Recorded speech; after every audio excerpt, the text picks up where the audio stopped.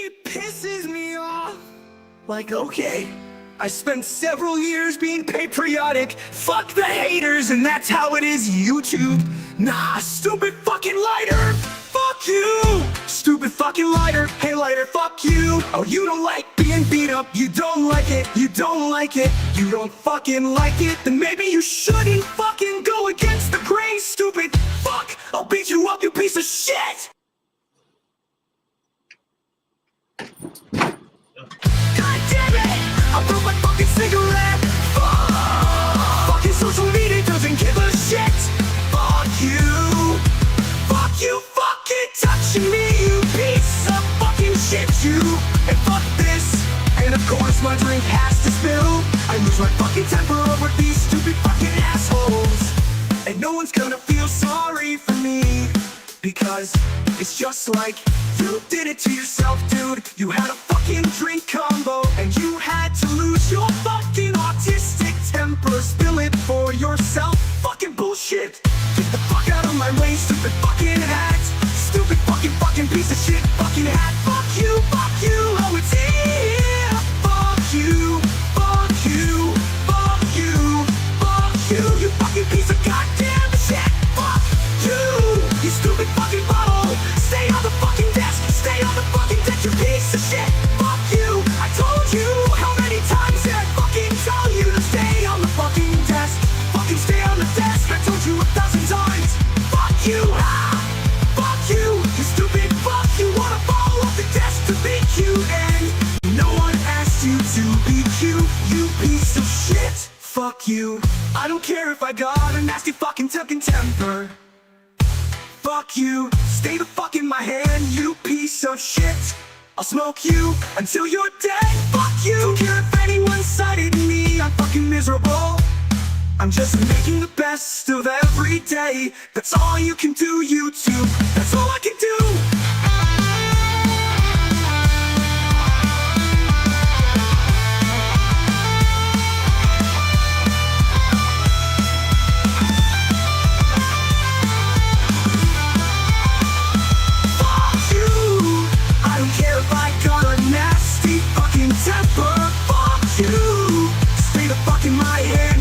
Of shit, I'll smoke you until you're dead. Fuck you, don't care if anyone cited me. I'm fucking miserable, I'm just making the best of every day. That's all you can do, YouTube. That's all I can do.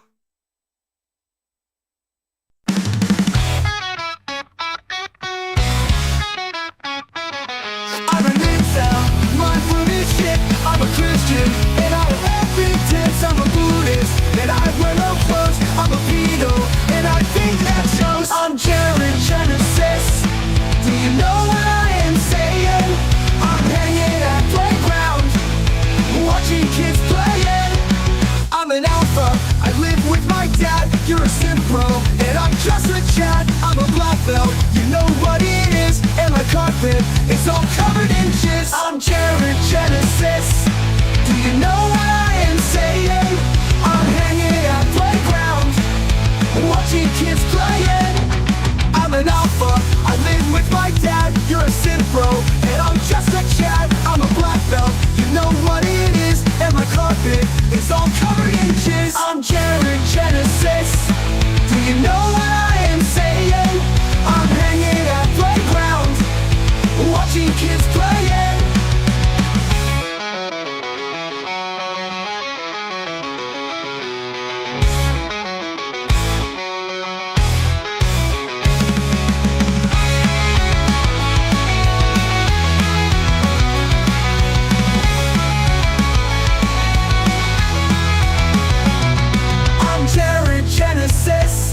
Do you know what I am saying? I'm hanging at playground, watching kids playing. I'm Jared Genesis. Do you know what I am saying? I'm hanging at playground, watching kids playing.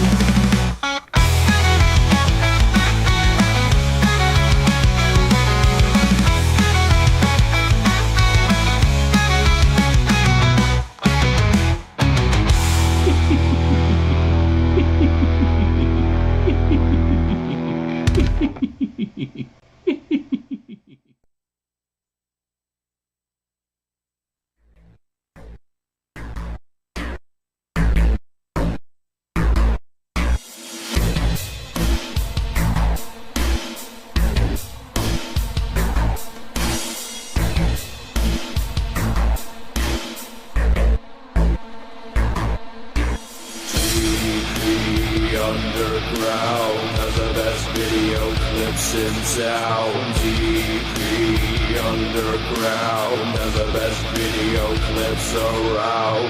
TV Underground has the best video clips in town. TV Underground has the best video clips around. TV Underground has the best video clips in town. TV Underground has the best video clips around. TV Underground has the best video clips in town. TV Underground has the best video clips around. TV Underground has the best video clips in town. TV Underground has the best video clips around. Good morning, everybody. Thanks for showing up, doing another early stream. It's early for me. For some of you, it's afternoon, but it's early for me. So please give the stream a big fat like. And if you want to help support the channel, please use the link pinned at the top of the chat. Send in a message or whatever you want to do. It would be much appreciated, but not required. We're going to check out the latest happenings in the news with all the... I would have never thought that a CEO would get assassinated and it would be the biggest story. I guess now that the election's over and we're just waiting for Trump to get in, this is kind of this is what they're filling the news cycle with right now. So we're going to look into it. There's been so much just over the last 24 hours that we can take a look at. So we're going to do that now. Yeah, let's check it out. He called me, sir, and got me so human angry. People are discriminating against wolves. Wow.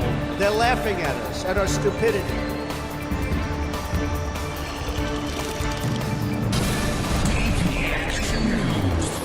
And you better well learn to love it.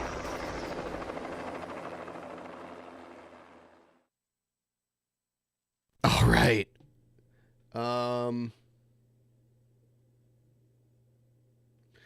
That was not the one I wanted to play. Where is it? Oh, here it is. This is kind of weird. It's the guy from Shark Tank, the bald guy, who's actually Canadian. And he gives his take on this, on the public reaction to the whole CEO assassination thing. And I agree with him on a lot of points. So let's check him out here. Brian Todd is joining us right now. Brian, all of this is deeply troubling for corporations worried about the security of their top executives. Right, Wolf, and the security posture for top corporations has changed dramatically since the shooting.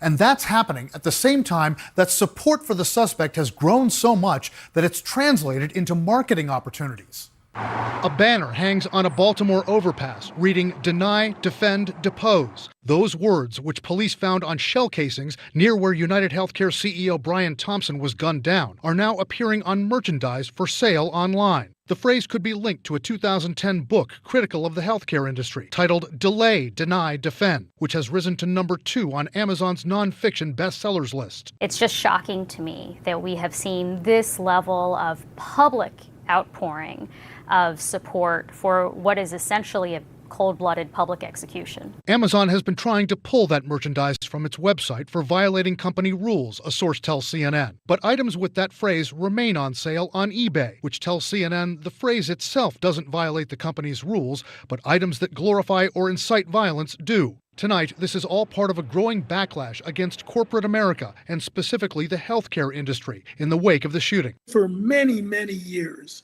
people have become increasingly frustrated with private insurance. Too many denials of requests for care for themselves or their loved ones. But it's not just healthcare providers. We'll get to the interview after this. They're kind of just what they're doing is summarizing what's happening with the case and everything, and then they'll get into like the public reaction. Feeling the heat following the capture of suspect Luigi Mangione at a McDonald's in Altoona, Pennsylvania, and the reporting that an employee there had called police. The restaurant's pages on Google and Yelp have been flooded with negative reviews. Mangione's fans on social media have exploded. Our hero, our vigilante. He is a natural magnet to attract deep complaints about a broken private healthcare system. And Mangione's attorney says people have even come forward to offer help paying his legal bills. Obviously, my client appreciates the support that his lawyer seems like quite the character. I don't know, there's just something about him. He has that kind of goofy lawyer vibe to me. he has, but I don't know. I just I'd have to look in, but it just doesn't sit right with me, really. Outside the New York Stock Exchange, posters were put up praising Thompson's murder with a red X across his picture. Other posters singled out another executive. The NYPD, in an intelligence report, says it believes Thompson's murder was a, quote, symbolic takedown and could inspire others to commit violence against business leaders. The threats that are facing corporate leaders today are significant because they are the face of the organization. United Healthcare now has security fencing around its headquarters. CNN is reporting that many corporations are now scrambling to protect their senior executives as police warn them of elevated threats. I think that there are people out there who hope that this will scare companies into submission. I just think that's foolish. It will certainly scare them into hiring more security.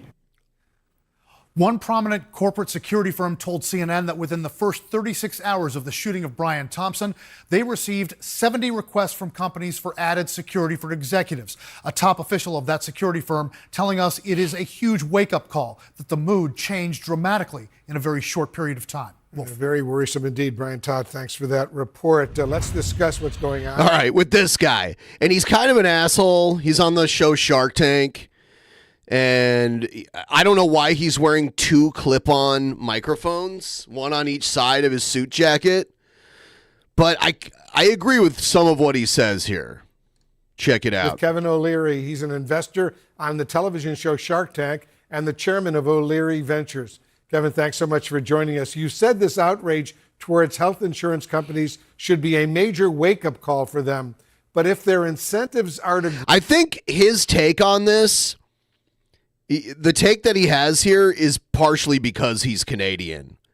But he without a doubt lives in the U.S. and has had to deal with the U.S. healthcare system extensively. Grow their profits, sometimes at the expense of people's health. Do you trust them to meaningfully reform? I think they have to. I mean, this is quite a backlash. This is the power of social media. Corporations saw this first in the Anheuser-Busch Bud Light case, where they lost $6 billion worth of market cap in 6 weeks. They'd never seen that before. This is occurring because people are frustrated. Oh, Seth, did he say what his take was yet? Because he just started talking. Are you sure? What's his take? I'll let you type it, what it is, before he says it. He's definitely rich, but do you know what he's going to say? Yeah, the two mics are terrible.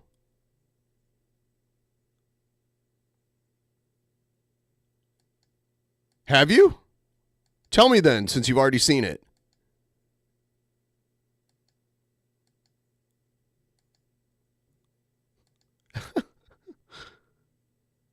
Maybe you have. Tell me what it is.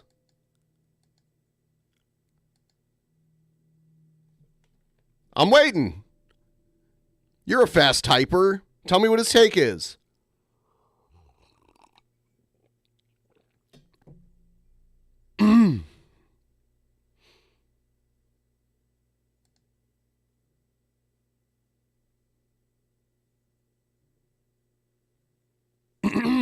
All right.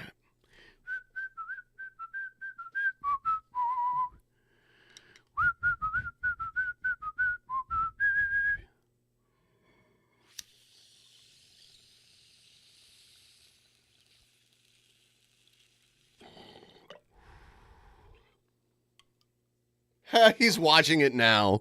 Yeah, I've given him enough time. He's full of shit. He did not already watch with it. The appeal process in all health insurance. And so what the executives have to do at United Health and frankly the whole industry is appeal to reality and say, look, Oh, you meant to do that. It's on Sure us you did. now. We understand you're unhappy. I mean, this murder, this assassination is horrific. There's nothing good to be said about that, and there's lots of problems with it. But at the end of the day, what it's leading to is the frustration of the users of healthcare, and everybody's affected by healthcare. They should be coming out now saying, look, we get it. We have families too. We're people. We have children. We care about what you think about, and we're going to automate this process and make it better. Or do The funny joke is that you operate off of assumptions so much. You haven't watched this. You don't know what he's going to say. Most unfunny joke is a joke where you have to keep telling people how funny it is. whatever they have to. That when you appeal a case, it's not a delay situation. And if you have a valid claim, you get... Actually, what he says is probably shaped by the fact that he's Canadian and grew up with better health care. And his take is actually pretty refreshing. And he criticizes the healthcare companies for their response to this, because their response is to beef up their security rather than actually address the reason why it happened in the first place. They show that they're afraid and that they expect more of this to come. Out. That's what insurance is supposed to do. But putting a fence around headquarters, hiring more security guards, that's all bad imagery, Wolf. It's all bad, and it's not the right answer.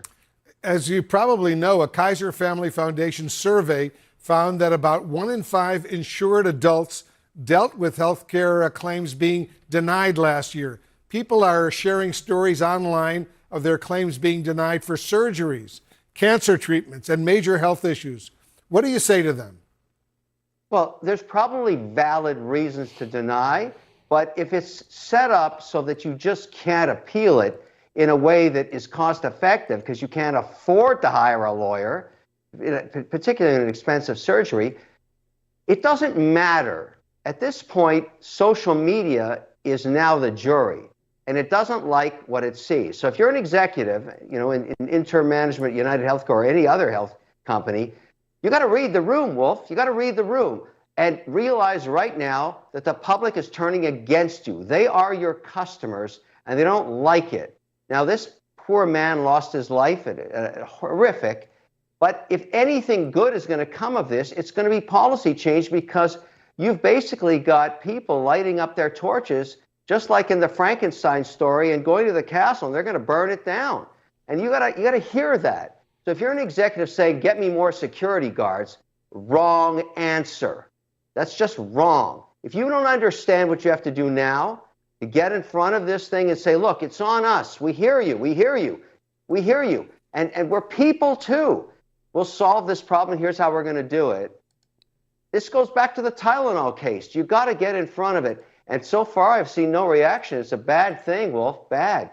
So if you're out there and you're an executive, you know exactly what I'm talking about. The suspected CEO killer, Luigi Mangione, has the same type of upbringing as so many corporate executives. He's from a prominent family. He went to an Ivy League school, the University of Pennsylvania. I'm waiting to hear what happened with his health insurance. That I'm wondering if, I'm sure it'll come out eventually. I'm wondering if his claim to have his back surgery got denied or something like that. I don't think that's been released yet, but we know he had a severe back injury. He worked in tech. What do you make of that? Mental illness at play. It has to be. No one person 3D prints with a polymer tactical weapon. And by the way, that story in itself is very disturbing. I mean, that to actually use a weapon like this, 3D printed, if that's the case, and use it effectively while you're walking, those that shoot pistols competitively know how hard that is to do, with a silencer on, which makes it even less effective. I mean, this is a stunning story in itself. But if he's not insane now, he will be after he spends the first 6 years in solitary confinement. It's a horrifically bad story for his family. This poor man, and I think law enforcement has found their perp, as they like to say, is in for a horrific ride. It's just, this populism around him is not right, first of all, but it's what we pay. There's this concept of lunatic fringe. if you want to have freedom of speech on social media. I don't honestly. I think this guy's an asshole because I've seen him have other ideas about other things, and I've just seen the way he. Maybe it's a character. I'm not an avid viewer of Shark Tank, but I've watched it a few times, and I think maybe his character maybe is like a trumped up version of who he really is. But I was expecting. You know what? Before I watched this, I had Seth's completely wrong, brain rotted take on this, and then I watched it, and then I learned, and then it's really easy to say something dumb and then be like, oh, I was just joking. I actually meant to do that. You know what I'm saying, bro? You gotta. But it's another thing to like be like, oh, I didn't know that that's what he was going to deal say. with this kind of stuff, which is 2.5–3% of people doing this, but it's wrong. But for this poor man, there's no question in my mind. There's a mental. Okay. When you say I love you too, that two has two O's in it. Illness here. He was estranged from his family for months, and then he does this. This makes no sense, but I don't know what to say. You know, I feel compassion for his family. That was just a joke, though. But I don't endorse what he did. This is just wrong.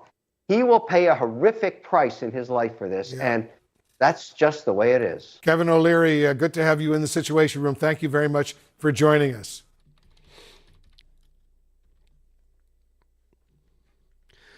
All right. So, here's a little more on that. His family filed a missing persons report on him like 6 months ago, or no, about a month ago, but I guess he had been missing from social media for about 6 months.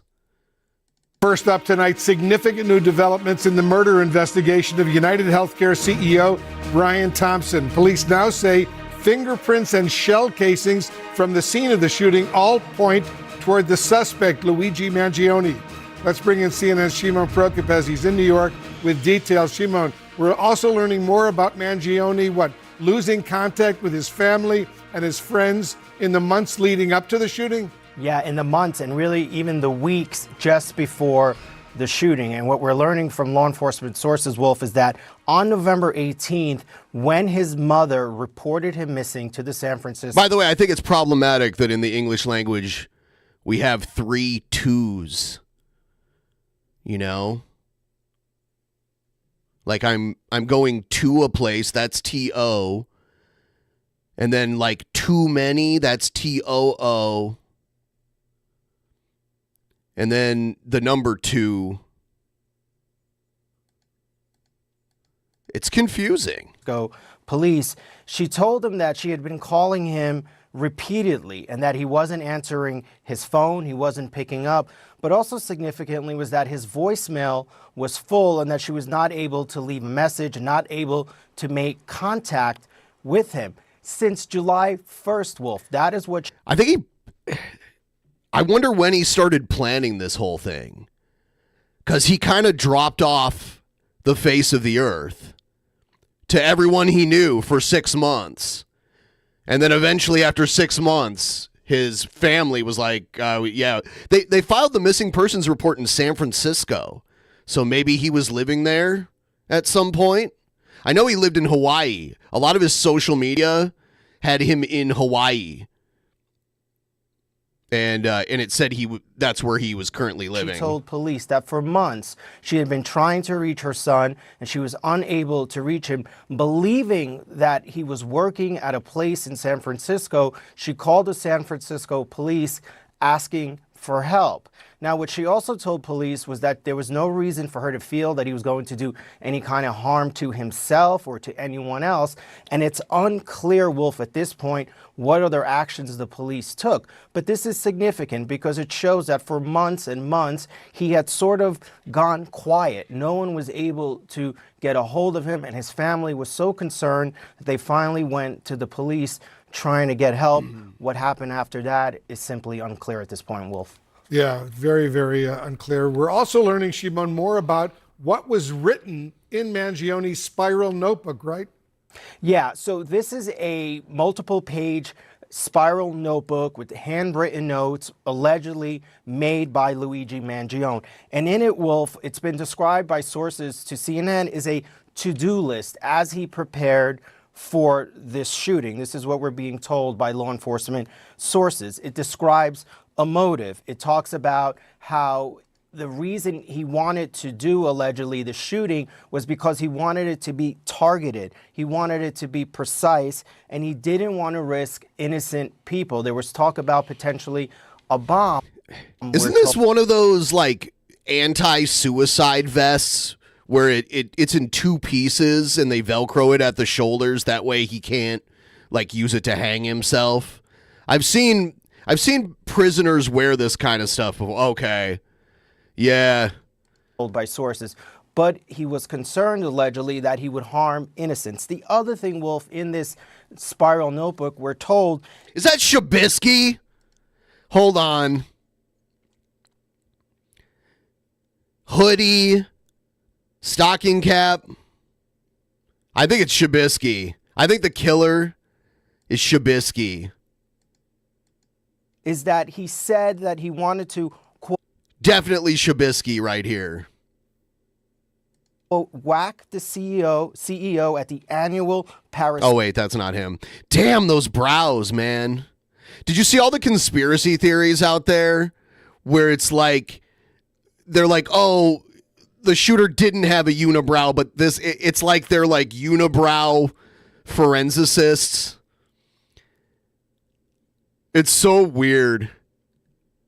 It's like he probably groomed his eyebrows, and then after over a week of not doing it, it grew back thicker. Acidic bean counter convention, and police believe that that was the convention that he was at. An eyebrow, like unibrow, is not like a fingerprint.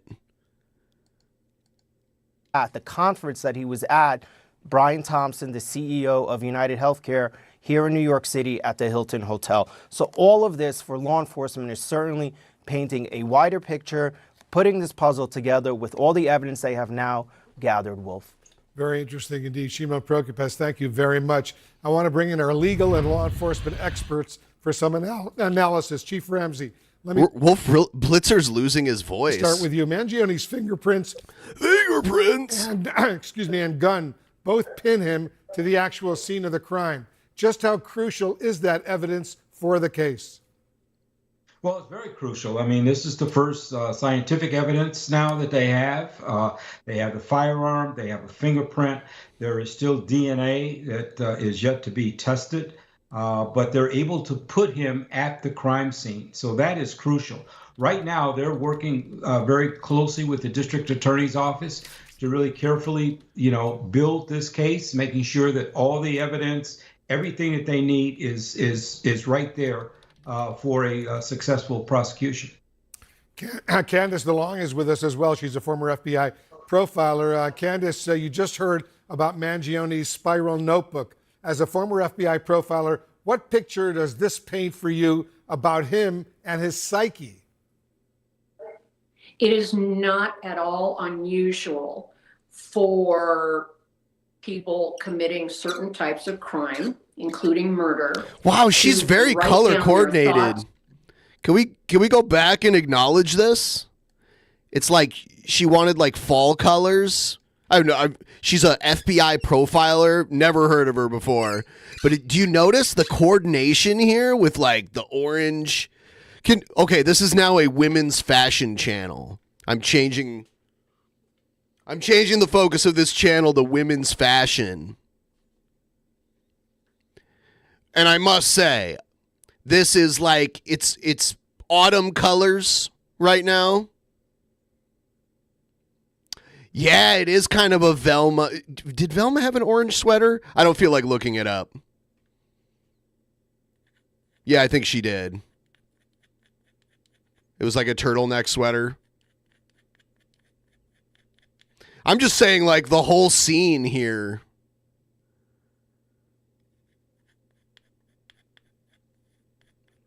Anyway.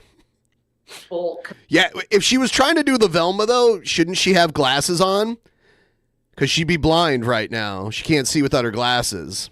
Committing. Oh, yeah. Coming to you live from the 70s, Candace DeLong. If they could do like time traveling interviews. Certain types of crime, including murder, to write down their thoughts. This is Tom DeLong's mom. To write down their plan.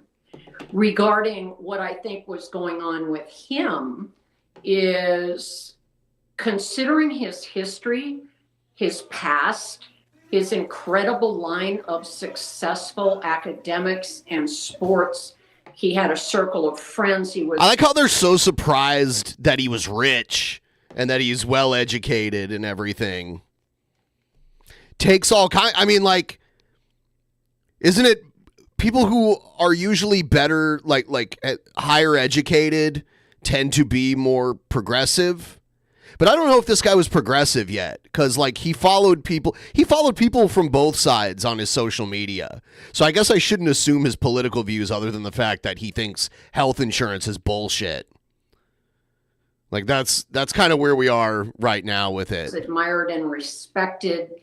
And then he does this. I mean, he gets a graduate degree, a master's degree from an Ivy League school. And then this happens. He kind of goes off the rails. And because of my background as a psychiatric nurse, what that makes me think of is this fact. A lot of mental illnesses, minor, moderate, and severe, emerge in the late teens and early to mid 20s. And it seemed like this Luigi had everything going for him, and then we don't know what happened.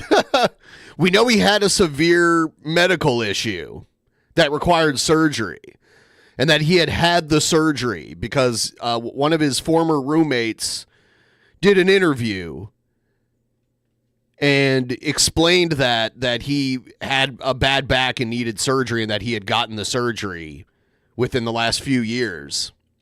Almost became another person and did something very much out of character.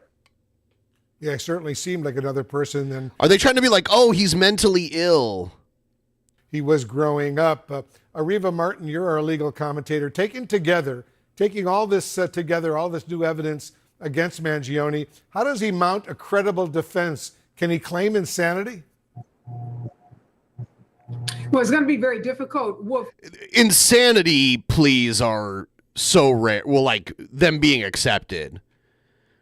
So rare. I mean, this shows the way that he like dropped off social media, got a burner phone, 3D printed a gun, got fake IDs, traveled to New York City, got the drop on the victim, stood right behind him and shot him and killed him. I don't think that those are the actions of an insane person. Like that shows his mind is pretty well put together.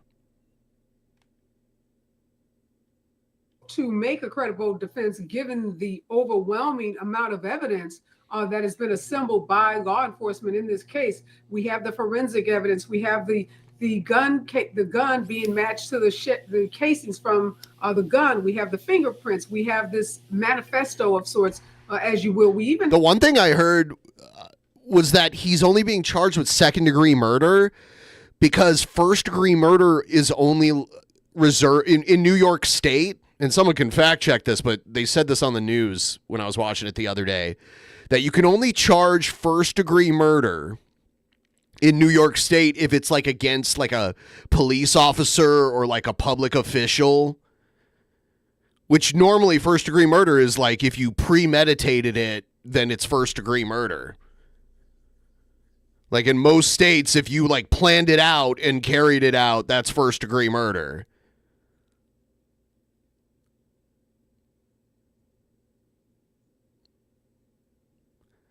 Yeah, most states, it's literally first. That's so weird. They should have like I don't know. That's so weird. That's a weird law. Have what police believe to be an admission from him. So it's going to be very difficult, although what his lawyer is saying that they're going to fight extradition and that according to him, he hasn't seen any evidence that ties Mangione to the murder of the CEO. But clearly, there is a mound of evidence that's going to be difficult for this defendant to overcome. You're absolutely right. Candace, it's pretty striking that Mangione's mother hadn't heard from him since July and didn't report him actually missing until November. What's your read on that? Well, of course, I don't know what their behavior with each other was like prior to that, but obviously not hearing from him concerned her enough to go to the police. It occurred to me, and she's not the only one, close friends and also said he kind of dropped off the radar for a while, not prior to last week. And that it occurred to me that is probably when he went, for lack of a better term, radio silent with so many people that were important to him, was when he decided that he was going to do this. And he just didn't want to talk with anyone. Yeah, he certainly didn't. Chief Ramsey, how does that new timeline from Mangione's mother fit into the investigation into his background and potentially his motive? Well, I mean, all these things fit, and that's what detectives are doing now. They're trying to piece together the complete picture. And I think they're probably pretty close to doing that now, but they've interviewed friends, they've interviewed relatives, they've obviously reviewed hundreds of hours of video there in New York, all the evidence that's been collected so far. So all that leads to a picture, beginning when he first arrived in New York, 10 days prior to the actual murder. All that is going to be a part of what they're building now that'll be presented in court during trial. As investigators pore over the subject's writings and social media posts, we're trying to get a better understanding of what Mangione may have been dealing with in terms of his health. Let's bring in CNN chief medical correspondent Dr. Sanjay Gupta. He's a practicing neurosurgeon who operates on the brain and the spine. And Sanjay, Mangione alleged... Yeah, this is interesting. So they're gonna talk about the spinal injury that this guy has. Are they doing this because this is really such a big deal, or are they doing it because there's nothing more important to talk about on the news right now? Like, because the election's over, they need airtime to fill in the 24-hour news cycle?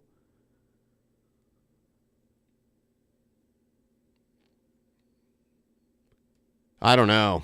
He claimed in handwritten notes that he was suffering from spondylolisthesis. Well, you can explain it to how you say it. It means a slippage of the vertebrae in the spine. Yeah. Tell us more about it, how to pronounce it, and how it affects people. Sure, yeah. So this is what we're gathering from some of these reports. We haven't confirmed this, but spondylolisthesis is the term. And let me just show you, Jake. I pulled this spine model here so you can take a look at this with me. But so this is the spine going all the way up to the neck, down into the thoracic spine, and then the lower back, and this is your sacrum over here. So with spondylolisthesis, you might have slippage of the bone over here, kind of moving forward on another bone. So it's just basically, instead of lining up perfectly like you see it in this model, one of the bones sort of slips out a little bit forward. And that can be painful for various reasons. It can be painful in the back because of that movement of the bone. It can also cause leg pain if one of the nerves in that area starts to get encroached or pinched by those bones moving around as well. So it's a fairly common condition. I mean, just back pain overall, 65 million people roughly have that in the United States, and there's a lot of operations performed for this sort of thing. Again, we don't know for sure what exactly was going on with him, how long he had this sort of problem. Sometimes people are born with issues that can lead to this sort of problem later on in life, but it's quite common, actually, Jake. Posts from a now deleted Reddit account that does not list Mangione's name, but it closely matches many of his biographical details, including his age, where he went to college, his health condition. These posts talk about having undergone spinal surgery. And we believe Mangione had posted this x-ray image. Yes, yeah. I saw this at the top of his Twitter. And I'm like, oh shit, he had like pins in his spine? On Twitter or X, although authorities have not yet commented on the image and there's no confirmation, this is an x-ray of Mangione's spine. but we're all just, trying to make sense of this horrible, senseless Right. moment. But looking at that picture, what can you generally tell us? Yeah, so again, with all the caveats you just mentioned, if we put that spine picture back up again, and I'll show you the model here in a second to sort of correlate that. But basically, when you have the slippage of the bones that I mentioned, one of the things you try and do is basically fuse those bones together so they stop moving. They stop actually slipping back and forth one on the other. So a couple of screws, the upper screws going into one of the bones, the lower screws going into the sacrum that I was just mentioning, and basically just trying to hold that together. That's a fusion. That's a fusion operation. I could tell you, we're just looking at one image here. It's usually not enough to really conclude exactly what's going on there. I can obviously see the screws. The screws look like they are actually extend a little bit further than normal, but we don't have all the images to be able to tell exactly what that is exactly doing. Again, if you look at the model here, it would be essentially putting screws into this bone over here, and then screws into the lower bone to try and hold that together, Jake. In our national lead now, true crime stories have inspired countless TV shows and films and podcasts. The real-time intrigue and outrage around the murder of United Healthcare CEO Brian Thompson is something that we have not quite seen like this before.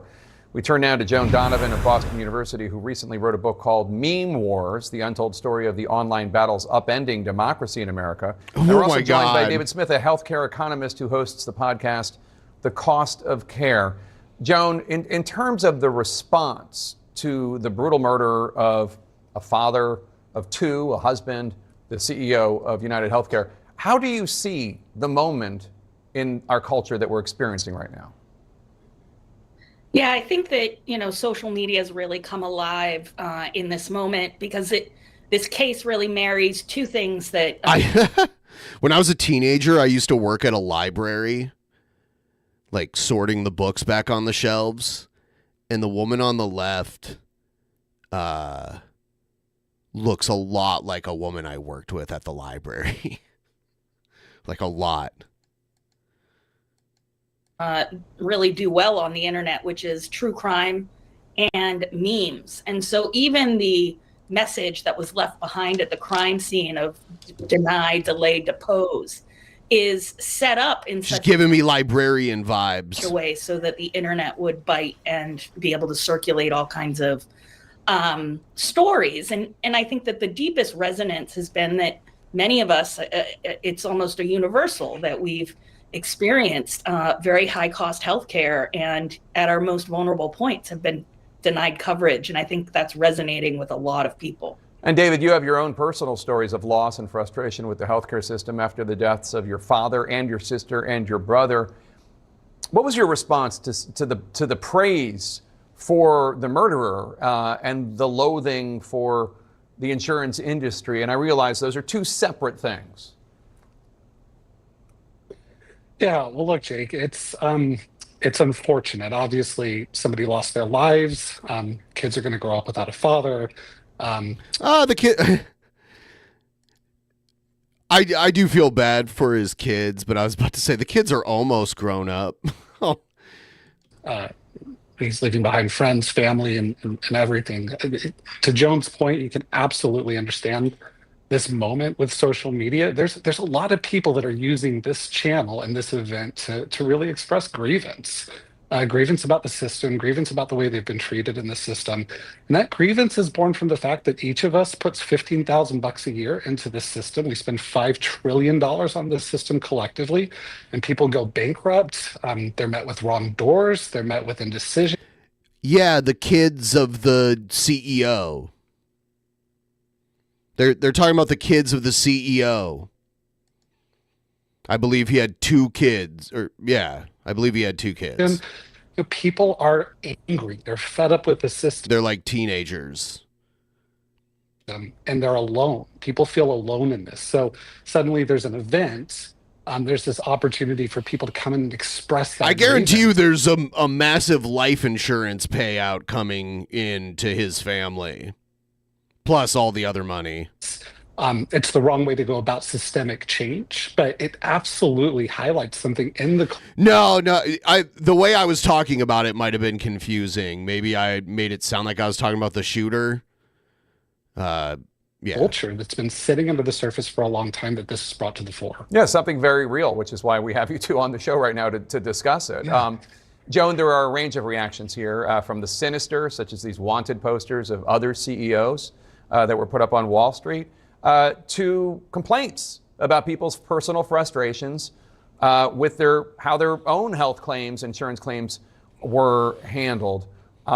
I'm wondering if the online culture that is fueling some of the worst of this is, obviously it's distasteful, but it is also bringing forward a discussion that, maybe Bernie Sanders and Liz Warren have been trying to have this conversation nationally for years and years and years, but this moment is really bringing it beyond politics. Yeah, I think it's really truly a universal experience, and it really hits at these bipartisan lines where you don't have to be, Republican or a Democrat to have suffered from lack of health care, especially at moments when you are at your most vulnerable. And what we try to point out in the book Meme Wars is more about the conditions under which we get political violence. And political violence happens in moments when people lose faith in institutions. And so it's also very clear that what is also being expressed on social media is a loss of faith in who is going to hold these companies responsible for these incredibly exploitative policies that do leave you feeling very alone and isolated at moments when you also might feel like you are, or a loved one is about to die. And I think that hopefully we can start to have, of course, a more mature conversation about that, while also looking towards justice for those who've been harmed by not just the violent attack, but also by the lack of really good health care in the United States. And David, quickly, if you could, what is your 1 or 2 sentence recommendation for people out there who are frustrated with the health insurance industry? How should they be channeling their anger? Better understand the system. There's tons of resources to get a little bit smarter on it. The system needs reform. This is the wrong way to start a conversation, but to Joan's point, it's a conversation we have to have. She does kind of, I hate making fun of people's appearance because she could be like a perfectly nice person, but yeah, it is like a head just sitting on top of 2 shoulders. We need to get smarter, we need to activate, and we need to blow the system up because it's failing too many people. It's costing us too much. Brian Thompson has exposed simmering anger at corporate America, with some even sympathizing with the suspect, Luigi Mangione. Brian Todd is joining us right now. Brian, all of this is deeply troubling for corporations worried about the security of their top executives. Right, Wolf, and the security posture for top corporations has changed dramatically since the shooting. And that's happening at the same time that support for the suspect has grown so much that it's translated into marketing opportunities. A banner hangs on a Baltimore overpass reading "Deny, Defend, Depose." Those words, which police found on shell casings near where United Healthcare CEO Brian Thompson was gunned down, are now appearing on merchandise for... the media covering it is going to make it happen more too. So if they're trying to act like this is a terrible thing, they should probably stop giving it attention. I find it fascinating. I wonder how big it'll get. Like, is there going to be a rally or something? Sale online. The phrase could be linked to a 2010 book critical of the healthcare industry titled Delay, Deny, Defend, which has risen to number 2 on Amazon's nonfiction bestsellers list. It's just shocking to me that we have seen this level of public outpouring of support for what is essentially a cold-blooded public execution. Amazon has been trying to pull that merchandise from its website for violating company rules, a source tells CNN. But items with that phrase remain on sale on eBay, which tells CNN the phrase itself doesn't violate the company's rules, but items that glorify or incite violence do. Tonight, this is all part of a growing backlash against corporate America, and specifically the healthcare industry, in the wake of the shooting. For many, many years, people have become increasingly frustrated with private insurance.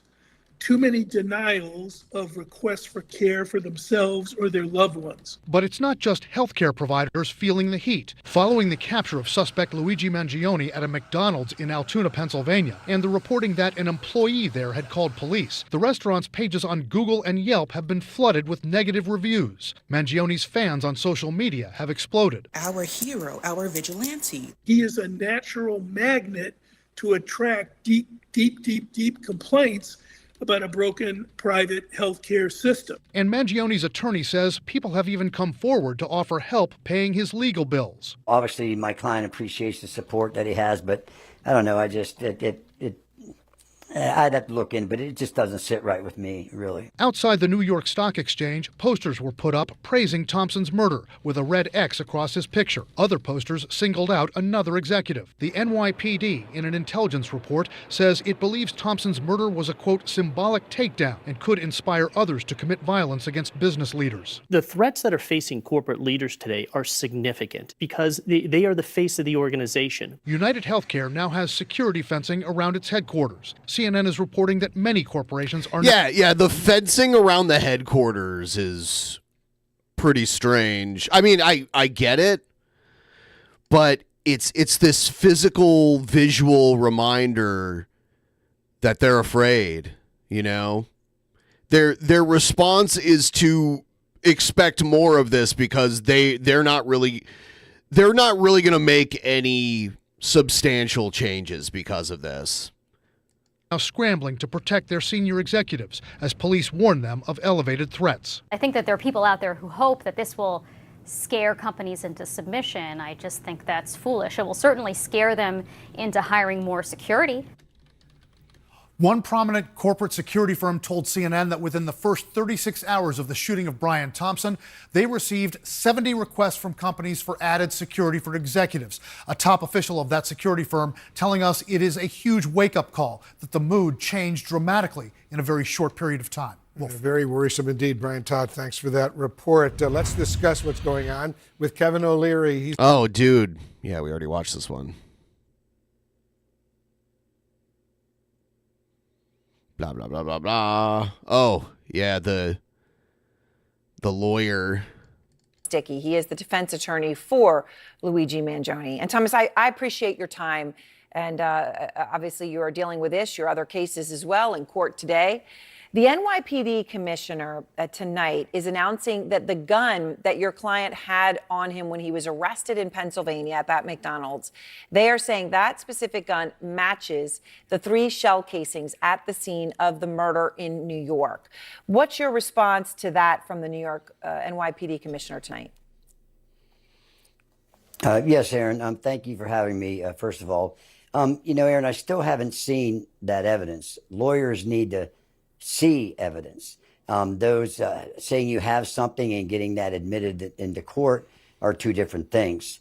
In fact, he looks like a dismembered head that someone just like set on top of a mannequin with the suit on. So what we're talking about is fingerprint evidence and some ballistics. Those 2 sciences in and of themselves have come under some criticism in the past relative to their credibility, their truthfulness, their accuracy. Is he a quadriplegic? I don't know. I don't know if I guess he's very small. He said he was like 5'6" or something like that. See, however you want to do it. So that's why he did confirm, though, that he is not a public defender. He was hired by someone, he won't say who, probably Luigi's family, because he comes from a wealthy family. As lawyers, we need to see it.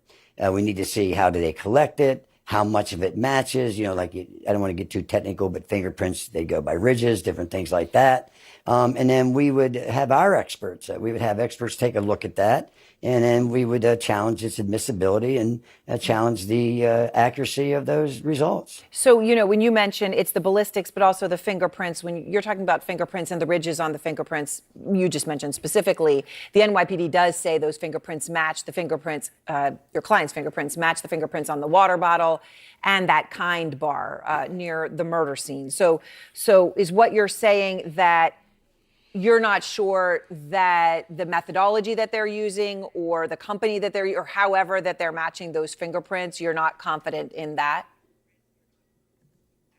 Well, I'd have to see it. I mean, anybody can, if they're going to use it, of course they're going to say that. But you have to see things. And that's why, people need to keep an open mind. And, we would get our day in court and we would get that evidence. We can examine that evidence and challenge it, all the way. At this point, would do so. Has your client said anything to you? Or, I mean, are you disputing that he was in New York City? I'm not going to get into any communications between my client and I. That's not proper. And again, if and when formal charges are filed, no question that my client would indicate a plea of not guilty. No question that so you're sure it'll be a not guilty plea. Do you know when you're going to get? I'm sorry. No, go ahead. Finish your thought. Yeah, the burden of proof is always on the government, okay? So, again, people forget that he and any other person charged with a crime is presumed innocent. That means we start off square one with a presumption of innocence of him being innocent. And the rest then follows, and then we challenge the evidence and contest it and battle it out in court where it belongs. Right. Well, it's important, though, that, you're indicating there's no question that he would have a plea for not guilty when he makes that plea. May I just ask you, though, Thomas, just your sense of the situation? They're putting out, the NYPD commissioner is saying, right, that the ballistics match. The NYPD is saying that the fingerprints match. You're saying you haven't seen this evidence. Are you frustrated that you haven't seen it? Are you trying to get your hands on that at this time? Yeah, unfortunately, the way the process works is we don't get it right away. They don't have to give it to us, until certain times and certain spots as the case moves forward. I'm trying to get my hands on as much as I can, but again, you have to see it. I have to wonder if he loves the attention that he's getting. Is it really a good idea for a defense attorney when it comes to like a high-profile murder to do interviews before they even go to court? Isn't that risky? You can't examine something and comment on it. That's what's frustrating about it, because we get to see it and we get to hire our own experts and look at it and all the methodology that's involved in it and challenge it. So when you talk that's about my duty to my client, and I welcome that. No, I understand, and that's the way this would go. I am curious, though. I know that when you've talked about his mental health, such that you've interacted with him so far, especially in the context of the rage that he displayed yesterday when he showed up at court, you said that he, from what you could see, he's able to make quote unquote knowing decisions. So it just seems to me, and I don't want to get ahead of it, but it seems to me very clear that what you're saying is that you are going to plead not guilty, not guilty. Yeah, but you think do the case and then do all the interviews about it after the trial is over and write a book and do whatever. I just think it's irresponsible to do it before you even step into a courtroom. By way of insanity or anything like that, just a plain and simple, clear not guilty. Yeah, so first of all, about this outrage. He's not going to make an insanity plea. He's going to make a not guilty plea and try to get off on a technicality. And if they have DNA evidence and all this shit, then I would find it hard to believe that a jury wouldn't convict him. But maybe there's some... I mean, it's just like a roll of the dice at this point. Plead not guilty and hope something is in place that could create reasonable doubt. He's irritated, agitated about what's happening to him and what he's being accused of. He never had any legal representation until he walked into that building yesterday. And I talked to him. And if you notice, look at the film, look at the difference between when he went in and when he come out. So once he got in, he finally had legal representation. I like to think he had somebody that he can trust and has faith in. And now he has a spokesperson and someone that's going to fight for him. And so I think you'll see a big difference in the demeanor. And I think that part of that, whatever. So they're acting like he's some kind of lunatic right here. But he noticed that the press was there. And obviously he has a message he wants to get out. So that's why he was reacting. It was like excitement and frustration. And the cops were like, no, you can't do that. So they like grabbed him. He was being like physically moved. So that's another component of it. You want to interpret that as yesterday was a lot of the frustration, being a young man thrown in jail and being accused of very serious matters. So just to be clear, and I but to be clear, you didn't meet him then. So when we see that rage, you haven't had a chance at that point to have spoken to him or seen him. Your first meeting was actually when he went in the courtroom. Yeah. No, actually, that was into a holding area, and I was on the other side of that. So my first contact with him visually, was before you had a chance to speak with him, was him coming through that door, and you saw the interaction between he and the sheriff's department, and then look at the video of him coming out, and look at the difference. He's now had legal counsel. I was upset that he didn't have any legal counsel prior to that. That extradition hearing came upon really quick, and he hadn't talked to anybody. So, Thomas, do you know at this point why he was in Altoona? Again, oh, my God. This is why doing these interviews is a bad idea. That would be their burden to prove. Again, I can't get into any communications between that occurred between my client and myself. Have you been I'm bound by law that I can't do that. So I was laying out in the introduction. Yeah, and they know this, but they still ask anyway. They're hoping to get a slip up, I think. The timeline here, right? That his mother said she spoke to him on July 1st, and then 140 days went by between that conversation and the day that she reported him missing in San Francisco. Have you had a chance to speak with her or any other family members at this point? Again, I'm not going to get into that. I'm not going to get into what my investigation has been up to this point. I appreciate the job you guys do as reporters, because I'm actually using different news reports as my source of information, because nobody's sharing these evidentiary things with me. And again, unfortunately, I can't get into my oath and my duty, my loyalties to my client, and I can't get into certain things. And again, I'm biting at the bit, so to speak, waiting to get my hands on this stuff so we can start attacking it. Right. Now, I want to ask you one thing, if I may, before we go, and maybe you'll be able to give an answer to this one in a more fulsome way. But police say that Mangione gave them a forged New Jersey ID, when they apprehended him at that McDonald's in Altoona, and that ID, I'm showing it here, I don't know if you can see it, Thomas, but it's the ID under the name Mark Rosario when he was arrested. They say that matches the ID that the man at the hostel used in New York. That's the photo that we're showing here. That's him. There were two there. One when he is smiling at the person checking him in, and then the other one, the two times we saw his face in New York. When you look at this, and I mean, this is you as a lawyer, you as a citizen, do you think that those pictures look alike, the ID and the actual video? He can't answer this. Of the man? First of all, I cannot see them.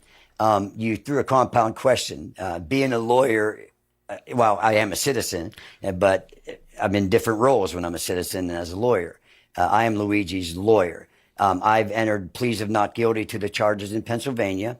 We have a hearing scheduled, I believe, for December 23rd.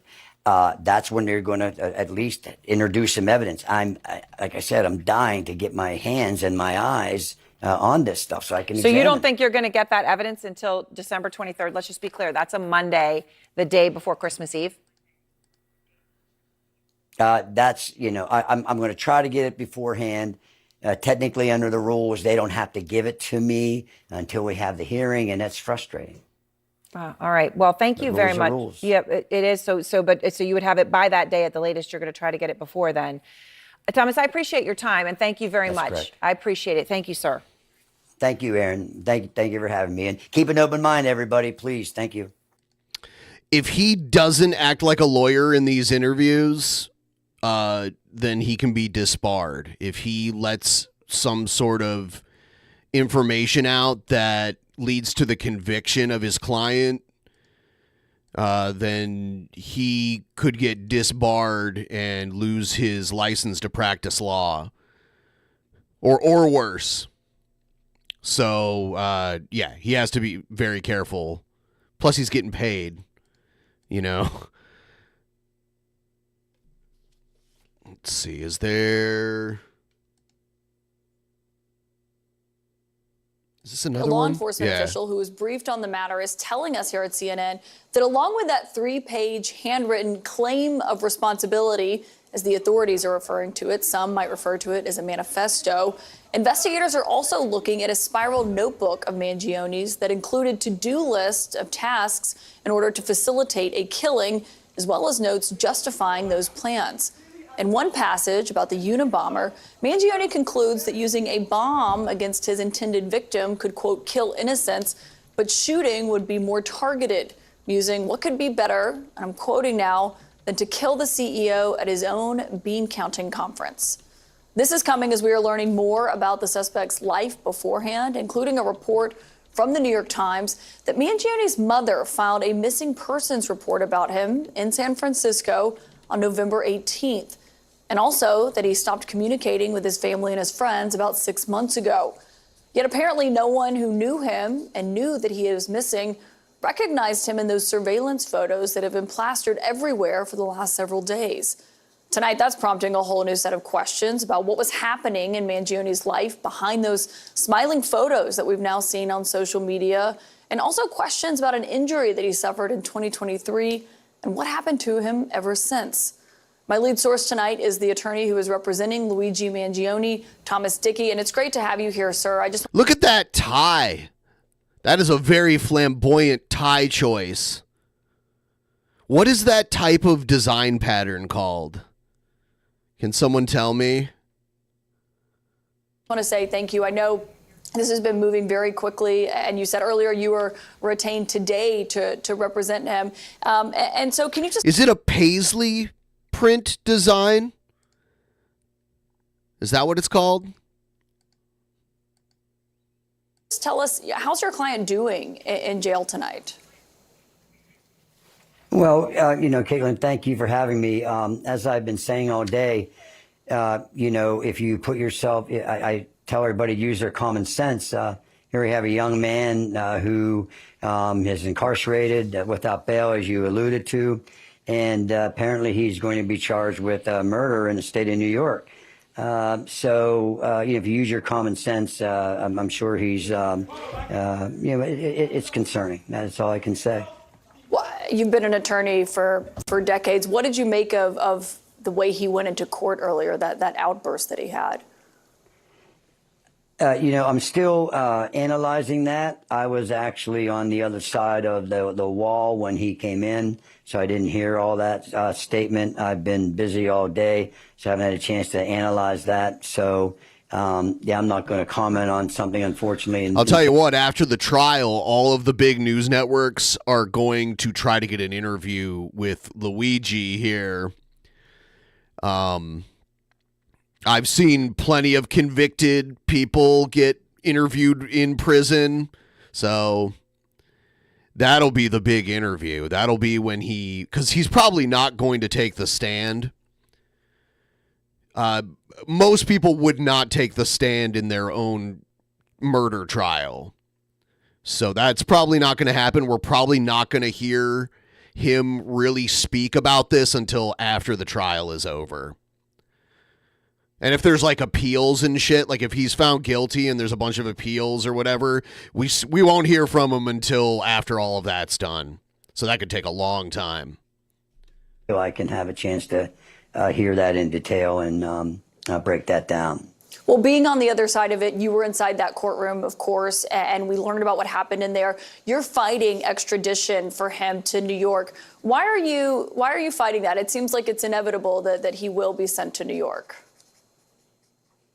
Well, that may be, but again, the Constitution, I know, keep bringing up that word today, lest we forget about that. But the Constitution gives you certain rights, and we need to make informed decision. And the law permits, and the Constitution permits, that somebody in Luigi's position has the opportunity to look at evidence, make sure the government follows through a process, and that's what we're doing. So. Again, I've been in this case probably about 12, 14 hours, maybe whatever, give or take. And I haven't seen a speck of evidence at all. I argued today at the extradition hearing. I still haven't received details about the charges that he's facing in New York. I heard your introduction and looking into that. But so we as lawyers need to make informed decisions, and we need to get our hands and our eyes on some evidence.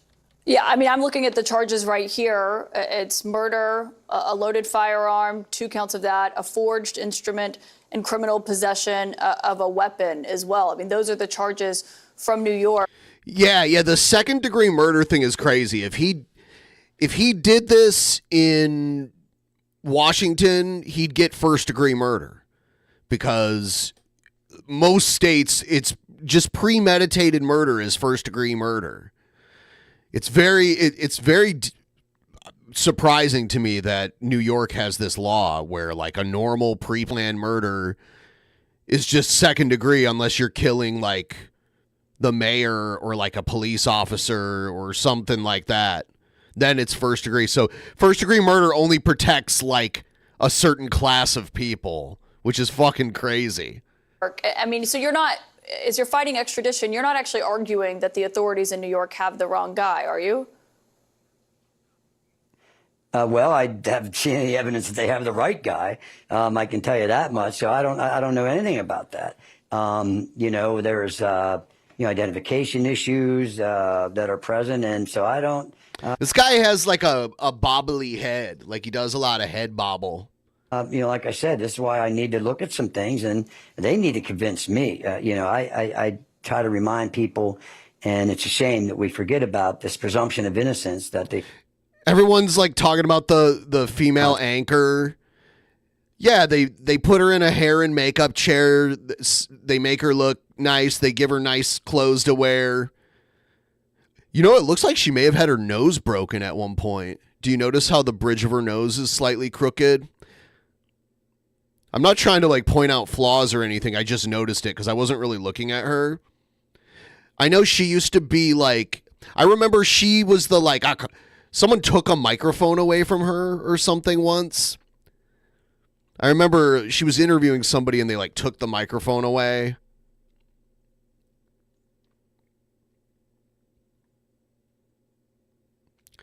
Yeah, she's good. Yeah.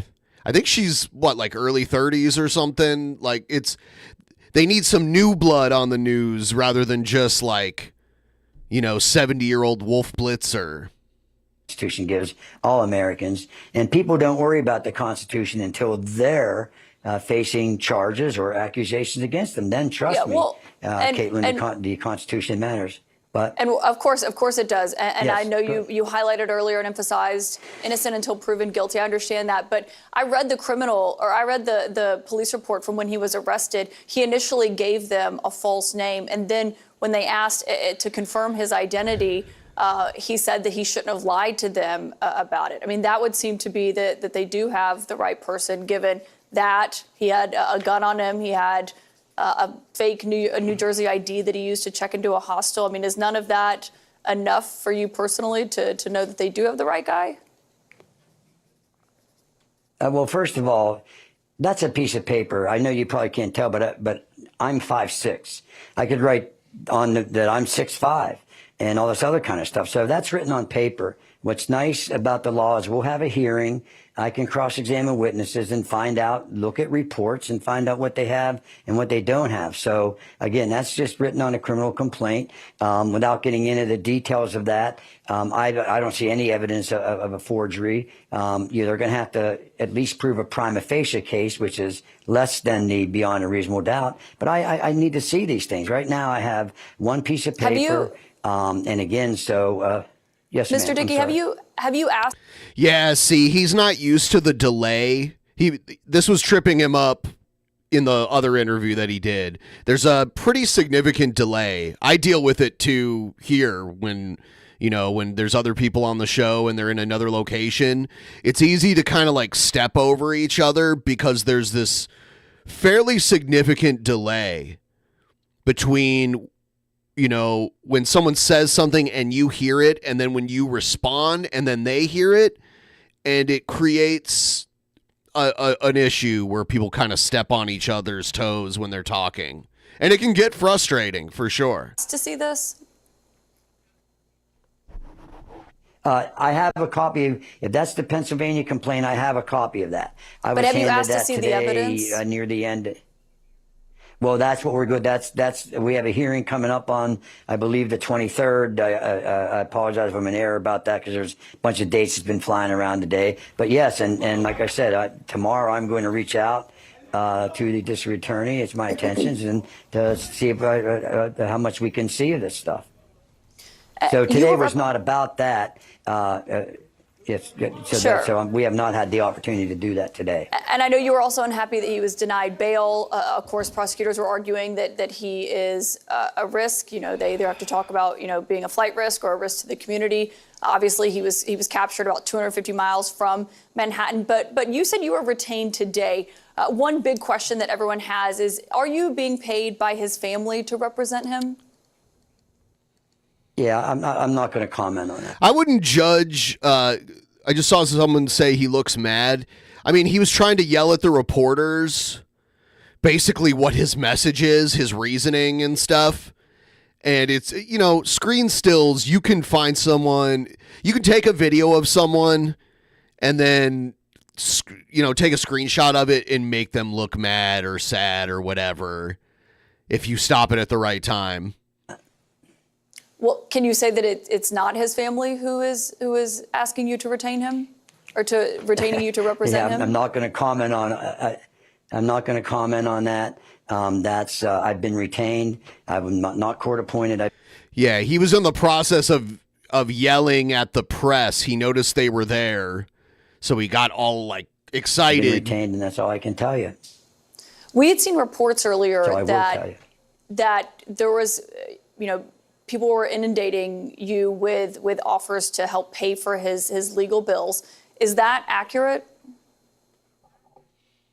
I have received some emails. I have not seen them personally, but my understanding from my staff is people are doing that.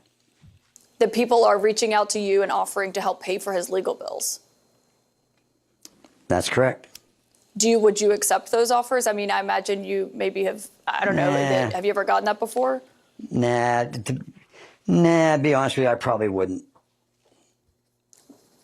Why do you think you would not accept that? I don't know. I just don't know. I just don't feel comfortable about that.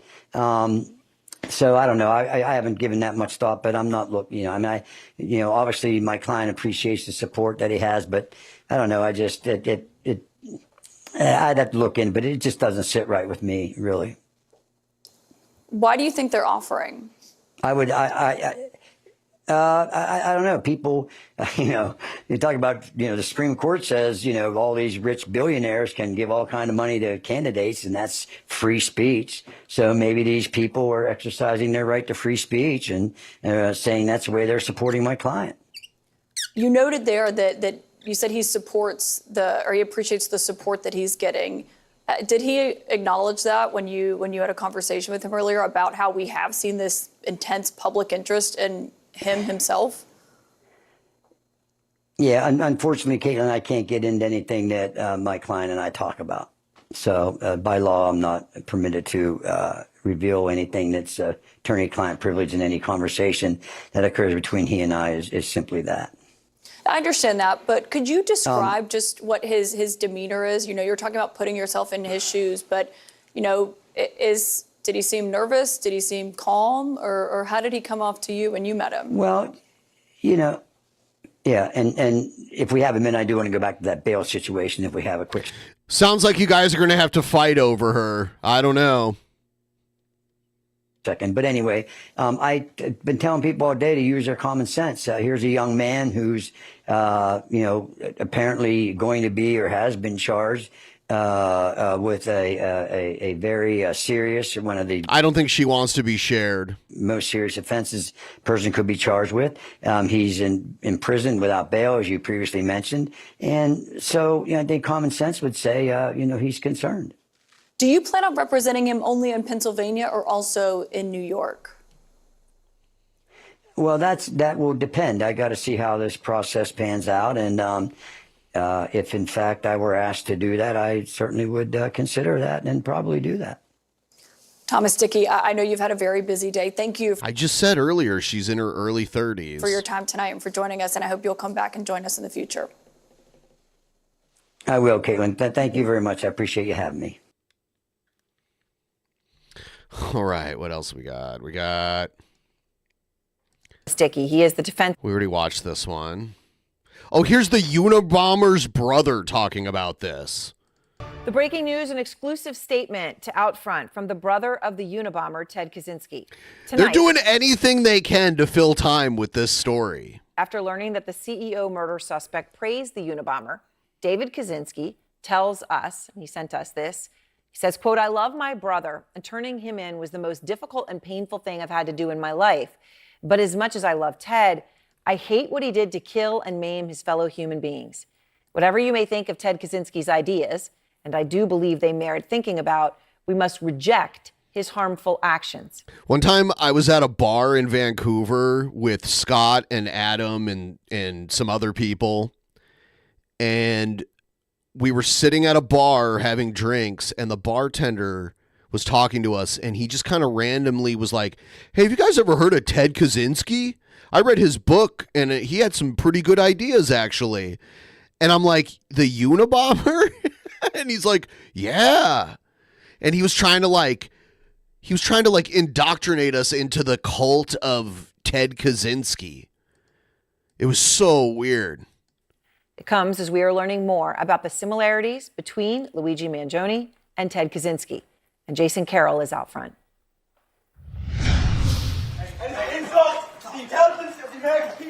If Luigi Mangione speaks like he did outside court Tuesday, investigators listen closely, and not just to what he's saying now that he's in custody, but also to what he has said or written in the past, such as these unsettling words. "Violence never solved anything" is a statement uttered by cowards and predators.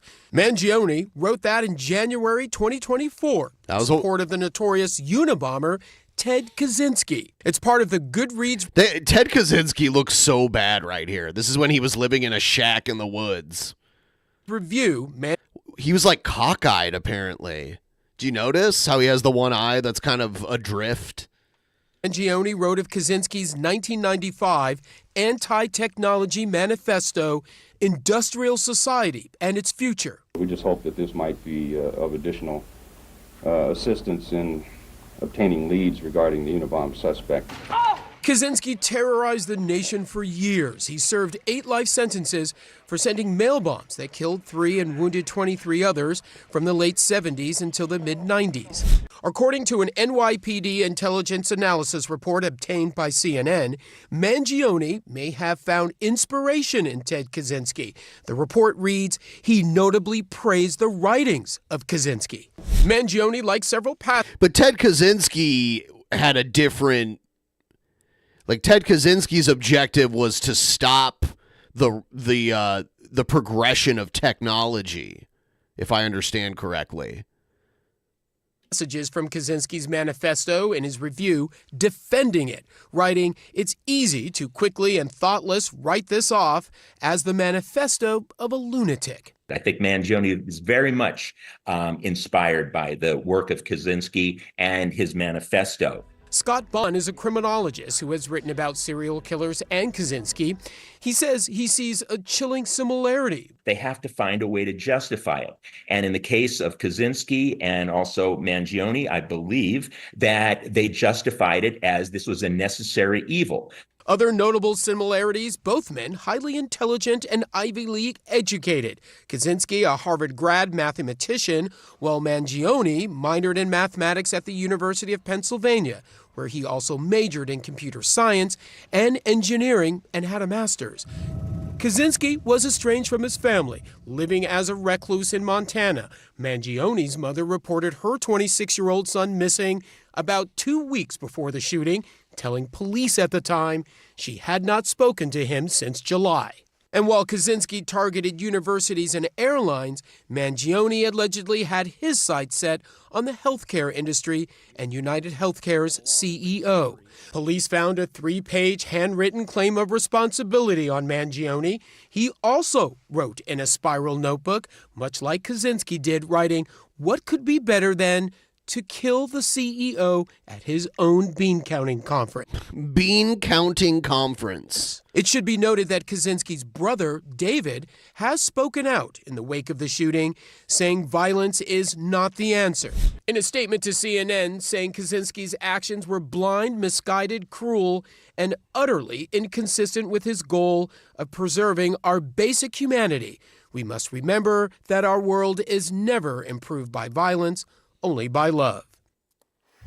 And Mangione also wrote that he didn't actually want to use a bomb against his intended victims because it could, quote, kill innocents. But it's important, again, to remember when you think of this case and the Kaczynski case, you have to remember what Kaczynski's brother said, that what his brother did, his actions were blind, that they were misguided, and that, of course, violence not the answer here. No, but it's especially important in the context of the heroism that so many have bestowed upon Luigi Mangione in the wake of this. All right, Jason, thank you very much. And District Attorney Alvin Bragg weighed in tonight. CNN didn't used to do these compilations on those who'd make a hero out of the alleged CEO killer. Here's what he said to ABC News.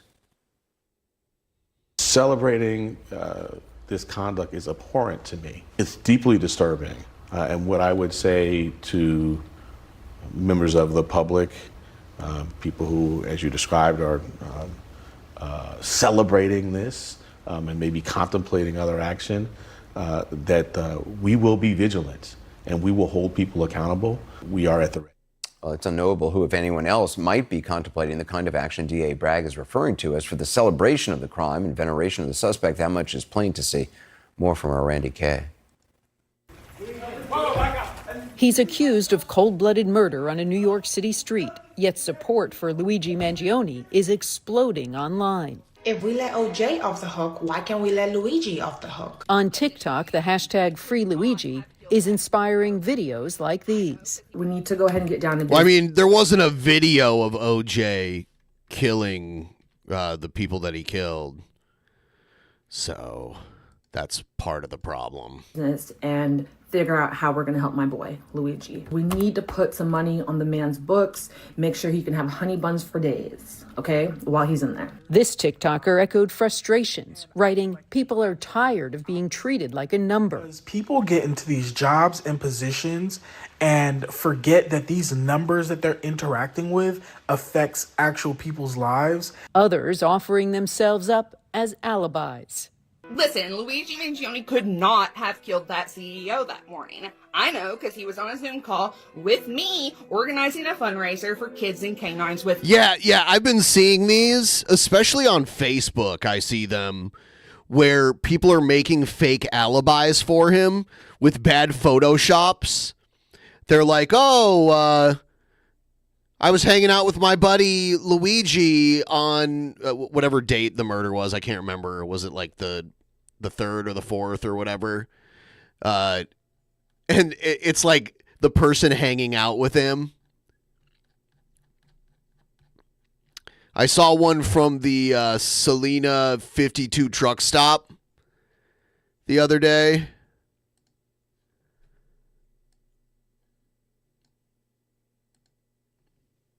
Right here. The Selena 52 truck stop is it's like a satirical social media presence from a fake truck stop in Tennessee. And there's a whole bunch of fake people that exist across social media that are supposedly like workers and customers. And it gets kind of dark sometimes. It's pretty crazy, but it has a pretty big audience. They're everywhere. They're on Facebook, Twitter, Instagram, everywhere. Reddit.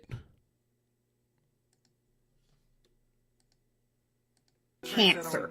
Free Luigi. The propping up of Mangione is so outsized, one TikToker even suggested Time magazine should make him their Person of the Year. That's kind of ridiculous. Free my boy, he didn't even do it. Mangione has inspired merchandise too. Online retailers are selling free Luigi Christmas ornaments, sweatshirts, and coffee mugs, one emblazoned with the words, "I'm in love with a criminal." Mangione's lawyer told CNN that people have been reaching out to his office, offering to pay Mangione's legal bills. He's not sure he'd accept the money. Obviously, my client... I like how he didn't say he wouldn't do it, though. He's just like, I don't think I will. I don't think I will. That's how Joe Biden should have answered when they asked if he was going to pardon Hunter. He should have been like, I don't know. I don't know if I will. I don't think I will. Appreciates the support that he has, but it just doesn't sit right with me. A legal defense fund has also been set up on behalf of Mangione. By Wednesday afternoon, the fund had reached over $30,000. Some of the anonymous donors included the words deny, defend, depose in their message. At least one referred to Mangione as an American hero. In Altoona, Pennsylvania, where Mangione was arrested at a McDonald's after an employee called police, support for him... I'm coming to you live in front of the McDonald's. ...him has given rise to threats in the community. We have received some threats against our officers in building here. We've started investigating some threats against some citizens in our community. We're taking all those threats seriously. The McDonald's is being targeted too. Fake reviewers online writing, "Never eating at this McDonald's again. Imagine going to grab a Big Mac and witnessing Officer Snitchy McSnitch, Employee of the Month, calling the feds on a hero," referring to Mangione. Another fake review reads, "Why go here when Taco Bell is just across the way and knows how to keep their mouths shut?" Yo, good morning to everyone other than the person that snitched on my dog, Luigi. Like, didn't your mother teach you snitches get stitches? Back in New York City, so-called wanted posters have turned up. Oh, my God. Possibly suggesting some sort of rallying cry. The posters show faces of executives and CEOs, including Brian Thompson, who Mangione allegedly gunned down. Yeah, they X'd him out because His is marked with a red X. Yeah. It's unclear who is behind the posters.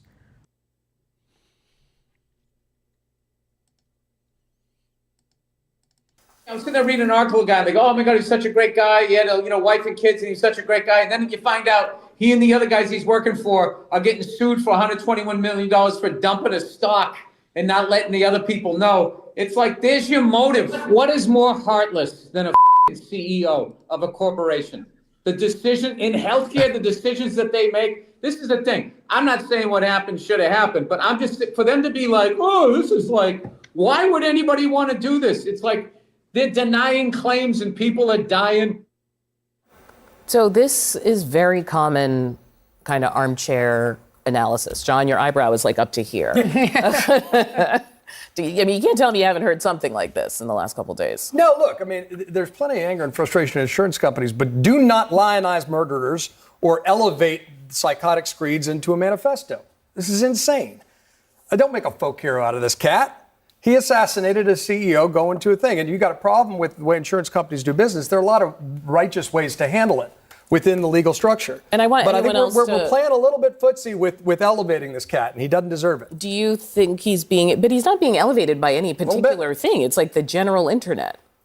There's one voice you can point to saying you're the one who's turned him into a hero. I mean, there's plenty. There's plenty of voices. You can go on the internet right now and find all manner of people who are lionizing this person or fetishizing him sexually, lionizing him, or so on and so forth. But I mean, mainstream media. Like, I don't think the mainstream media is doing erotic fan fiction of this guy. That is the thing that's happening. Somebody who was trusted by the mainstream media just as soon as a few months ago, Taylor Lorenz was out there saying she felt joy when she heard about this. I mean, I agree with John. I think there's a culture in the United States right now that just doesn't, there's no respect for there's no respect. Laws. There's no respect for there's no respect for life. There's no respect for our cultural norms. And I knew this guy was going to have this take on it.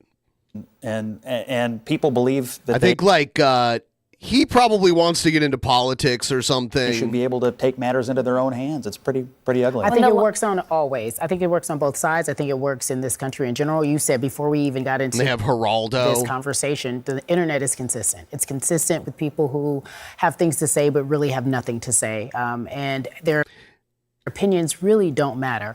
I think something's really interesting about, not even interesting. Did anybody see that movie, The Rainmaker? Did you guys ever see that movie back in the day, 1997? These sort of lawyer, hero lawyer dramas. John Grisham. Yeah, John Grisham. And it was not necessarily similar to this, but then why are you bringing it up? the lawyer was Matt Damon, and he was suing a big insurance company because they kept denying a claim. And in this particular case, the young kid died, and he had cancer, but his mom kept trying to fight the big insurance company, and they won in the end. And I heard you earlier today say, just a moment ago, say, there are ways to go about this. For people who feel frustrated, and I'm not excusing Luigi at all, but I don't know if anyone feels like there are any legal ways to go about it. And I'm still unclear on what his actual motive is. He comes from this wealthy family.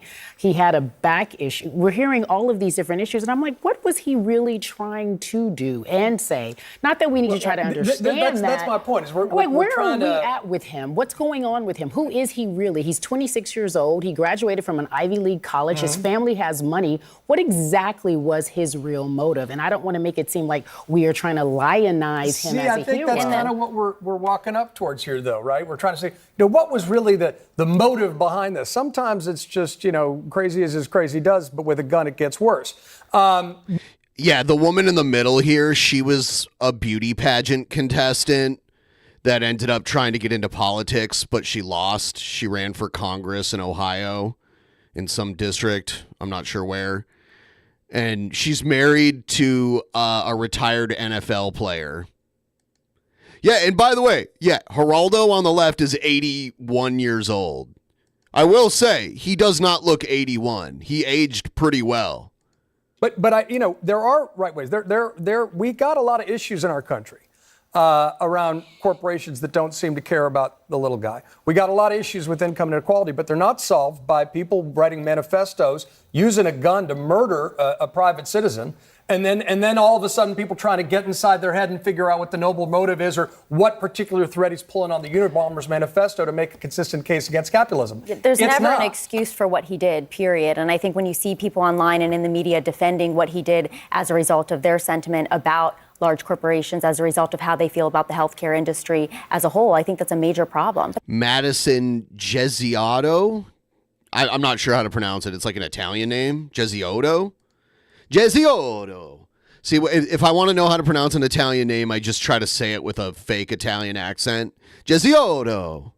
It's not something that just started today. We've been seeing this go on, I think, for a very, very long time. And it's not the first time, and I'm sure Geraldo can speak to this, looking back to some of the cases from a decade or more ago, when we see people praise murderers, people like Jodi Arias, where they look at these murderers, they create fan clubs for them. And we're starting to see that already with Luigi Mangione being a physically attractive young man. And you see these women on TikTok and other places that are praising him because of what he looks like. And it's a lot of young women are posting that. That's reasonable, I think. You want to dig the guy's six-pack, that's fine. But Geraldo knows what's up. You fall into a trap when you get into the substance of his beef. That's it. Now he's succeeded. So now he's pulled us in. Now the focus is not on Luigi. It's on Thompson. It's on the victim and what the victim does and what the victim has done, with the deny and defund. Do you think they should release his manifesto? Oh, yeah, I don't mind. Because some of the other shootings... It's hardly a manifesto, right? Isn't it like 3 pages of hardly anything at all? I hate the term manifesto. I think it's overused because it's a cool word. We've had in this country and other places. Yes. We still don't know anything about the person who shot at Trump. We still don't know much about the person who committed that atrocity at the Christian school in Nashville. There's a lot of shootings. The Las Vegas mass shooting, we know nothing about. There's a lot of things we are hidden from us. And then this guy, Geraldo, shoots, and we know more in 5 minutes about him than we know about all these other people. And I wonder why that is. But the manifesto, remember, was released before we had the perpetrator. So you have the manifesto. That's how they got the Unabomber. The brother reads the manifesto, recognizes the brother's style of Harvard. But there's a protocol generally. John, hold on 1 second. Let me jump in here. I'm really glad you brought that up because David Kaczynski has been quoted. Someone reached out to him to say, how do you feel about this idea that he's alluding to your late brother's comments? And he basically said, it gives me a great deal of personal pain to think my brother's actions have in any way contributed to influencing a man like this to kill an innocent human being. I bring this up because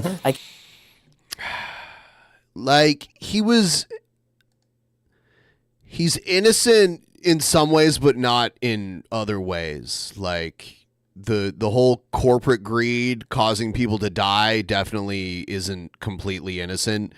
He wasn't like trying to directly murder someone right then and there, but he's not innocent is a weird term, you know? He's definitely not innocent of any wrongdoing at all. Can't think of anything with kind of a longer legacy and tail on the dark corners of the internet than the Unabomber's Manifesto, which many shooters across various political ideologies have cited or are in that world who still quote from it and still read it. But there are people who take dark inspiration from Columbine. Look, generally there's a protocol around mass shootings, right? We just call them the shooter. Second of it, we don't publish the manifesto for reasons of elevation. This wasn't a mass shooting, though. Mass shootings are like random killings for no other reason other than to just like try to kill as many people as possible. This was directly targeted, and there was reasoning behind it. It's not the same thing. Now, if manifestos are outlined, particularly in some mass shootings where there's something that's already out there, then you can read it, but you don't elevate it. You don't But Scott dignify just made it a and start point where he fetishizing said, how come there's ones we don't know? And you said it with this kind of question mark, right? But there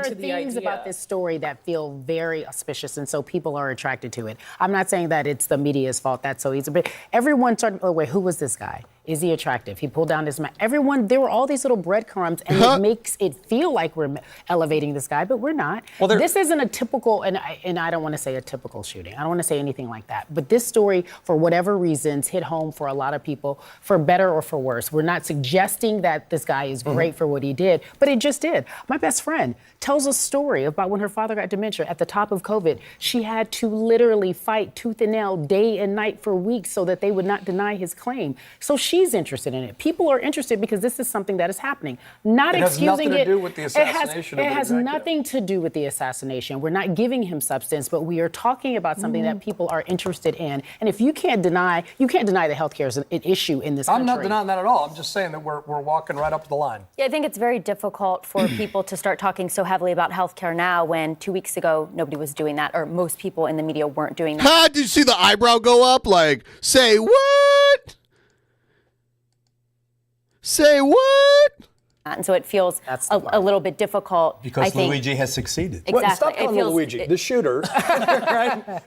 I apologize, due respect, but I mean, look, we should be talking. People are like pissed saying off, Luigi, and who doesn't, in fairness. But people are really frustrated at the cost of insurance and how it adds to the affordability crisis in their daily lives. That's something we should be talking about. But we shouldn't wait till someone gets murdered to be talking about it. And we certainly shouldn't talk him as a vehicle for a larger civic conversation. He's a murderer.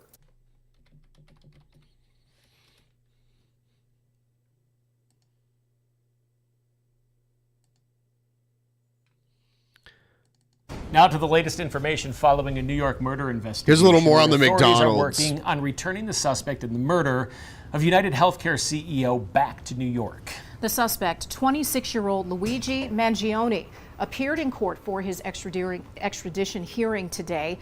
Mangione shouted to the news cameras as he was led into the courtroom. He's charged with murder and other offenses in connection with the brazen shooting death of Brian Thompson.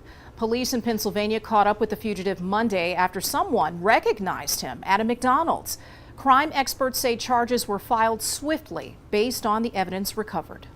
had the same fake ID that the person of interest used to check into that hostel on the Upper West Side of Manhattan. Mangione killed Bowser.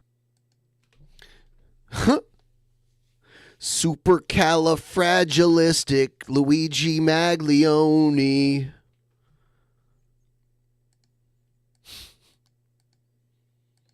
He also had a ghost gun that was capable of firing 9mm rounds. He also had those 9mm rounds in his bag. Casings from those 9mm rounds were found at the crime scene last week. The Manhattan District. I keep looking at this guy's picture. What the fuck is up with his teeth? Why does he have like weird beaver teeth? Couldn't he, wasn't he rich enough to fix his teeth? What's going on here?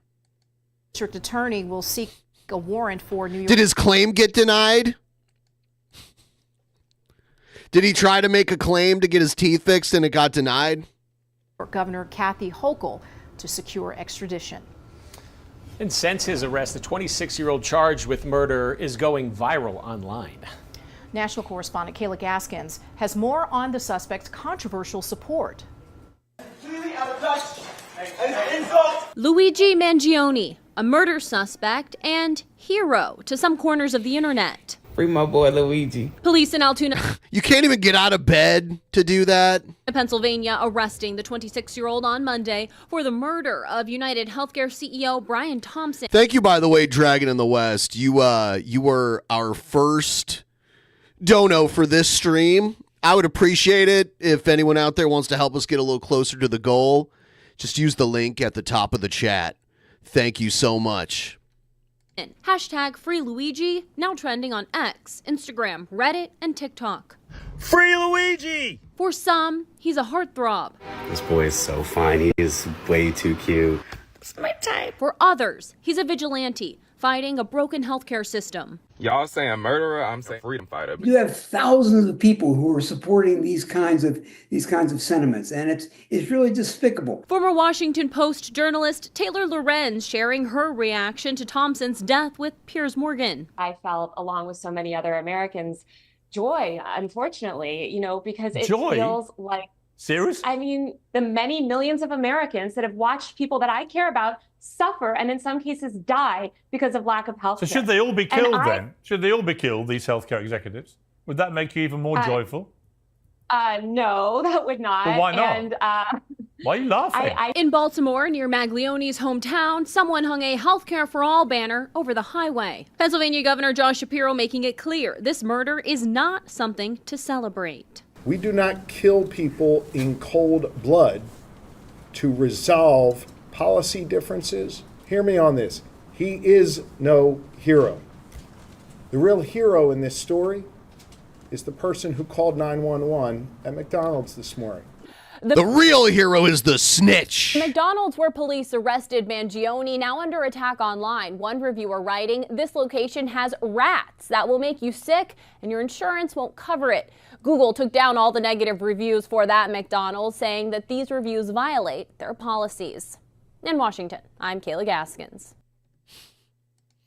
I'd like a McSnitch. Can you supersize it? I know they took away supersize, but that was a cool gimmick, wasn't it?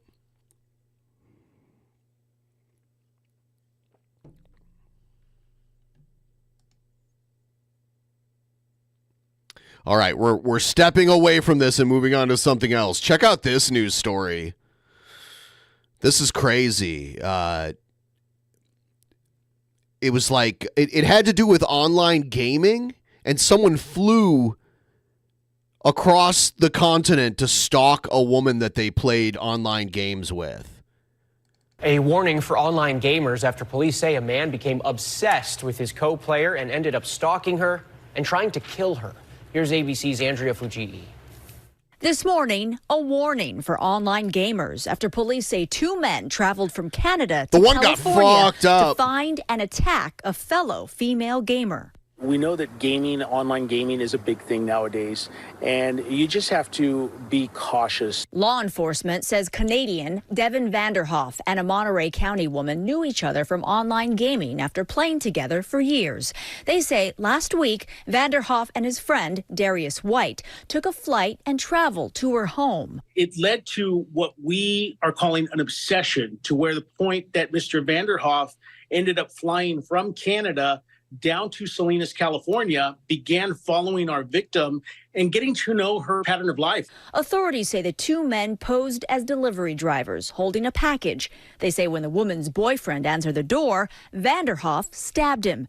When the woman jumped in to help, she was stabbed as well. Both the boyfriend and Vanderhoff were taken to the hospital. Vanderhoff's friend got away, but was arrested at the airport. Guys coming from He tried to get away. to Salinas to. It's funny, like, the cops are chasing him and he thinks he can still go to the airport and get away. There's, like, cops all over airports. Of course they're going to catch him there. As an Amazon delivery person and stab somebody. I mean, it's extraordinary. Law enforcement says this all could have been a lot worse because inside that package were handcuffs, duct tape, and knives. They say it's a cautionary tale for online gamers. Don't divulge personal information to people because you just don't know who is on that other end. Both men are charged with attempted murder. Authorities say the woman is okay. The boyfriend is recovering. Crazy shit. Yeah, but they were right. You shouldn't tell people online, like, personal identifying things. Bad idea.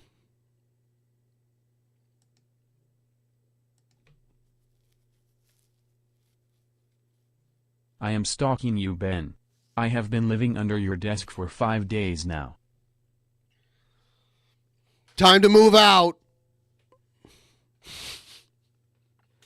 Yeah, there's a tent city under my desk right now. They've been snacking on the crumbs that I drop.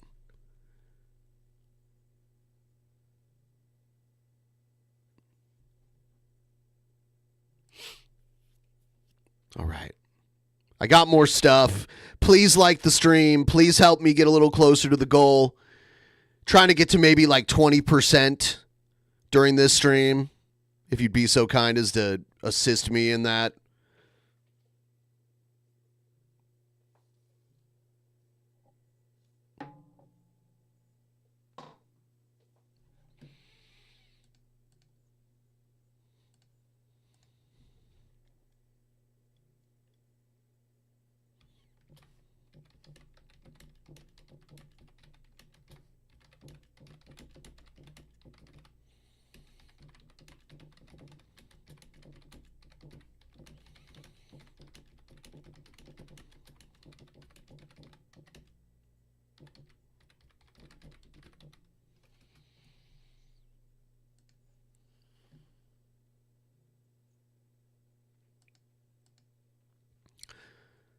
You can talk to me through Streamlabs. It's pinned at the top of the chat.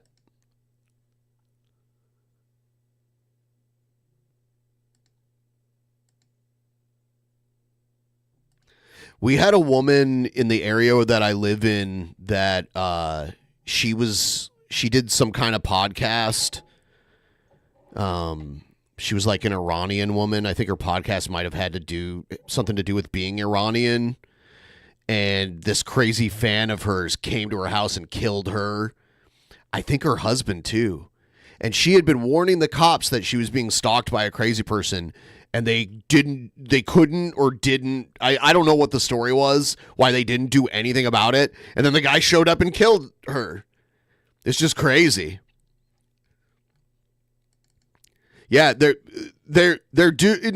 in today's day and age, there do need to be stricter stalking laws.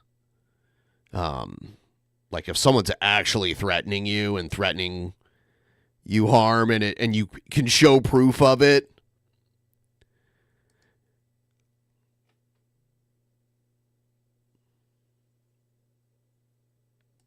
Let's watch some Sean Hannity. This'll be fun. But we begin with an alarming story from the East Coast of the United States. For nearly a month, since November the 18th, that's over 3 weeks, night after night after night, residents in part of the great state of New Jersey, New York, Pennsylvania, they have looked into the sky By the at way, night. you They have have smelly observed feet. something very, And very... what's up with that weird collection of Shanny for Christ merchandise? Hey, you found my wank bank. What can I say, you know? I love those knobby warts. You know, the knobby warts.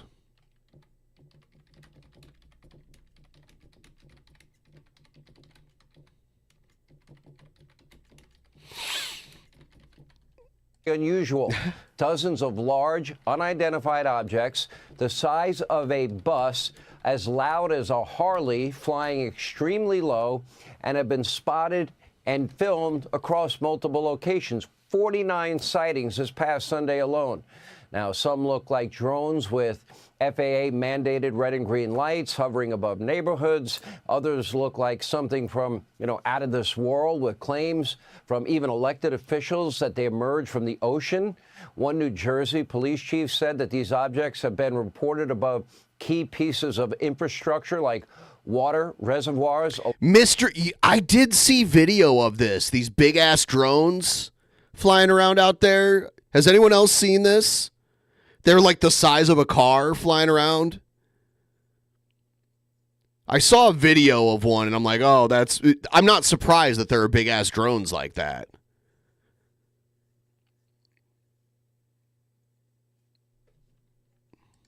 Electric transmission lines, rail stations, police departments, military installations.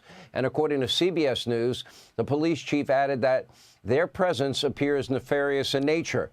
Congressman Chris Smith, he said that more than a dozen of these possible drones stalked a U.S. Coast Guard vessel in the Atlantic Ocean, with another 50 spotted above Island Beach State I don't Park think that in they're New Jersey. drones from...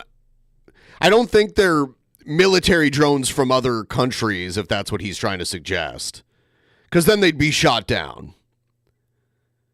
Easily. Now, similar flying objects, they were even seen above Trump's Bedminster golf course. And in Brooklyn, another dozen drones. They were witnessed near the Verrazano Narrow Bridge. And the FAA just issued a flight restrictions for multiple areas where these flying vessels were spotted. New Jersey lawmakers, they are calling for a state of emergency. Of course, anxiety is running high, and rightfully so. There are random objects the size of a bus that sound like a Harley hovering all over, the state of New Jersey, people's homes, even the president-elect's golf club and other important installations. But let me be clear, this is not a story about aliens. This is not an extraterrestrial segment. Instead, this is a serious, alarming, potential national security threat that your government does not seem to care about at all or feel the need to explain in any way, and that fails to get to the bottom of this. The same people that tried to hide China's spy balloon, we learned about that later. Well, it's probably from China, but let's not say anything and hope nobody notices. They let it fly all over the U.S., above key U.S. nuclear sites and military bases. They're now doing nothing, absolutely nothing. You can't make it up.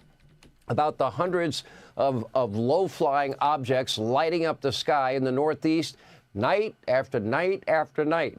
So, I don't know. Are we under attack or about to be? Are we being spied on by a foreign adversary? Is this a secret U.S. program? Is somebody collecting your personal data? Is it a dry run for a future attack? Who's controlling these objects? And we have no idea. And maybe in the end, let me be very clear, maybe in the end this turns out to be nothing. I actually hope that's true. But the fact that your government doesn't know and hasn't known now for weeks is chilling. The apparent message. It's probably experimental aircraft or something. When he says the government doesn't know, chances are somebody knows, but they don't let just anybody know. Like just because you're a member of the military doesn't mean you know everything the military is doing. You have to. There's different security clearance levels. I like how he's saying this when Biden's president. He would not be saying this when Trump is president. He wouldn't act like this is some kind of concerning conspiracy. When George Bush was president, he was all for the Patriot Act and all the surveillance that they did then. I hate how fucking dishonest these mainstream news people are. It's so dishonest. And I say news, this guy is not a reporter. All he does is give opinions. It's all just opinions. I'm just as much of a news person as he is. He's not a journalist. He's there to toe the line. From Joe Biden and Kamala and Mayorkas, even our own military, close your eyes and pretend like it's not happening. Well, that's not going to secure our country. And like a good Democratic stooge, New Jersey's idiotic governor, and he's an idiot, Phil Murphy, he seems happy to let it all play out despite all of the glaring concerns and him acknowledging it's scary, but nothing to be alarmed about. Take a look. These are apparently as I understand it, very sophisticated. The minute you get eyes on them, they go dark. And, we're obviously most concerned about sensitive targets and sensitive critical infrastructure. I mean, it seems like they were testing these drones. So we've got military assets, we've got utility assets, we've got the president-elect's one of his homes here. This is something we're taking deadly seriously. Yeah, but no reason for anybody to be really concerned. While Phil Murphy does nothing, other elected officials, they are demanding answers. The Biden administration, they are pretty short on details. You decide. That was an amateur hour presentation where they told us nothing. When I got here today, I was concerned about what I could tell my constituents to ease their concerns. Now, I'm legitimately concerned. The colonel of state police told us that he had one of his helicopters hovering above one of these drones, but felt unsafe for the pilots, so he let the drone go and had them come land. We are not, the state police, the Department of Homeland Security, the FBI, they are not doing what they need to do to figure out what the issue is. They're not allowed to know. There's experimental aircraft all the time. It's just usually it's up so high you don't know it's there. Since these are flying low, you see them with the naked eye and you're like, oh, there's a big ass drone like the size of a full size car. Their answer to us was they don't have any answers and they're not sure what's going on. Yeah, they're lying to you. Since November the 18th. Can't make it up. Now, New Jersey Congressman Jeff Van Drew, he speculated these drones are from the #1 state sponsor of terror, Iran. And I doubt it. I think if people, these drones would have to fly all the way across the Atlantic Ocean to get there, right? And they'd be spotted on the way. It would take a while for them to get to where they are in New Jersey. Or they'd have to fly, like, one way or the other, no matter which route they take.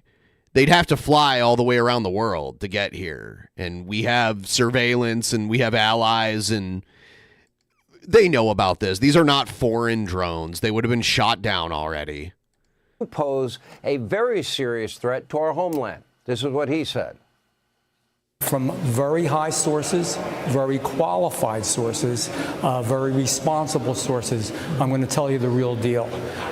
Iran launched a mothership probably about a month ago that contains these drones. That mothership is off, I'm going to tell you the deal. It's off the east coast of the United States of America. They've launched drones, is everything that we can see or hear. And again, these are from high sources. I don't say this lightly. Now, today, the Department of Defense, they denied Van Drew's allegations, but they wouldn't share any details. Right. Okay. So just because they won't share the details doesn't mean that their Iranian mothership drones. That shit could be shot down so easily. DOD says they are aware of the drones, and that's pretty much it. That's it? End of story?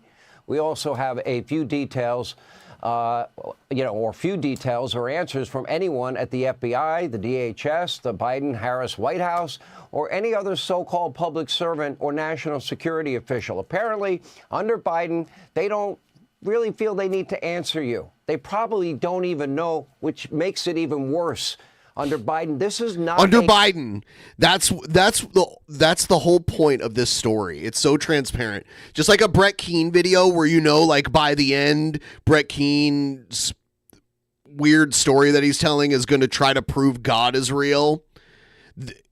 Whatever story Sean Hannity's telling, it's going to end with Biden evil.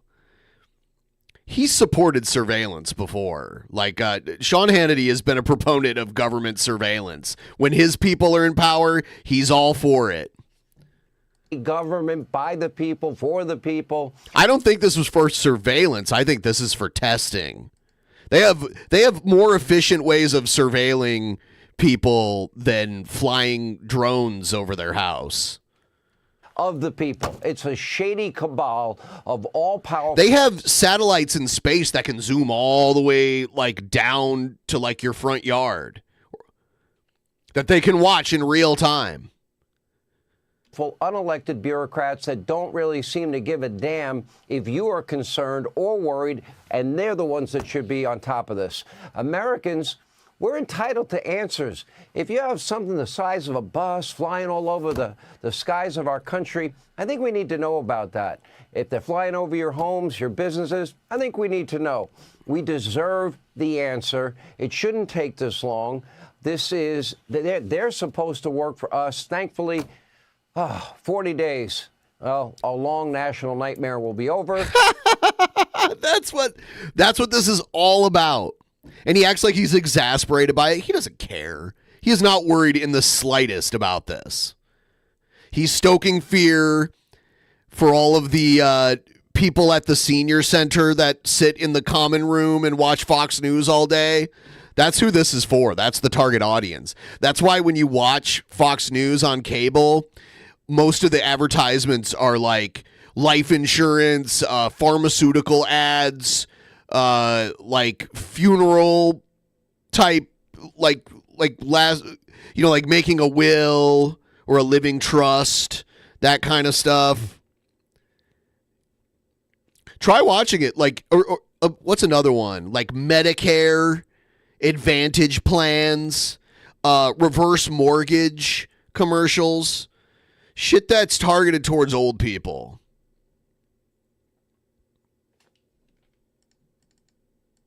The games will stop. There will be a reckoning. And by the way, if this is Iran, if this is an adversary, if this is China, if it is, there will be hell to pay. That I can pretty much promise. I haven't talked to Donald Trump, just a good guess. I mean, wouldn't this alleged mothership flying in the sky above the East Coast, wouldn't that cause problems with commercial air flight?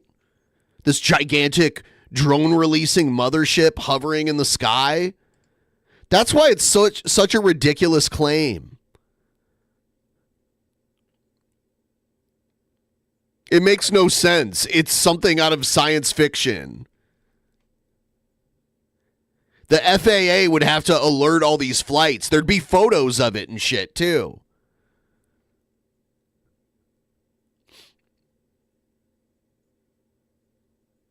There's no proof. There's only claims. There's no proof of a drone mothership flying over the New Jersey area releasing drones. It'd have to be a huge aircraft, too, because these drones are huge. Here's a little more on the drone thing. People in New Jersey are concerned and demanding information after a wave of mysterious drone sightings. But the government has yet to give any concrete answers. One lawmaker is calling for a state of emergency, while another has an ominous theory about a foreign adversary. Here's CBS's Tom Hansen. This is over my house right now. What is that? It's the million-dollar question baffling New Jersey residents looking skyward. They're just pacing back and forth, going very slow. Since last month, dozens of drones mysteriously hovering in the skies at night. Near Morris County, the FAA has now ordered 2 temporary flight restrictions prohibiting drones over this military base and Trump National Golf Club after receiving reports of Okay, so near an Air Force base. Or, well, it actually says U.S. Army. Claimed activity. Today, Homeland Security and state police met with some New Jersey officials, including Mayor Jim Maley. I truly don't believe they have any idea where the drones are coming from. Many still have questions, including Congressman Jeff Van Drew, who says individuals with high security clearance have a theory about where the drones come from. Their concern is that a mothership has left from Iran weeks ago, coinciding about the time somewhere along the area of the United States. It doesn't mean they're right off the coast. But in a briefing today, Pentagon officials dismissed the claim outright. We have no evidence that these activities are coming from a foreign entity or the work of an adversary. In Mendham, New Jersey, Olivia DiMattio's coffee shop is right near the sensitive locations where the drones have been spotted. How big are these things? You know, are they different sizes? They are the size of small cars, like almost like a Mini Cooper or a Ford Escape size. So it's not something that a kid is buying off of Amazon and flying around as a prank. Like, it's way, way past that. And we're here in front of Picatinny Arsenal. It provides munitions products for all branches of the U.S. military. It's also one of those sensitive sites that these drones have flown close to. And Nora, both lawmakers we spoke to today say one of these drones needs to be taken down safely so they can get some answers. Mystery deepens. All right, Tom Hansen, thank you very much.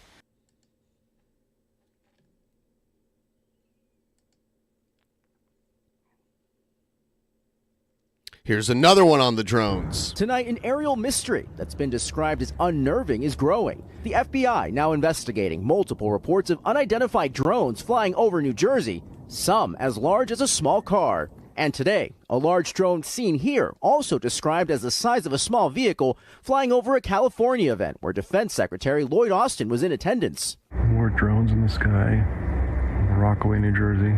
The New Jersey drones, initially spotted in the northern part of the state, now being reported further south. Sightings also now being reported in New York City. Staten Island Borough President Vito Fossella calling on the FAA and FBI to expand their investigation. People have seen a number of 15-foot or so. Eventually, I mean, there's talk of like Uber drones someday, which I don't know if it'll ever actually happen, but the technology's there. A drone the size of a small car that people can get into. I'm not saying that's what these are. They're big, like military drones, you know, the kind that can like fire missiles at people and shit. Wingspan drones hovering around. In this day and age, I just don't think that that's something you take lightly. If it is, nothing to be concerned. In this day and age, what? It's a normal thing now. That's what we're going to get. Flying cars will never be a thing.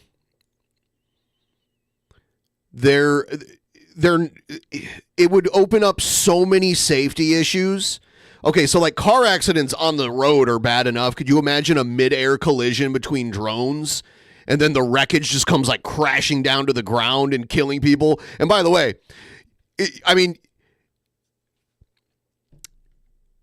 surviving a car crash on the road, people get lucky, you know, depending on the speed and like where the collision happens. If you're like, 50 to 100 feet or more, 200-300 feet in the air, and you crash and come crashing down to the ground, you're not surviving. There's going to be so many more fatalities, not to mention the other security issues, like what's to stop someone from like packing a bunch of bombs into a flying car and ramming it into a building or something like that.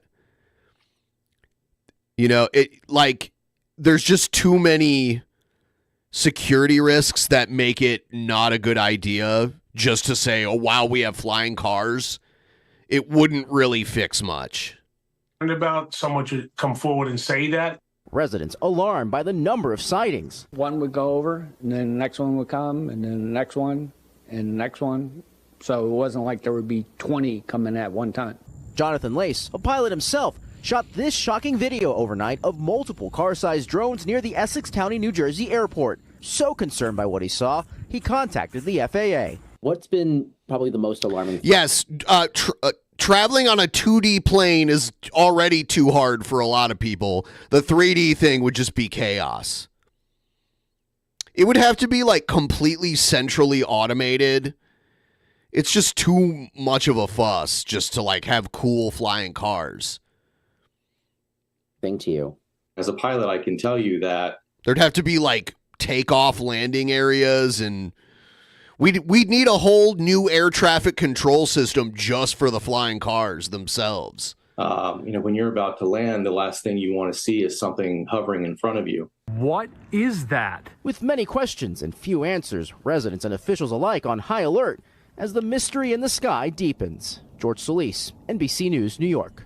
Thanks for watching. Stay updated about breaking news and top stories. Also, flying cars wouldn't be able to get anywhere near an airport where planes land and shit.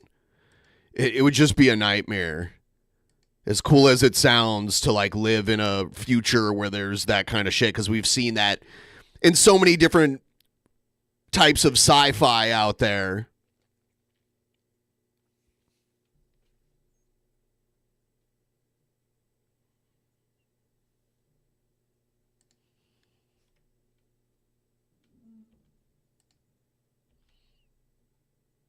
All right.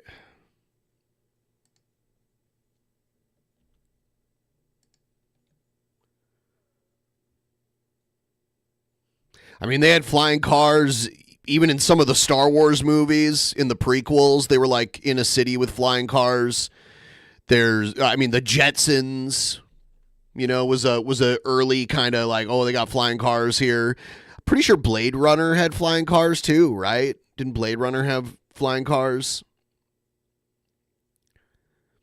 I didn't say the future, I just said sci-fi. The future and the past is all relative when you're talking about other galaxies.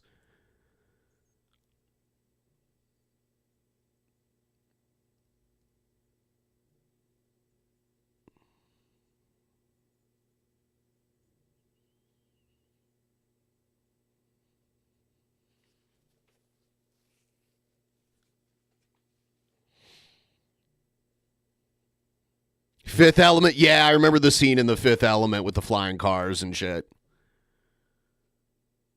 Back to the Future, yeah. Yeah, and Back to the Future, what? What year was that in Back to the Future where he like allegedly traveled to the future? Has that time already passed? 2015? Yeah. I mean, 2001 A Space Odyssey. At least Star Trek was smart and they picked like hundreds of years. It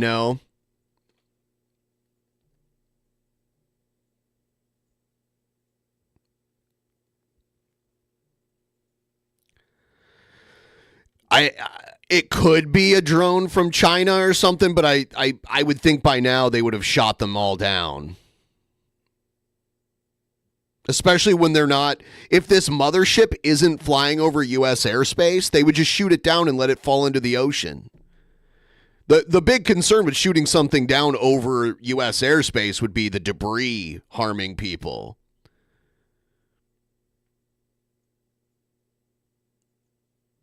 North Korea does not have that type of technology as far as I know. I think they're experimental aircraft that the U.S. military is using, and that's why this is still happening for days at a time. And it's such a high clearance level that most people don't know what it is. And the people that do know are going to lie and say they don't know what it is. This happens all the time. That's what all the UFO nonsense is about. This is how the U.S. military stays so far ahead of every other military, because when they come up with new stuff, they don't share it with just anybody. Only specific people know about it until it's actually used in warfare. Then we learn about it because you can't really hide it at that point because they're training, normal pilots to start piloting these kind of aircraft.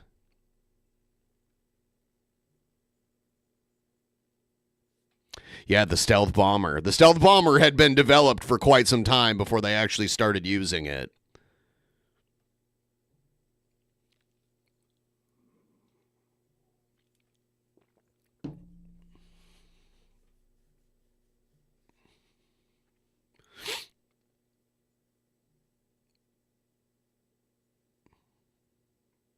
Skynet. Yeah, I think Google AI is actually Skynet. And we're going to hand over all of our nukes to Google AI. And it's going to get mad at us.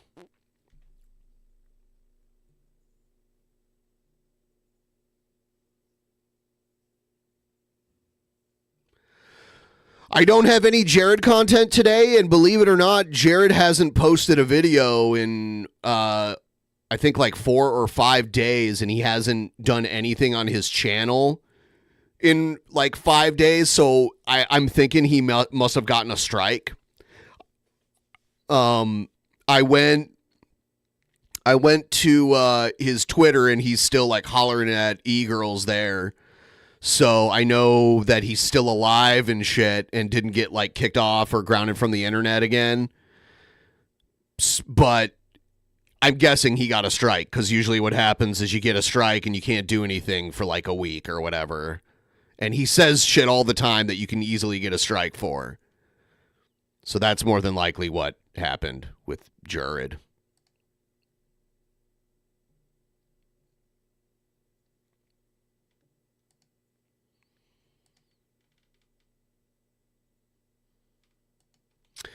I am going to take a quick bathroom break, and when I come back, we'll check out some other stuff. I'll see you guys in just a moment.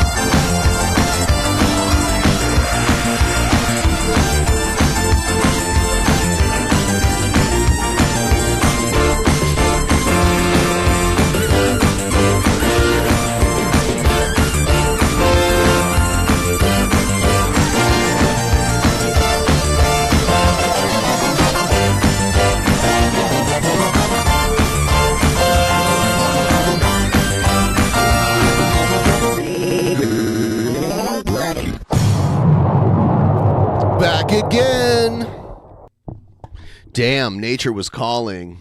You know what I'm saying, Tubes? Do you know what I am saying, bro? Nasty and loose Jessica Boyle.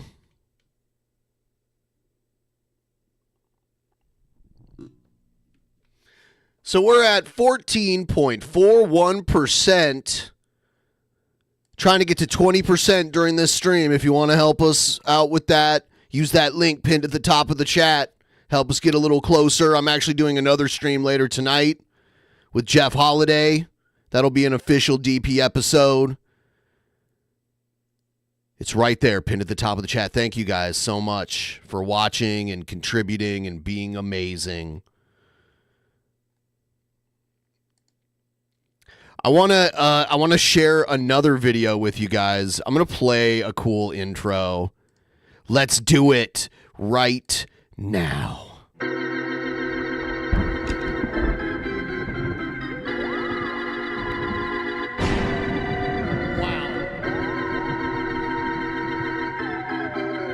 I should turn off that goddamn internet. Oh, don't touch me. Don't touch me. TP, are they going to touch me?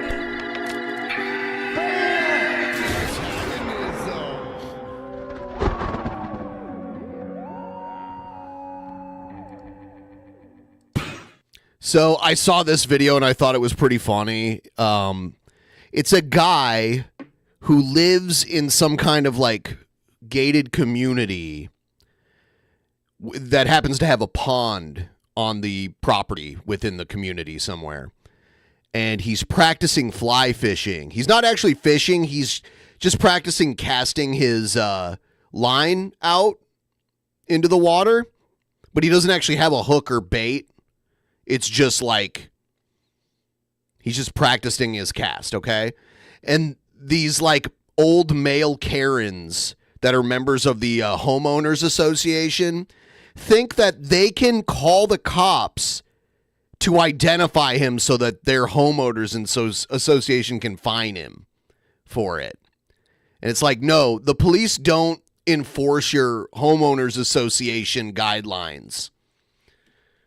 So here it is. Here's this. We have a rule in this neighborhood that says that you are not allowed. And what's your name?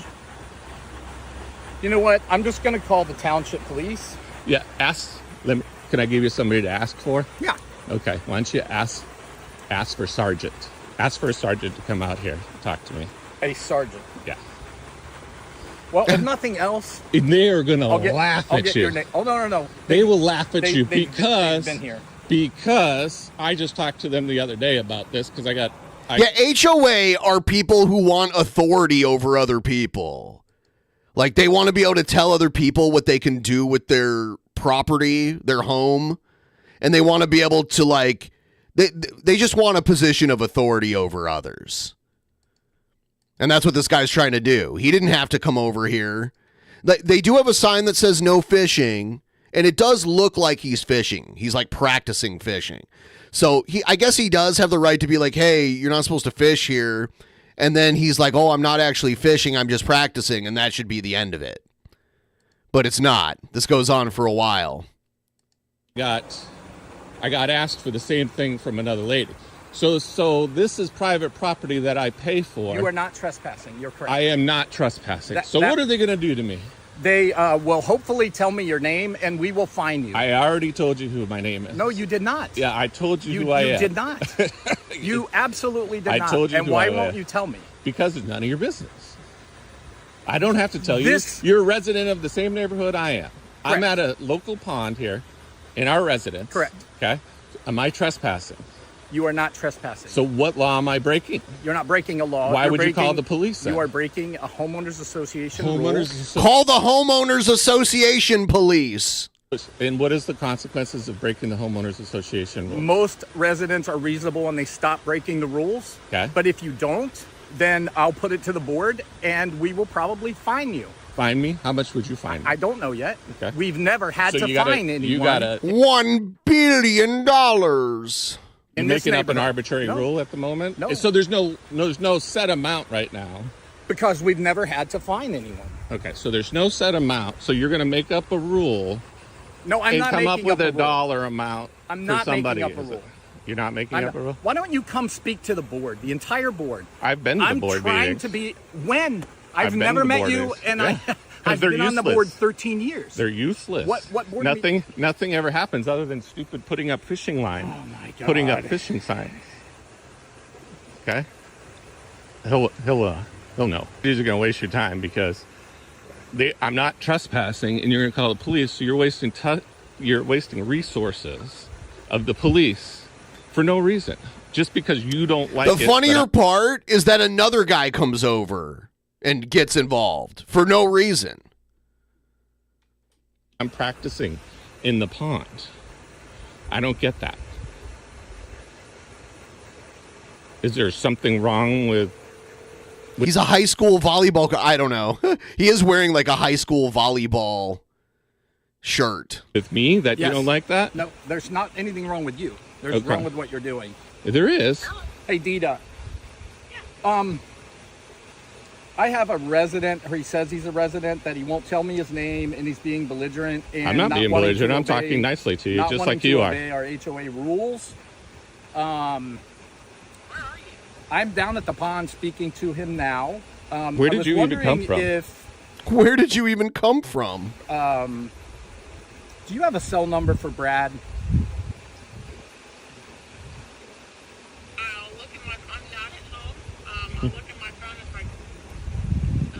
This is such an important issue, though. Give me Brad's number. Okay. Well, I think they're already coming because I think the neighbors that alerted me to it have already called them, but I'm not 100% sure. It's probably the same one that If he's confronted truly me a before. resident, then he's not trespassing, right? But he won't give me his name or who he is. Because you just or his threatened to address. fine me if I gave you my name. And So wants you're to going to know make what up we're some going rules. to do about So, it if let's see what happens. he won't listen to the rules. What's the penalty for practicing with my brand new fly rod in the town, in our neighborhood's lake that I pay for? What's So the fine? If you have it, would you What's that send me a fine? call? Yeah, what's that fine? Or just text it to me? Okay, thanks. Yeah, what's that fine? Don't know. We've never had to find anyone because Perfect. no one else has been as belligerent. I'm not being belligerent. You came up and bothered me while I was practicing. Do you understand that this lot that this sits on is owned by the HOA and the board? That I pay for? The board. That I pay for? Yeah, you pay your dues, assuming you won't tell me, so I can't say for sure, right? If you haven't figured out by now, you're pretty dense. I'm sorry, I don't pay attention. You've said you've come to board meetings. I've never seen. I never said I came to board. I said I came to a board meeting. Okay, when? A In the long last time 13 ago. years? Nope. Okay, so this is, I'm trying to explain to you.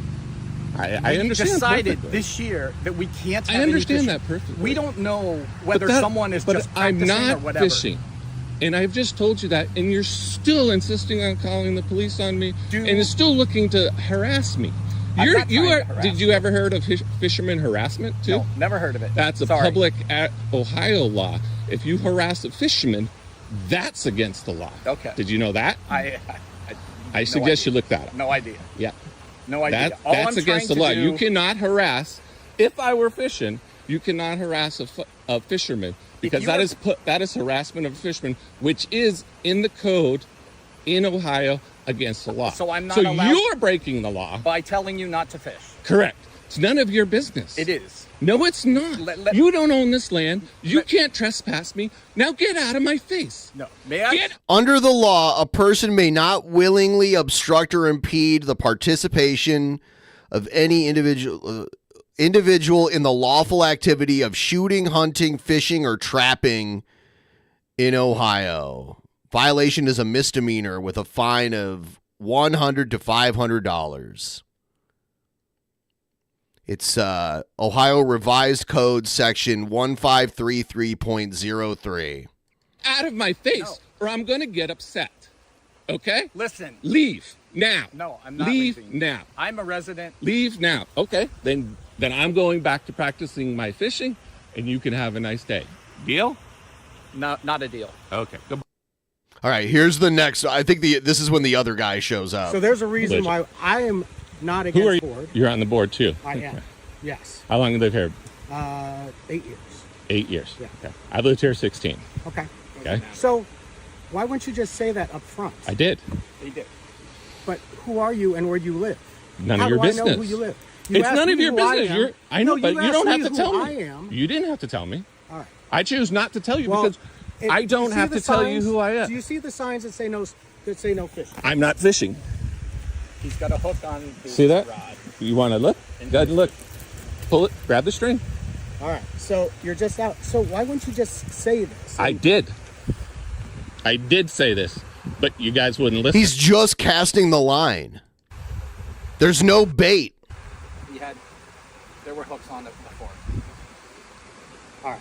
It's called fly fishing and practicing. I told him that from the very beginning. Okay? So it's none of your business Well, it is. because I'm in my neighborhood where Our- I our belong and neighborhood. I pay Our as well neighborhood, as you. as well as us, Correct. who volunteer I'm our in time public. to try to keep this place So nice. run for public office. Why don't you run for public office? And, why Is that a board? The board, the I board's don't- terrible. That's because nobody else will even. Okay. The board is terrible. I know. And that's It why you doesn't volunteer matter. so much. The board doesn't matter. You're The board a doesn't do fucking it. prick. I'll wait for the No, go ahead. Ask Sir Mike back. If he's on, tell him to come on over. Brad's in Florida. None of them will come Brad's in Florida. over. I've already talked to him about it. I already talked to him how That's where old people from Ohio go for when they get old and they move. They have like a snowbird home in you guys Florida. harass me continually when I come out here and do this, and they laugh Because you don't even tell us who you are. because it doesn't matter. I live in the neighborhood. You want everybody walking up the road, coming here, ignoring the signs, fouling up. No. Both of these guys have Jared bellies. You notice that? I'm But they're like 60 something, right? I live in the neighborhood. I am not causing any fouling of How anything. do we know? That's It's none of your business. When we catch people fishing, What are you how going to we do know to whether them? they have something on What the are you end going of to their do rod to or them? not? What are you going to do to them if you do? Huh? What are you going to do to them if they do catch somebody fishing? You're an HOA board. Yeah, It doesn't matter. There's reasons why we can't allow it. If you come to the I meetings, can't we can allow tell- it. Yes. Is it a law? It's an yes, HOA it's insurance issue. It's an HOA issue. So why did you call the police? Because you weren't telling us who you were, and there are no fishing signs posted everywhere. Why would the police be involved in something that's I not a don't know, police ask matter? Okay. We'll ask. Oh, great. We'll go ahead and ask them when they come. And then we'll find out who's right and who's wrong. Okay? I can't wait. Do you mind? I'll send me your email address or send it to him and when you're on YouTube He's just like talking trash at this point. and you see It's that you're kinda harassing funny. a fisherman in public in the HOA, the YouTube loves live on YouTube. the YouTube loves HOA bet they do. presidents That's great. I hope you and get a lot board of members. I hope so. That is awesome. I could use it after. Monetize it. Yeah, I'm a pretty famous guy. It's surprising you don't know who I am, and you should know who I am. I'm probably the most famous guy in the neighborhood, actually. Yeah, well, I guess. Yeah, I'll be even more famous now. Actually, you're probably helping me, which would be great during this season. Just put 2 and 2 together. That's all you got to do. He's not famous, by the way. He's just talking trash. Then go away. Then go away. It's my private property that I pay for. That is controlled by a board that's elected by all residents. That is not breaking any law whatsoever. And you called the police. What a waste of time and resources you did. All you had to do was walk away and say there's nothing I could do because I'm just an HOA board member and this guy isn't breaking any law. That's all you had to do. But you didn't. You had to harass me.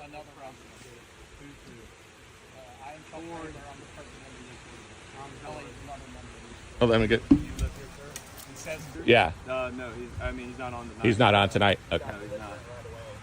You two go with my partner here? Sure. I'm going to talk to you, sir. You betcha. I'm going to record. Is that That's okay? fine, that's fine. Yeah. I'm recording. I noticed there's cuts in this because he had to cut out the name of the police They officer. came He up and kept harassed me while I name was practicing dropping. my fly casting, and which is I think that isn't that against the law in Ohio to harass somebody who's fishing. Well, it depends.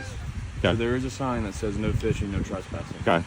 Yeah, I mean, the law exists if you're fishing on, like, public property or your own property, not someone else's private. But technically, this is his property. I don't know. Right, I live here. You can prove that to me. Yes. Do you have your ID? He's not actually fishing. He's practicing casting a fly, like he's casting a fly fishing line with no bait on it. Yes. Did I break the law?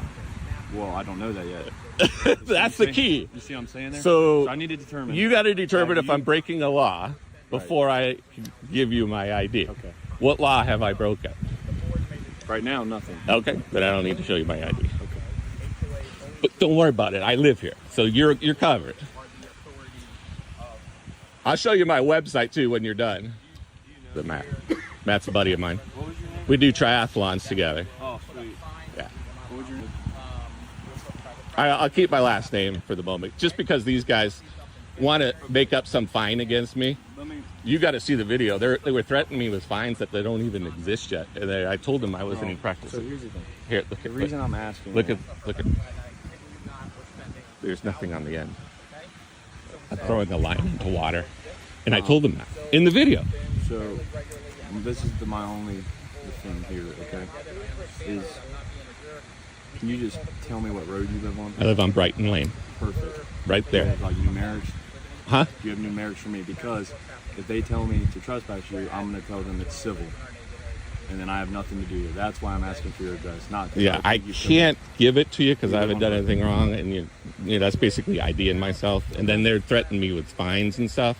It's nothing against you. Yeah, sure. That's I'm glad to talk to him. But I understand he's off, so that's okay. All right. I actually talked to you guys when I talked to one of you guys when we were at that truck rally. Okay. Yeah, and I told them that I had gotten harassed before down here, and I said, and it was one of your lieutenants who's normally on a detective. It was a detective that happened to be working that night, and I said, yeah, they're going to call police on me. And what did they tell you? They said, oh my God, we'll laugh at them if they try to call. No. I'm asking. Oh, what they say? They said that they're gonna try to find out who I am so they can make up a fine against me and that I'm trespassing. But yet they admit I'm not breaking the law, but then they called you. You want to see the video? I would rather show you. I mean, did they threaten you with any physical? They need the cops to enforce the HOA laws. No, but they just swear and so forth. Neither one of us did. So it was just kind of all about fines. It's all about their power of the HOA board, which is it's ridiculous. Yeah, what we all do when we live here. And you're not even actually catching fish. No. Just throwing line. Right.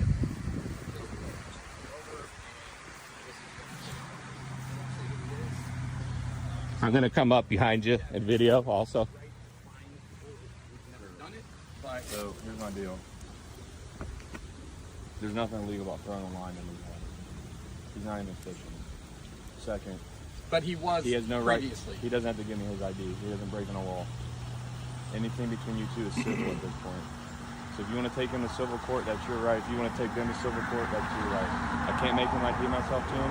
And if you want to look, there's nothing on the end of the line. It says no fishing, no trespassing. He lives up here, in here. I've confirmed that. He's not catching fish. There's nothing illegal about throwing a line in the water. But how do we know, in trying to enforce our HOA rules, how do we know whether at any point in time someone is just practicing or if they're fishing? Maybe I ask them. I tried. Sure. I tried. It ended up. I answered that several times to you. Earlier. I told you I was practicing. This is and I even pointed out the rod. I cannot do anything at this point. Thank you very much. He's not. I've confirmed. I'm telling you, he's not fishing. He's throwing a line. If he wants to do that, that's his right. If you want to have the HOA thing, that's all civil. That is up to you. But I can't make him do anything at this point. And I would just ask you to let's walk away together so this can end civilly. I don't want to see this. Walk away. And don't waste my time anymore. I'm not against fishing. I am. It's a rule that we have to keep the fountains from being fouled. And had he not lived, in this neighborhood, then I possibly would have a crime, trespassing. But it's not. It's all civil. And all you could do is kick me off the land, anyways. But I can't do anything. I can't even make him ID himself to me. Okay. I told you it was a waste sorry. of time. Can you ID his address so I know he lives I have no here? crime. It's none of your business. I have no crime unless I have no. I've already. The only thing is, even the fishing part. That's all civil. So for me to make him give me his name, date of birth, address, I'd have to have reasonable suspicion or Reasonable cause to articulable believe suspicion that he is involved in criminal activity, which I don't. So I can't make him do that. I do. But it's trespassing if he's not a resident. But he is. But how can you know that? Because he told me his address, and he in fact does know one of our lieutenants. So it helps know people. Sir, we are here to enforce HOA laws. Now you must identify yourself to these two guys. My hands are held both of you, but I Can you can't. tell us these guys are where he assholes. lives? I get it. I'm So not that gonna do we know. The cop was like, chill, dude. He's like, fuck that. These guys harassed me. He is like talking a little too much, but I'm not going to do that because I'm not going to violate his privacy. You know what I'm saying? Like, It would be my civil rights, and he's doing a good job. So I get it. my job here is to make sure this doesn't escalate at this point. And the whole point of this wasn't to be assholes, just so you know. You want to see I'm the not video? against fishing. You want to see the video of you cussing at me and swearing at me? Of me cussing at You're you? gonna see that video I on know, YouTube. You're internet famous, I know. No, I'm not internet famous. I'm just the most famous person in this neighborhood, and I'm surprised you don't know who I am. Let's just say I think you're probably both Republicans. the cops look at him like, oh my God. He's probably right, though, right? I think he's probably right.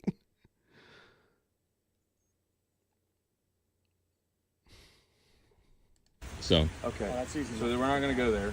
We're not going to escalate this. Let's just walk away. I cannot do anything. Thank you, And officer. I do not want to have to do something that would. No, I don't want I this to get escalate it. to a criminal. I'll go. matter. I'm parked over Perfect. there. Thank you, Officer Thank Fuller. you for coming out. And I what was your name? appreciate- Arnold. I'm sorry. Thank you, to waste your Officer time. Arnold. That's my dad's And- name. Oh, really? You understand, like, my I, hands are First tied. name. Completely. Yeah, I got two. Completely. I got two first All names. right. Yeah. See you. Come on. Then there's the guy just like walking the walking trail. He's like, what the fuck is going on here? He's in his blue tank top, just walking.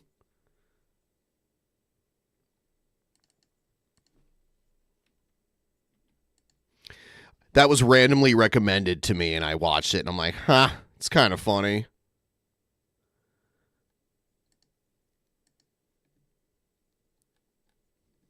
I've never had to live under an HOA, but I've known people who have.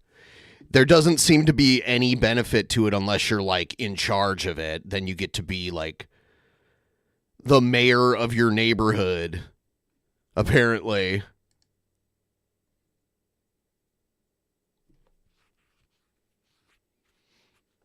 Yeah, I saw the guy in the blue tank top walk by at least one time before this. You've got the wrong kind of grass. That's ridiculous. We got to keep all the grass in the neighborhood the same. That'll make our lives better. I think the excuse is that they try to keep the property value high or something, but it really is just micromanaging people and controlling what they do with their own property.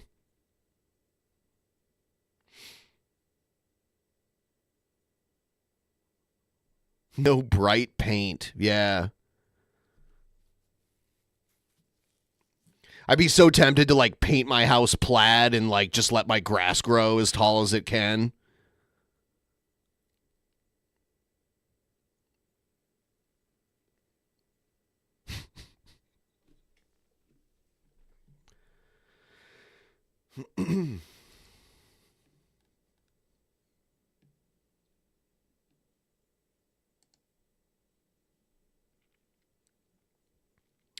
What else we got?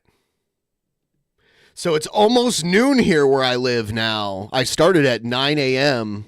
I think it was 9:05 or something like that. Please like the stream if you haven't already. I'd appreciate that. If you came for the CEO shooter stuff, that was at the beginning. Trying to get to 20% of the weekly dono goal during this stream. If you would like to assist, it's right there. It's pinned at the top of the chat. Pinned at the top of the chat.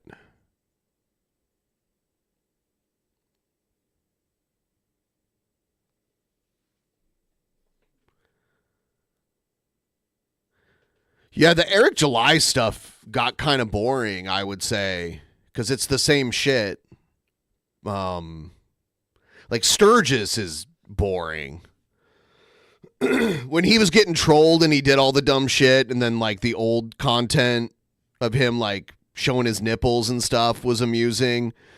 But if you go to his most of his videos are just him reading Twitter and getting salty about people not liking Isom.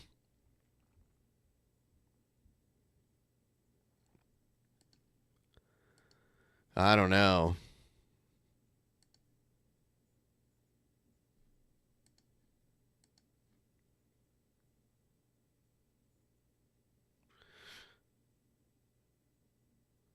I guess I could get Kendall on again, but I don't I don't know who he'd compete against.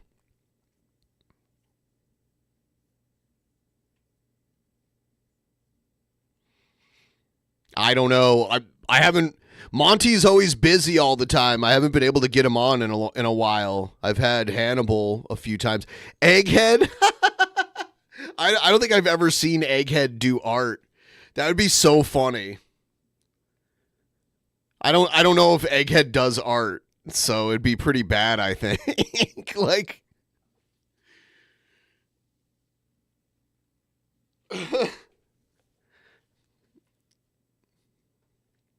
that would be tempting to get Egghead on.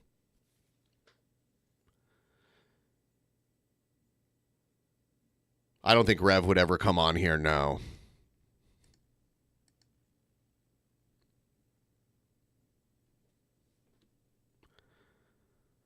I do not believe that that's in the cards. I could probably get G-Man on here again.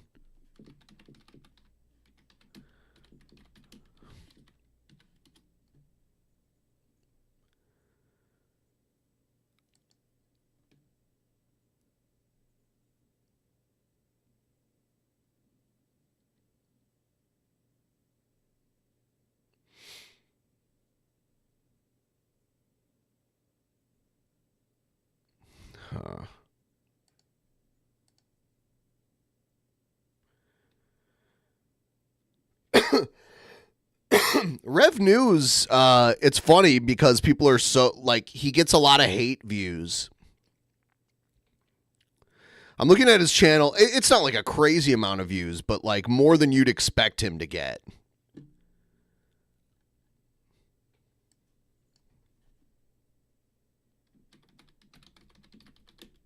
I'm looking at his channel right now.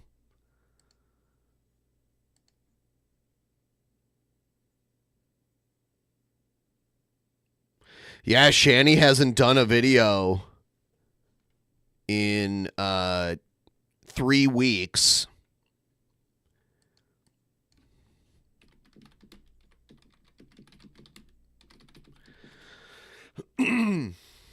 Yeah, Jared's last video was 4 days ago, and his last community post was 5 days ago. I have a feeling his channel is locked right now. We may end up seeing a new Jared channel shortly here.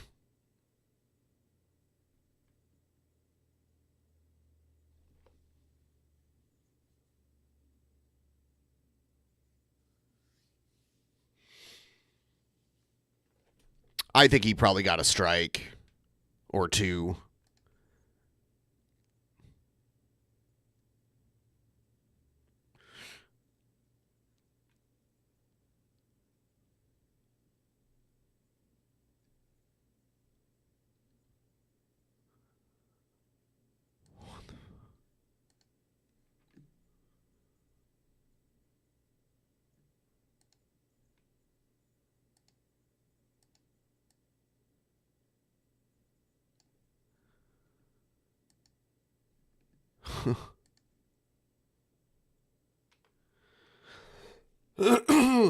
Looking for more stuff right now. Got caught up in reading something really quick here.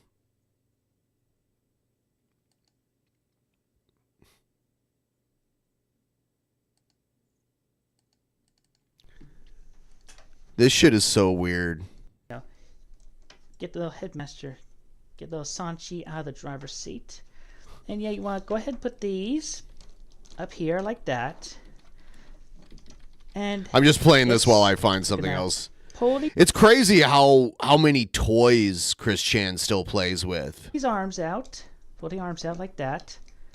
You can go ahead and just pop them on down and make it look like he's Jazz. You know, G1 Jazz transforming. I mean, you don't remember that from the G1 show. Just hands are down there. Anyway, then you want to split the legs right there. Rotate that. Flip out the toes. Close that up. Rotate this 180 at the waist. Split the legs apart. And then pull the hood up. And then you can click that into place down there after you get the arms up. Like so. And then pop this down to form his chest. And then a little bit of parts forming. What part forming? Shh. It's okay. It's okay. You just take the pipes off of either side, slip them up, switch them up, rotate them, and they get put on the other side to complete the look. And then, of course, you take that little headmaster, pop that on there, and there you go. There you have Autobot Sanju, leader of the Quickfield team of Autobots. No, James. In his robot. Wrong, James. And he's looking quite good, I dare say. I mean, look at those colors. They just really do pop and whatnot. That's a really good color. Man, I wish I still enjoyed action figures the way Chris Chan enjoys action figures. I kind of gave them up when I was like 13 or so. So, yeah, I could not have this much enjoyment. This is quite the level of enjoyment. Game no matter what day of the week you're on or what year. So let's get a closer look at the details, not at his chest, but at the noggin. Whoop, there's the noggin. And yep, he's got quite the lovely little round hair with the noggin. That is like, in my opinion, I could be wrong, how an old person would, that's like what my grandma would call a head, a noggin. So when I hear that, I'm like, does he talk that way because his parents were so much older than him? Like his parents were old enough to be his grandparents? And that's why he uses that kind of terminology? Huh. Yeah, Sonic 16 type of ears and the little... We could walk about the mall. We could walk about the mall. Marking and whatnot. And yep, you got the pipes in his arms. Very cool, very reminiscent. And then just the chest that kind of resembles the front grill kind of. A little more reminiscent if it was his original form. And then you scroll down, his thighs and legs. He doesn't skip leg day. And then going up the back, he's got a butthole. You know, backpack going on. Is that what's going on? Whatnot. Do Transformers expel waste? I don't know. All good. Now, articulation-wise, what we got? I'm gonna tell you. So his head is on a broad joint and a bit loose on the neck hole. So you got your lots of wiggly waggly. So you can look up a bit. You know what? Yeah, you can look up and do a total squirrel. I'm gonna go with that. It's a good squirrel. And they can. I think I watched the most recent Jimmy Payne video recently. I don't think there's any new ones. He only does it like every so often. He doesn't have his own channel. He's on that show with James. He seems to be getting frustrated with James. No, James. Let's see what Emo Howling Wolf has to say.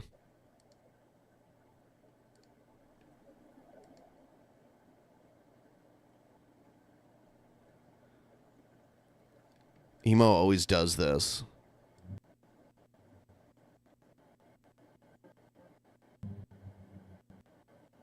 Almost 2 minutes into the live stream. That's weird. That's weird.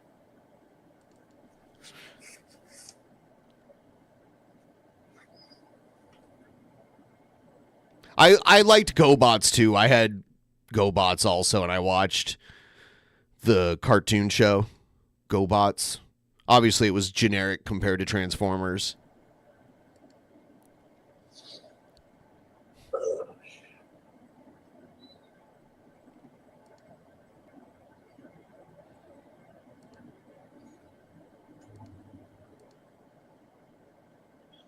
It's telling me there are people watching on the YouTube side, but it's showing me absolutely nothing in the StreamYard side. Okay. So this is just tech issues. And then when I go to the fucking video, it's private now. Is he getting mad? So, did somebody shoot him in the fucking head? That's what I need to know. What? Or was he clickbaiting people again? So, I would love to know what the hell's going on with Rebel, because now the fucking video is gone.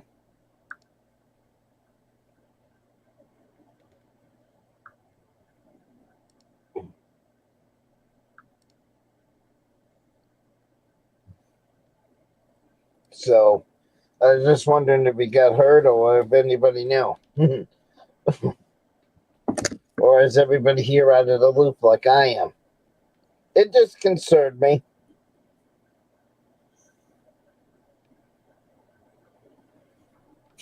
So, hi, Lady Di. Good to see you. Does he rage out? It's all right doing feeling weird. That's about the information.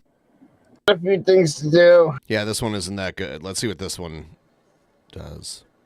Oh, we get a visual emo this time. All right.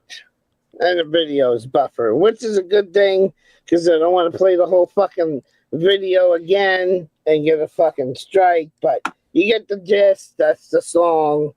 Still Standing by Elton John. You get the little gist, the little pun, the little effect. What? I'm not going to be on here very long. This is just a quick update. Well, it started when I was about 8 years old. I was beamed up into space from on top of a pyramid. And then I saw Spork and his cousin. I gave her a Hershey bar. And then we made love. So basically, as the song just said, I'm still standing. Dun, dun, dun, dun. Okay. Still have the bracelet on from the hospital. This is where the fucking IV thing was. That was the IV. So, but there is a negative side to today's surgery, which I will get into in a minute. But we kind of knew it already. We knew it already. It wasn't a fucking surprise. Okay? It was not a fucking surprise. Yeah, that friggin' stuff they give you when they fucking put you to sleep and they put that fucking thing on your face. That's why my voice is all fucked up right now. But we knew this going in to the procedure. The doctor said, emo, that kidney stone is gigantic. I actually have a small kidney stone that doctors aren't sure if I'll ever even pass, and they said if I do, it won't. It's small right now, so I guess I hope I pass it while it's small. Will they get bigger? He says, I am going to try to remove whatever I can. He says, I'll keep working out. He says, basically, I was his only patient of the day. I was also his last patient. Now everybody's going to say, Emo, what the hell are you talking about? You were his last patient. I will get into that in a minute. He says, I will get in there and we'll start jackhammering that fucking thing with the laser beam. He says, I will do as much as I can, depending on the density. We know the size. We already knew the size. It was gigantic. But he says, depending on the density and whether or not the thing breaks up or not, depending on how hard it takes to break that stone apart. He says, sometimes they look bad, and they look bad and big and everything else. And he says, I get in there with the laser, and they just disintegrate. He says other times they'll be fucking dense, and I remove what I can, and then you're going to have another procedure to have the rest of it moved. So, to make the long story short, just as he predicted, because he worked on me. Oh, why is that open? Oh, no. Oh, I thought my weed was open, but it's the way the package looks. Duh. I thought I left it open this morning. So, the bad news is it was dense. He knew there was a possibility that we would have to go in there with a second day surgery and smash out the rest of it. And that's where we are now. We're gonna. He got what he. Yeah, I'm done with emo. God, emo.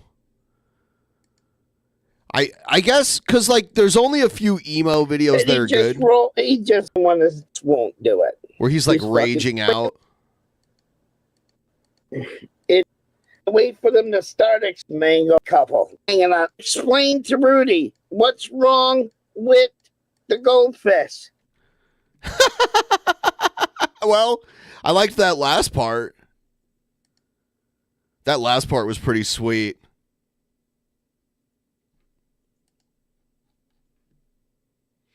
That beard smell like man ass.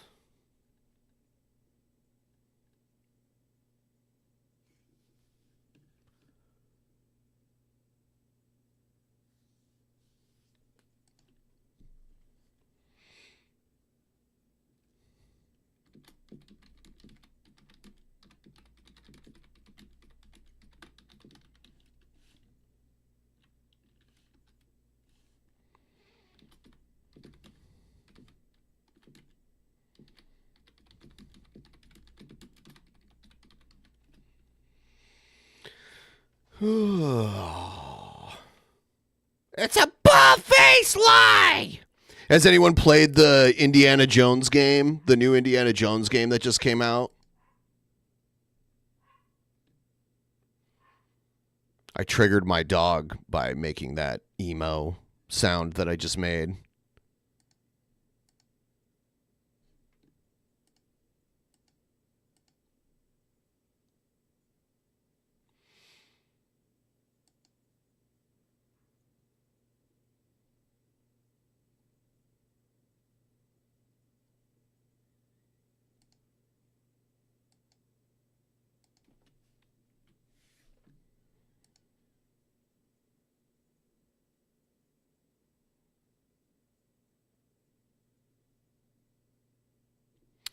I played it for a few hours last night, and it was cool. I had some fun with it.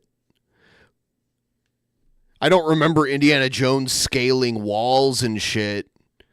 Like there are parts of it that kind of make me think of Assassin's Creed, where you're like, you're being stealthy and you're like climbing up walls and like you'll get the jump on people from behind and shit. There's a lot of like, there's a lot of like stealth. It reminds me of Assassin's Creed and like the Batman video games. I'm scared. You're like using your whip to like, or you're like climbing like a pipe on the side of a building. and you're fighting like Mussolini, like fascist soldiers. So far, anyway, I played like the first level of the game.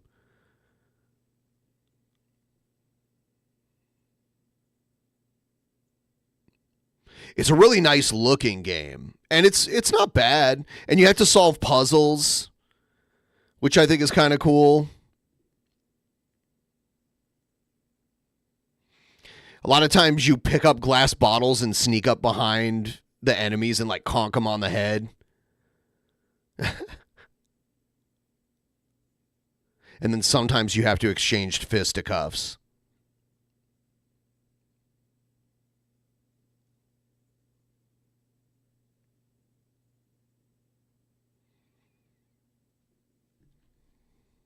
Oh.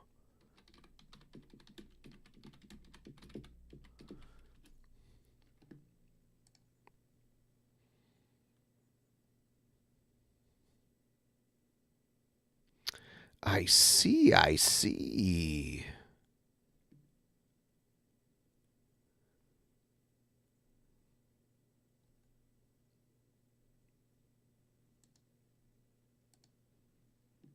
I see, I see.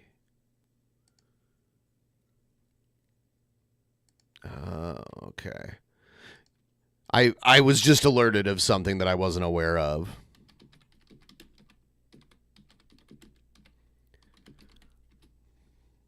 I should have been aware of this, but I've fried my brain way too many times to remember something like this.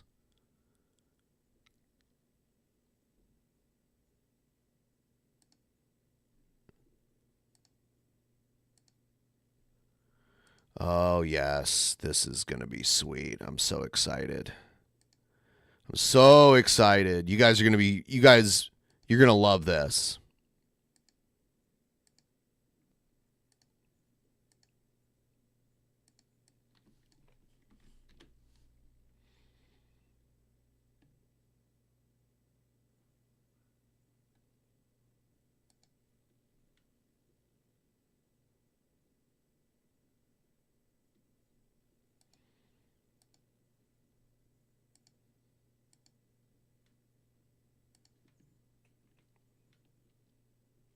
I wasn't going to play a game, but a lot of people don't normally like to watch me play games.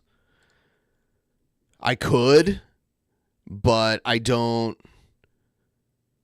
think that's not usually what people want me to do. The new Indiana Jones game is pretty cool though. Like I had fun playing it. I don't get to play a lot of games. I don't normally play games when I'm not streaming, which was weird. I felt weird playing games and not be and I'm like while I'm not live streaming.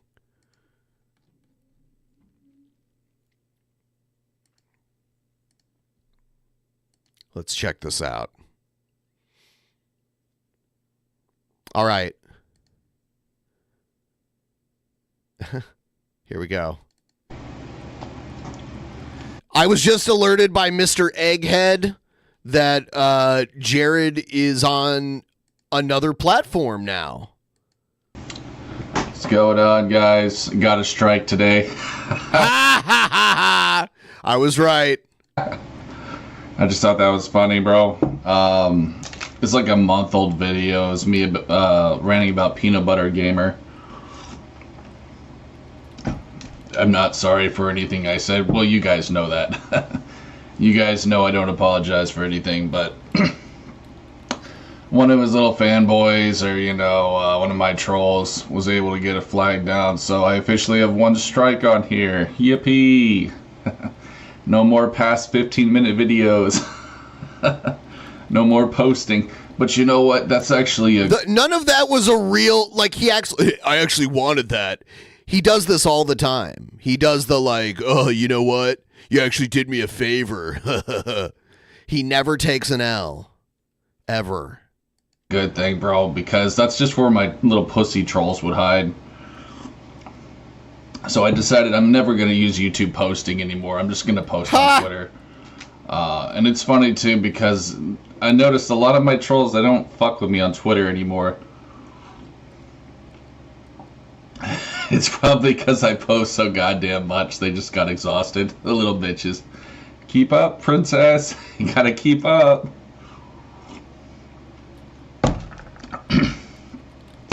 Anyways, guys, on to today's topic, which I really don't even feel like discussing. But you know what? This shit needs to be talked about. Just the corruption of the video game industry and all the stupid tools on here, you know, who cater to them. Like Little Peanut Butter Gamer. He's a perfect example.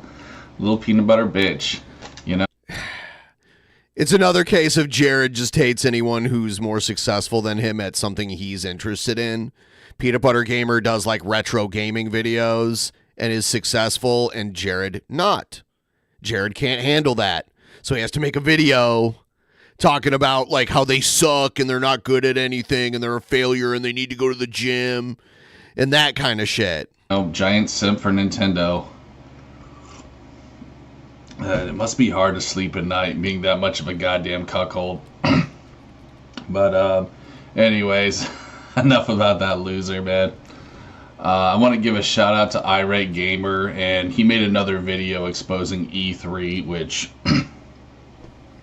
look, man, I mean, I'll admit I don't know that much about E3, other than I think they just do like the video game presentations or whatever. I guess that's what they're mostly known for. You know, they showcase video games that are about to come out. I guess that's pretty much it. But, yeah, Chris was talking about how he used to go to these parties, you know. Can you imagine going to one of these stupid little gamer parties? Oh, Lord. That reminds me back when I used to play Paper Magic, bro. You know what I'm saying? Like actual Magic the Gathering, physical Magic, whatever you... Yeah, now you don't have cards anymore. They probably got ruined. Like, you probably left them on the floor or something. You want to fucking call it. That sounds kind of gay, but the people I hung around with, dear God, I mean, they made me look like a goddamn boss, bro. You know what I'm saying? And that takes a lot, my friend. That really takes a lot to make me look like a goddamn pimp. I just remember, like, and they were all stinky too, like stinkier than me, which again is it takes a lot to get smellier than the Genesis. So I mean, I'll give them props. Obviously, they were trying extra hard to be fucking neckbeard virgins. And I would assume those are the people at those kinds of parties, these E3 parties. These little... You're basically re-virginized. You're basically re-virginized. Cucklets, bro. These little manlets like Metal Jesus cock. Metal Jesus is not little. Metal Jesus is bigger than Jared. Metal Jesus is probably like 6'5". So he called him a manlet. Metal Jesus easily bigger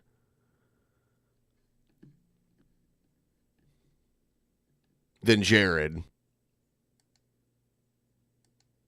You know, Dreamcast gay, Dreamcast guy. What? Dreamcast bot. He hates all the retro gaming people.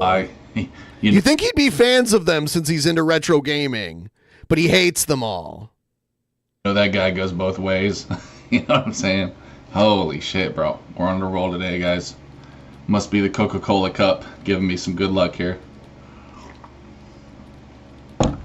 I love that fucking cup, man. It's so great. But yeah, dude, basically what Chris was saying was eventually they stopped inviting him to those parties. You know, oh no, he said something he wasn't supposed to, guys. Oh my God, he's a free thinker. You know what I mean? Just like the movie 1984. You know, they unpersoned him. If you've seen that movie, you know what I'm talking about, or read the book, I should say. But yeah, when you get unpersoned, basically you're just, you know, it's like you're not even alive. There's no get unpersoned of you, no nothing, which is really the best way to be. That way the feds can't track you.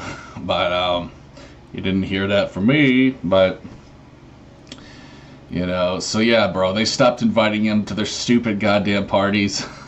It's like, good, bitch. You officially have more, dignity now, Chris, so congratulations, dude. You no longer hang around with the Magic of the Gathering crowd, the smelly motherfuckers. I swear to Christ, The dude. smelly motherfuckers? Like, you're not smelly? Like, you said you only change your underwear, like, every 2 weeks. How the fuck can you call other people... You're like, constantly farting in your videos. How can you call other people smelly? Seriously. That's such bullshit. The people I hung out with, dude. I'm just trying to think of one. This little tubby motherfucker. Yeah, he thought he was such hot shit, dude. I remember this. You think you're hot shit. Fucking asshole. And he would make up stories, too, like how he had a gangbang. Like fucking twins. I mean, it's just beyond pathetic, bro.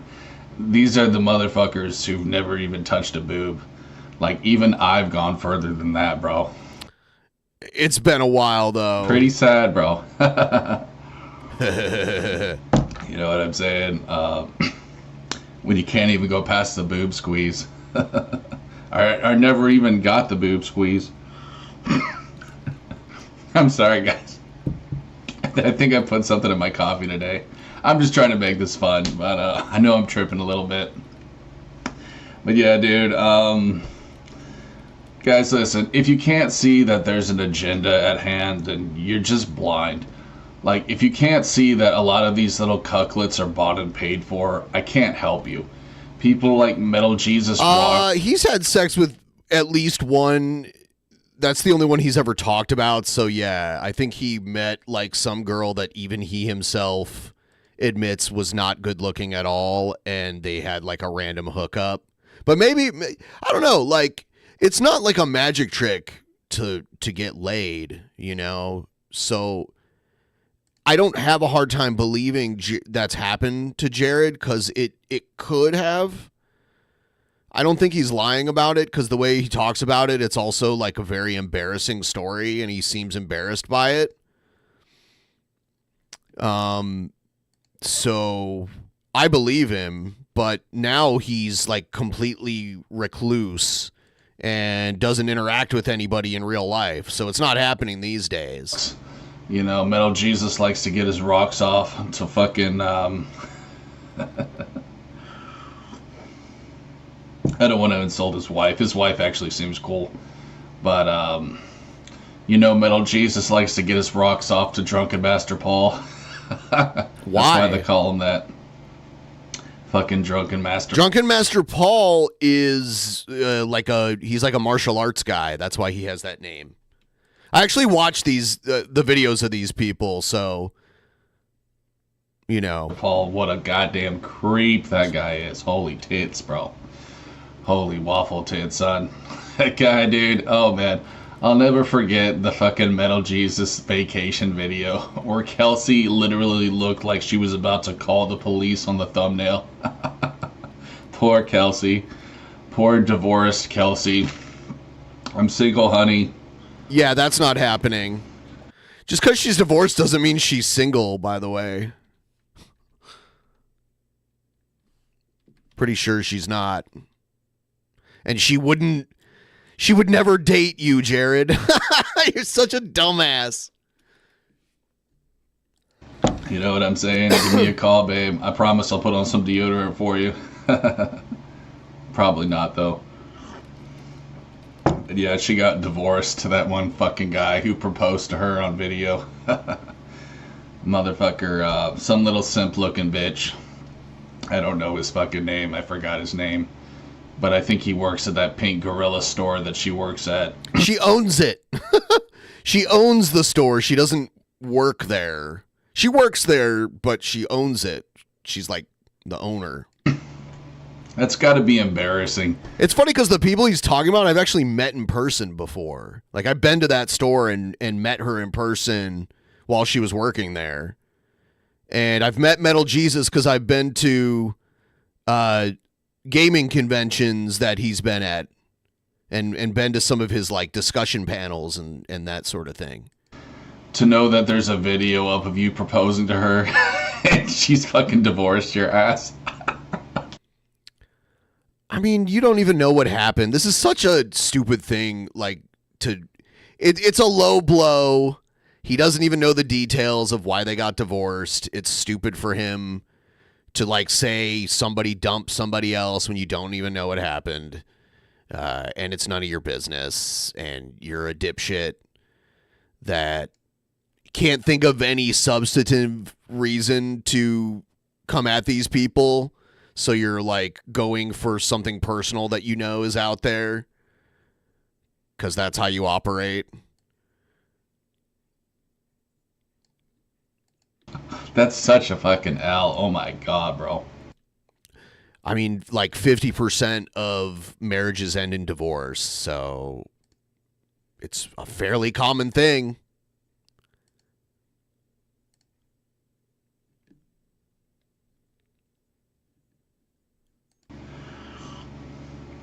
Or maybe she was the one that was unlivable with. I don't know, dude. I don't really know. Oh, really? You don't know? Huh. Imagine that. It's like, oh, I could have, or it could just be a mutual thing, or it could, like, there's so many possibilities, and it's not a big L. It's a perfectly common thing. And yeah, we all know this. I don't know, man. It's usually the quiet ones you have to look out for. You know what I'm saying? I don't know what you're anyways, saying. dude, I don't really know what else to say, bro. I like how he was like, yeah, I don't have to worry about 15-minute videos anymore.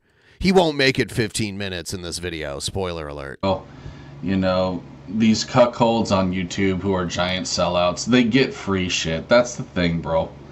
Like, pardon me. Sorry, guys. Oh, yes. These motherfuckers, that's why they kiss their asses to companies like E3 and Nintendo and what have you. It's because they give them free shit and they invite them to stupid parties. So if you want to be part of the cool kids club, you have to be a little cucklet on here. And the reason why I keep bringing these YouTubers up, guys, is you have to understand something. They have more power than you think. Like, they really, really help the video game industry with their stupid videos because there's so many tools who watch them and just believe what they say, you know, and buy what they tell them to buy. And these big companies know that, bro. Like, they fucking know that. They know how little cuckolds like Metal Jesus gets his rocks off. You know what I'm saying? They know how he really helps their company. And it's so fucking sad because there's really like nothing that can be done about it at this point. Social media has just conditioned so many people. Like, it really is sad. No one thinks for themselves anymore. So what's basically gonna happen is this: there will. You don't think, period, let alone for yourself. You are not a thinker. You're not a thinking kind of guy. Be a video game crash. It will happen again. If I had to guess, probably less than 10 years, maybe even 5 years time. Eventually, dude, yeah, like in the 1980s, if you guys remember when Atari was around, there will be another huge crash, and I'm honestly hoping it will be like the death of AAA gaming. That's really what I'm hoping. He just wants everything to die. Like, he just wants everything to end. Because like I've said in other videos, bro, like, gaming got too popular. That's what ruined it, bro. Just like with rock and roll music, you know, just like with so many other things that used to be cool. It just became corporatized and just oversaturated with bullshit. You know, like DLC that you have to pay for and pre-ordering and all this other dumb crap. Well, I mean, pre-ordering isn't crap, but, you know, they do that so that basically, you know, it's just a way of taking advantage of people, you know. They know they can make shitty games and make a lot of money for it by these retards who go to GameStop and pre-order that crap. I just don't understand it, bro. I just do not understand it, homie. You know, these dinosaur companies, they just need to fucking die off. That's really all I have to say. I don't know, bro. I feel like I'm missing something, but shout outs to IRL Gamer, though. He's a fucking real one. You know what I'm saying? That guy never sold out. You can think what you want about him. You know, like I want to know Jared's definition of sold out, because as far as I understand, sold out to Jared is just like someone he doesn't like that did something successful, and that's sold out. A rip off. But if he likes them, it doesn't matter if they, you know, were successful with it. Of AVGN or whatever, but I don't know, bro. I mean, I like the guy. That's just me. You don't have to, you know, if you don't enjoy his content, that's fine. But look, man, you know, he may not be my favorite YouTuber, but I'll just say it like this. I think he's my favorite person. You know what I'm saying? What? Like, he's a super genuine motherfucker. You in love with him? You know. He works hard at what he does, and that deserves a lot of credit, okay? No, I don't think he sucks, but again, you know, he's not my favorite YouTuber, but that doesn't matter. I mean, I think it's just because he's not a fucking dirty-minded cunt like me. I think that's just what it is. A rare moment of clarity for Jared, right? By the way, you don't know anything about Irate Gamer or what he's really like or anything. He could be how you think he is. Chris is very straight edge, you know, and respect to him for that. You know, he's a Christian. He doesn't really cuss much. He doesn't get dirty, and I love that shit. Like, I love dirty, perverted motherfuckers because I basically am one myself. Oh, really? No. I guess that's the reason why he's not my favorite, but you know, it is what it fucking is, man. Like I said, he works hard, dude, and you gotta respect the hustle. So yeah, shout outs to Chris, dude, and keep exposing these fucking loser companies and these retarded assholes that, you know, cuck for them. It's just, I don't know what else to say, bro. The video game industry, to me, it's just dead. Like, video gaming as a whole is just dead to me. It's not, though. It's bigger than ever. You know, PlayStation 3 had their 30th, or not PlayStation 3, but, yeah, PlayStation had their 30th anniversary the other day. And I was just thinking to myself, like, good God, bro. I haven't actually loved PlayStation in decades. I think PS3 was the last good PlayStation, honestly. That's just my fucking unbiased opinion, though. PS4, it had like hardly any exclusives, dude. I think that's about the time when gaming just really fucking fell off.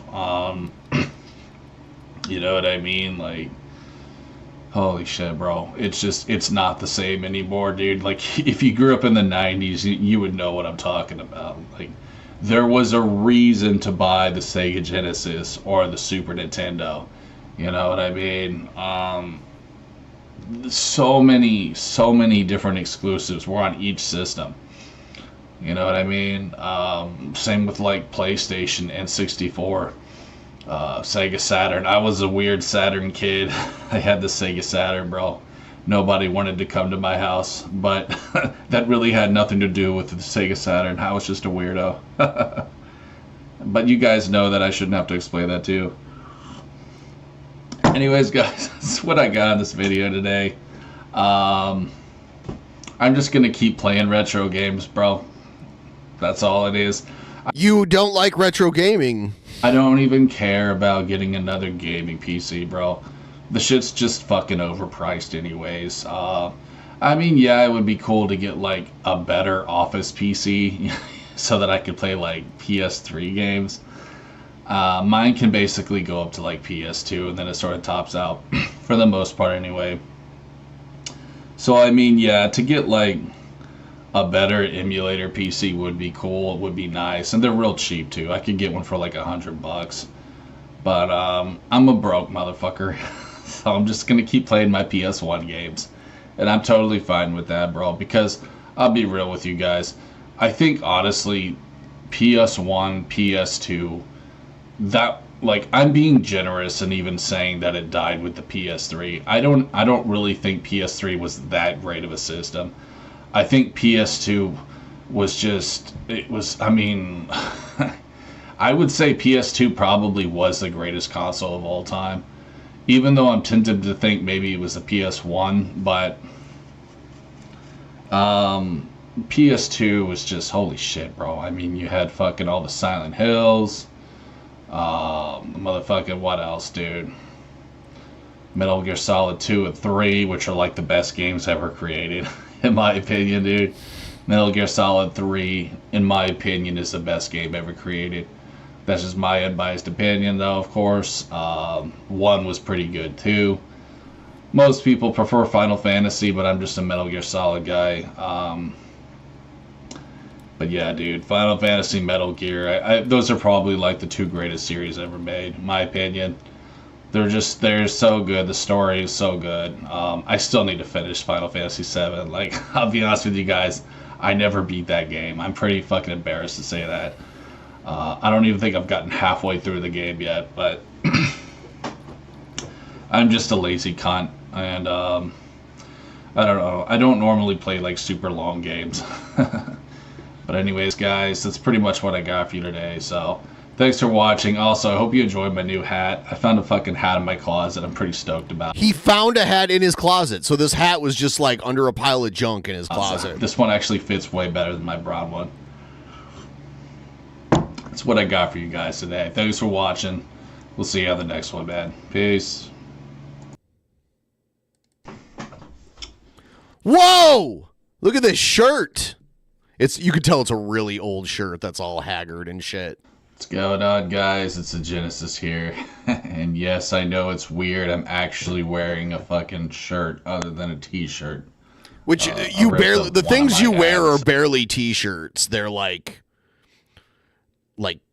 pieces of fabric with holes in them. So, this one's for the history books.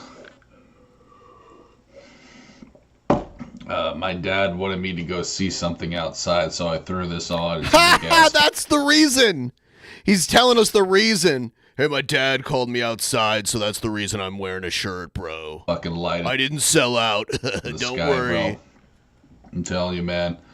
The drones are out, bro. And it ain't fucking aliens. It's the goddamn feds. The U.S. military, to be specific. They're watching us, bro. And that's some real shit. Project Bluebeam, look it up. No, I don't think I will. I'm not here to talk about that, though. What I want to talk about today, guys, are the smart cities. Because I know this is going to be like the new, basically, yeah, I mean, these are concentration camps, bro. I don't know how else to say it. This is the new version of fucking Nazi Germany, bro. And if you think about it, it makes perfect sense. They're trying to entice us. Look at these smart cities, all this AI that does everything for us. It's like, bitch, did you not watch 1984 or read 1984? You guys, a lot of you really, like Benjamin Franklin said, I believe it was, you really don't deserve the freedom you have. Did Benjamin Franklin say that? You allowed all this tyranny to fucking happen. Like, what quote is he talking about? But look, man, I don't want you guys as, battery cells to the metaverse. And that's why I'm making this video. Because you got to understand something, bro. That's their plan. They literally want to use your conscience as a battery cell. As crazy as that may sound, this is what the Matrix warned us about, bro. Remember all those little pods of babies, hatching from those pods and shit? That's what they want. They weren't babies, were they? They were like adults. Like Keanu Reeves was one of them, right? Dude, they literally want to use you as a fucking cell, to more or less just be used for their comfort, you know? You're basically being used for their luxury. Because that's what the elites see us as, bro. They see us as nothing more than a battery cell. Nothing more than just cattle. So yeah, with these smart cities, guys, don't be an idiot, okay? That's really all I can say. Don't fall for this bullshit, you know? See, what they're gonna do is they're gonna make it really cheap, super cheap living, you know, because they created this housing crisis. They created all this inflation. And so, yeah, it's gonna be very cheap. It's gonna be, you know, I'm sure they're gonna make it extremely affordable. Unlike anything we've ever seen. People's heads are going to be blown like, oh my god, this is so cool. AI is the future. Yes, you're right. AI is the future of the apocalypse, bitch. Have you guys not seen the Terminator movies? Like, oh my god, movies are not real so life. Stupid. You Trump tards. You fucking extreme left retards. You know, you fucking commies. Y'all are so dumb. Every one of you, bro. You alt-right fucking motherfucking Nazis too. All of you guys are so stupid because you blindly follow idiots like Donald Trump, like Joe Biden, like Barack the motherfucking nigger Obama. What? Oh my god, dude. And he's always like, oh man, Chris is a racist, man. Chris is just a racist, huh? Wow, dude. Jared. You're showing your true colors right now. Showing your true colors right now. I can say that word now. But why would you want to? You know, guys, wake the fuck up. Jesus Christ should be your only president. Okay, he should be your only true leader. These motherfuckers like Donald Trump do not care about you, bro. They don't. They're just elites. Okay, I mean, I shouldn't have to tell you guys these things. You know, we should know this by now. But I think people are just so desperate that they're willing to just dumb themselves down in hopes that maybe, just maybe, you know, they'll find their golden calf president to say. It's like, bitch, how do you think America can be saved at this point? We're $35 trillion in debt. How do you think even another stupid war is going to save us? It's not, bro. World War III, you know, it'll be natural selection for a lot of simps and purple hairs. That's a great thing. A lot of these stupid motherfuckers will sign up for that war and die, which is a great thing. Like, I'm just being honest. It'll weed out a lot of parasites, but... Like yourself. You know, still, you're just feeding the machine. You're just, you're feeding these fucking elites who want to turn America into a communist country, which it pretty much already is, bro. But again, I understand I'm sort of preaching to the choir here, and I know a lot of you guys realize this, but it's sad to me how so many of you motherfuckers are still stuck in the left-right paradigm. You just don't understand that you have no power. They want you to think you do. It's an illusion. Voting is an illusion, okay? You know, fighting these fucking wars, it doesn't solve anything. It just feeds the elites. I hear something in the background of his video here. I'm not sure what it is. Stop fighting their wars, and you have to stop voting. That is the only way we can defeat the system. So, the best way to win sometimes is to not play the game, bitch. I just pray that humanity sees that before it's too late. But yeah, dude, anyways, these smart cities, I'm telling you guys, they're going to basically use it to, you know, enforce all these laws. Like, you're going to have to get the fucking chip. And that, once you get... People already carry around a chip, like, willingly. The brain chip, bro, it's game over. They have you at that point. You know, this was the wet dream for all the dictators of the fucking world, was to be able to literally control your mind. This is what they finally have now. They finally have that magical ingredient to completely enslave you. You know, because when they have your mind, dude, they have everything. You no longer can think for yourself. I mean, they can literally program thoughts into you, bro.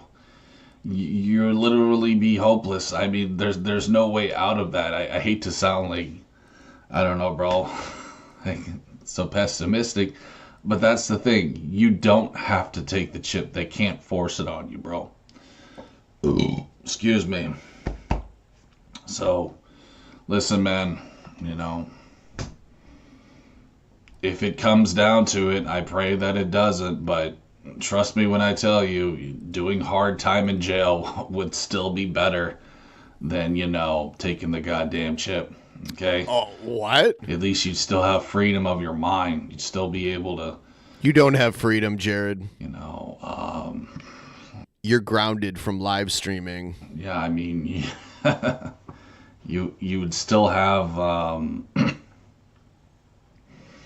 there would still be hope for you. I'm hungry for chips. We'll all this that, talk. Bro.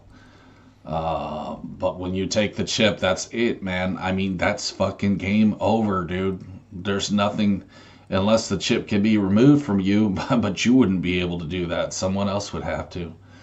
You see what I'm saying, motherfucker? You know what I am saying? Little I like how now he's saying, you see what I am saying. cuckold Musk.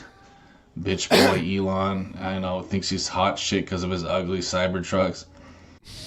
He says that he can chip somebody in like just a few hours. He was bragging about it. I saw him with some goddamn video. You know, like you can come in the morning and you can have it all done and be ready for lunch. Some stupid shit like, oh my God, bro. Can you guys not understand that dude is evil? Like, can you not really see that in him? How evil he truly fucking is?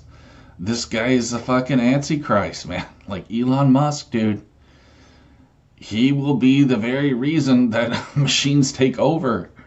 You know, like I said with Terminators, like, guys, wake the We're gonna have fuck Terminators up, soon, dude. everybody. Smart cities are new concentration camps.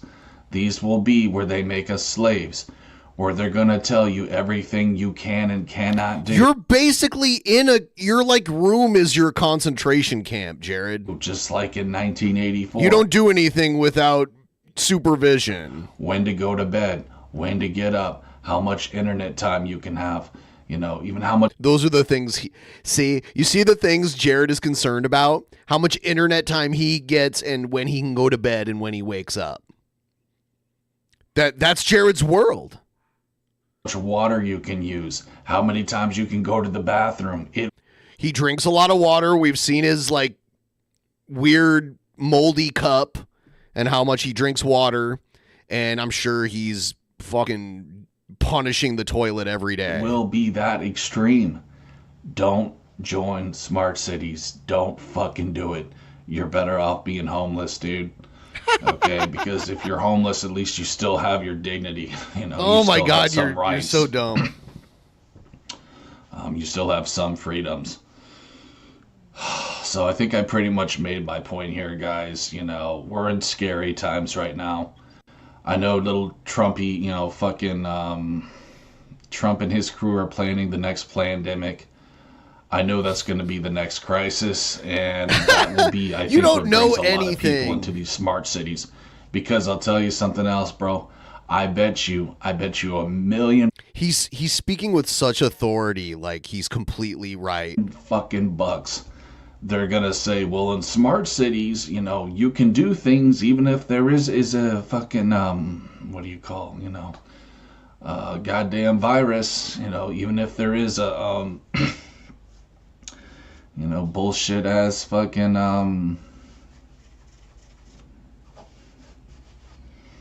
what was the last stupid Wuhan disease? Fucking he can't even remember the name Corona, of it. You know, they will tempt you guys. That's what's gonna fucking happen. Holy shit! I have a lot of cat hair on my hat. But They will Too many fucking cats tempt at you. Jared's house. I can guarantee you that's what's going to happen, bro. This is what's going to go down. They're going to have the pandemic, and then they're going to say, we'll move into a smart city and you can have more freedom. Because, you know, they'll just be like, well, you know, it's cleaner here so that you can do This more is some shit. weird See what I'm conspiracy saying? garbage. They'll come up with some fucking excuse, but I guarantee you that's what's going to happen. And that's what's going to tempt a lot of people to join these stupid fucking cities. I'm telling you guys, we're in 1984. Like, these are the fucking end times. A lot of y'all, you're just... you know, my haters, I tried waking up my haters, but they're so goddamn stupid. Most of them are on drugs. They're just fucking... Their brain is fried, you know. Jared has admitted to huffing gas before, by the way. I was able to wake up some people, though. Some people on my crew, you know. On his crew. Oh, you mean the people long game trolling you? Who used to roll with me, so I at least feel better. Who used to doing roll that. with you? Okay. But, you know, for all the gang stalkers and motherfuckers who watch me, there's no hope for them. Like, I can promise you these retards will all take the chip. And they will inevitably just become battery cells for the elites. It's crazy, you know. I honestly feel crazy telling you guys this, but it is the actual fucking truth. That's what's gonna happen, guys. The Matrix warned us about this. Don't take the blue pill. That's all I can tell you guys. Do not take the blue pill. The blue pill always leads to death. Suffer now, party later. Okay? Party later. Be hated Party now. on. Be celebrated later. I know some of you guys may find this hard to believe, but one day people will see me as a legend, bro.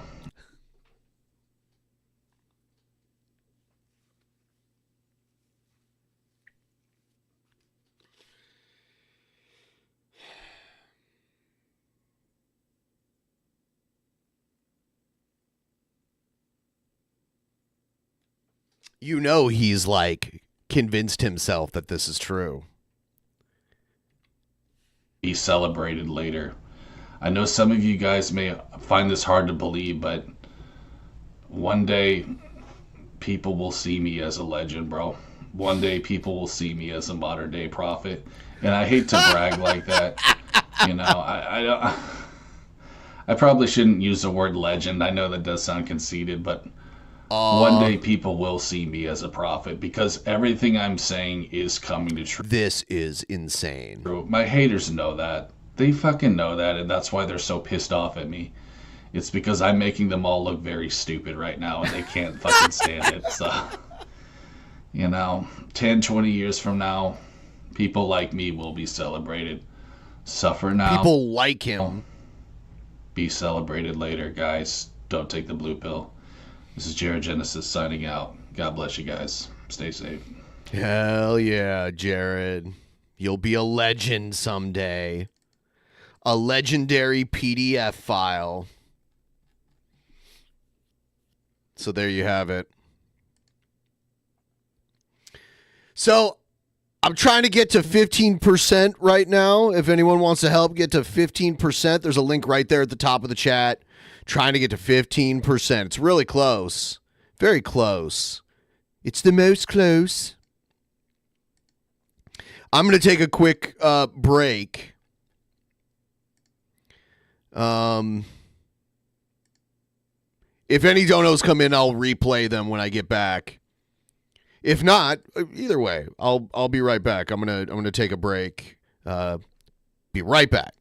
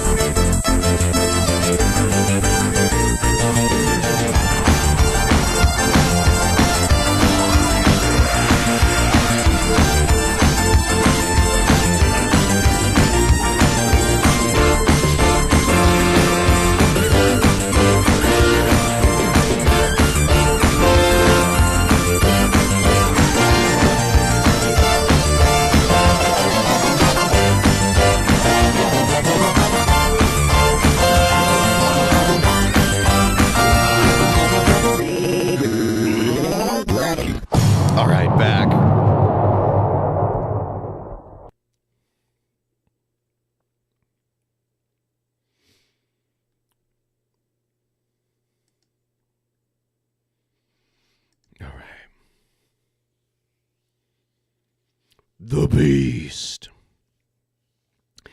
Guys, size doesn't matter.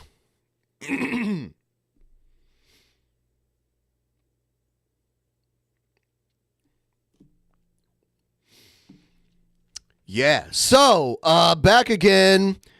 Don't know if I'm going to keep the stream going. I'll tell you what we'll do.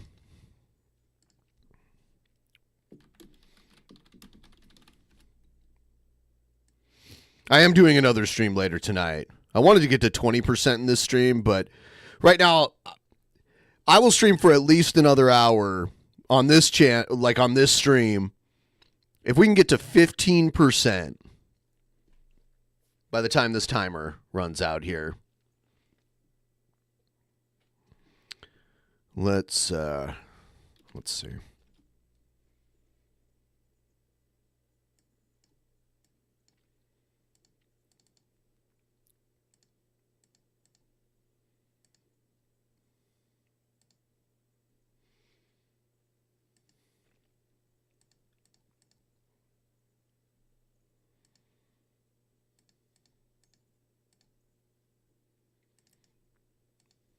So that's $5.34.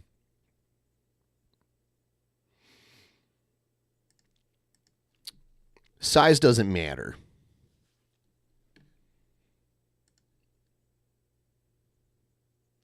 I'm currently working on the new Actual Mania with Commissioner Egghead, newly crowned Commissioner Egghead. He just got the job. He's had some interesting booking ideas already. I'm excited about that.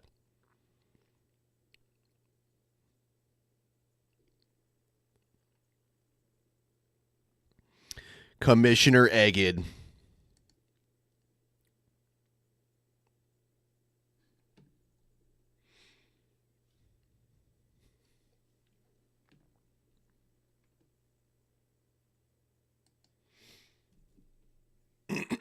Fuck your timer. Damn it, you got my timer. All right.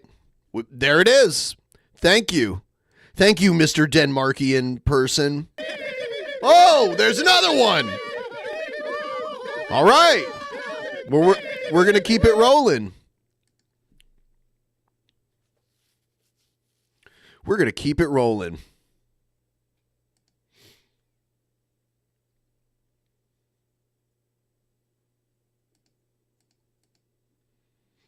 I guess we will check in with our favorite wizard.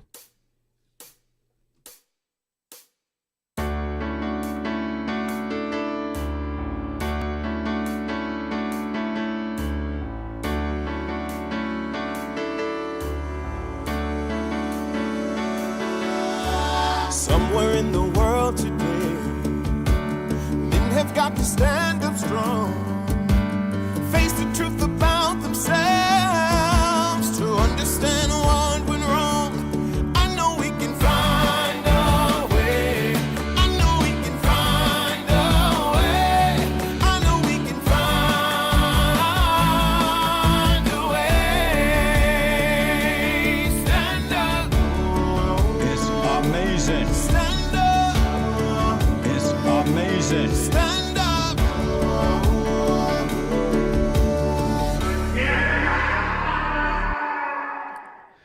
Oh yeah, let's see what's going on in the Cobra world right now. This bastards, King Cobra back at it with another drink combo. We need some coconut rum. Please like the stream, by the way. And since we extended the stream by at least an hour, how about we march a little towards that 20%? Yeah. We need some sweetened lime juice.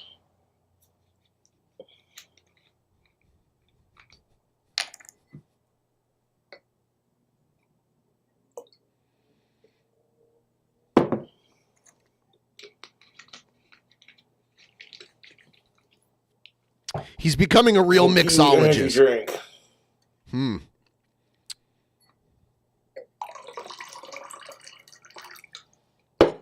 And some mango and monster energy drink.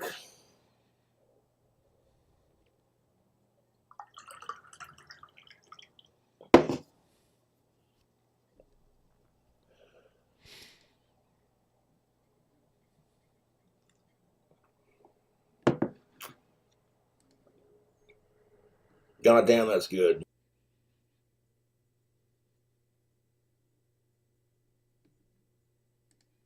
Okay, so there's that one. Some of his videos are very brief and to the point, and I appreciate that.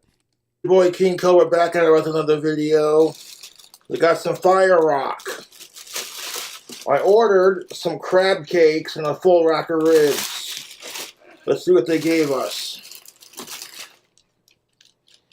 Mac and cheese.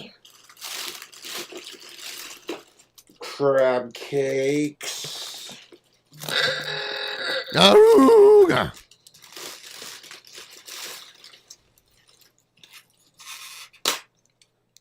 Some dinner rolls.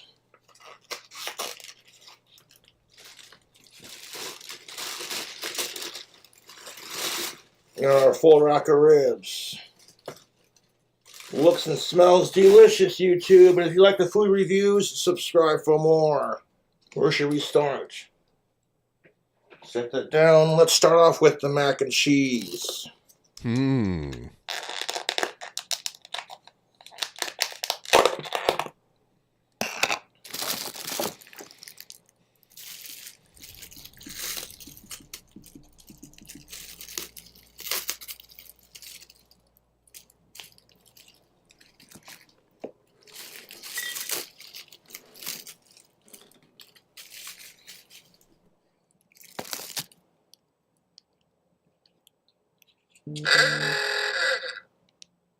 Aruga.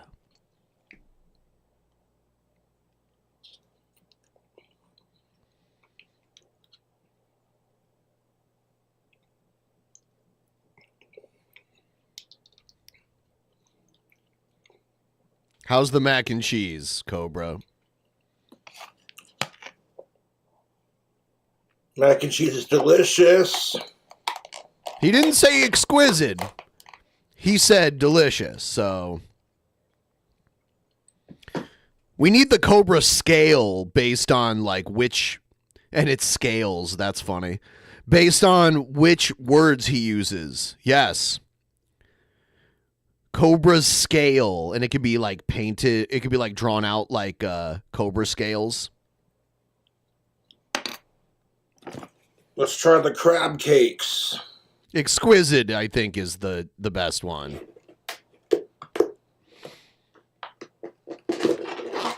He also says tasty. They give us some tartar sauce to go with it. Tartar sauce. Squeeze the lemon into the tartar sauce. Lemon in the tartar sauce.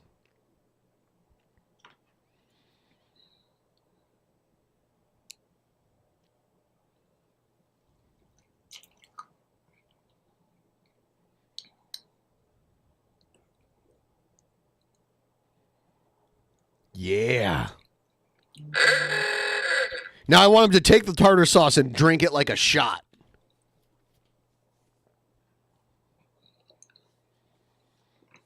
Bottoms up. Auga! Okay, the crab cakes are fucking banging. Fucking banging. Put that on the scale too. I think fucking banging is right below exquisite. We're gonna roll first, and then we're gonna try our ribs. Them crab cakes are delicious. Delicious, huh? It's another one. Fluffy biscuit action.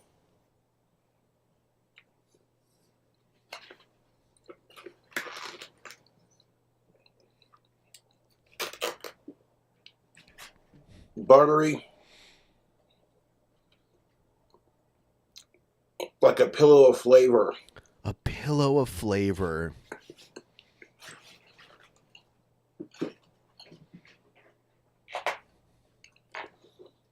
So far, so good.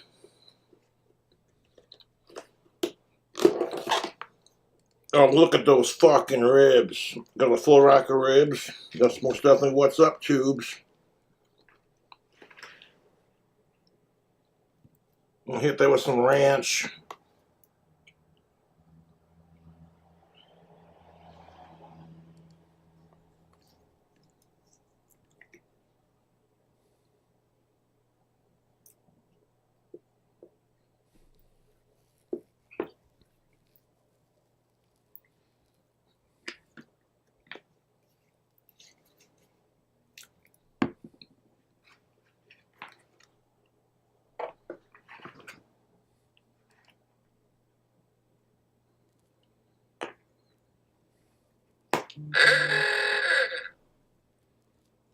Let's see how them ribs hit.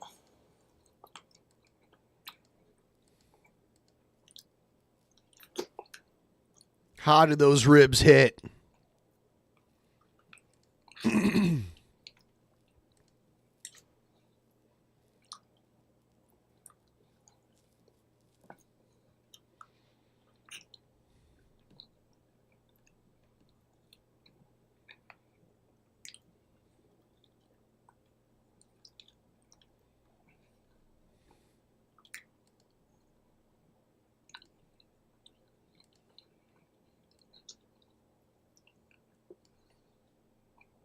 Good flavor.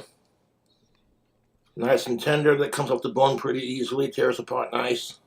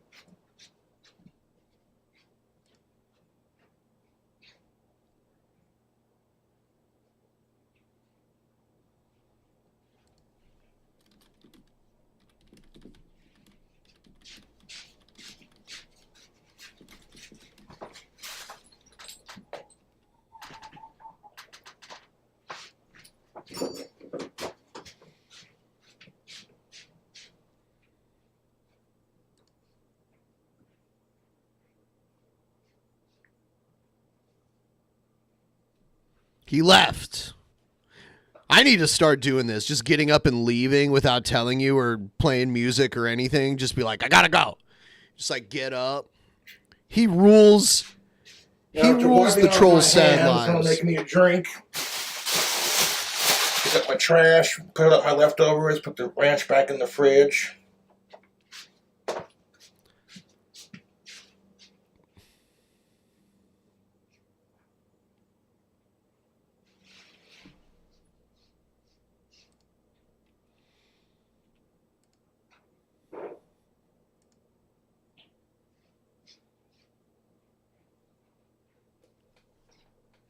Yeah, Brett would go out back and have a smoke, or he would like go take a dump during his stream.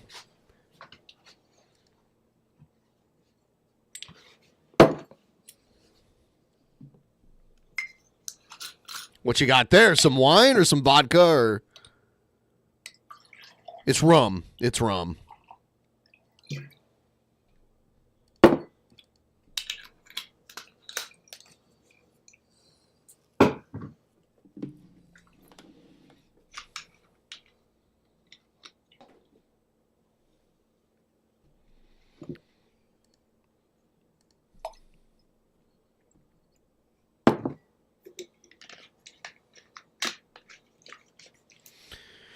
It's one thing to exit a party that way. It's another thing to do it in a video, like a pre-recorded video.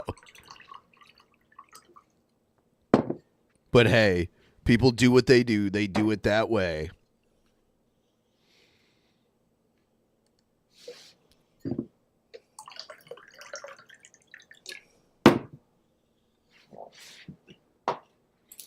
What do I think about that steakhouse that I just tried, the Fire Rock?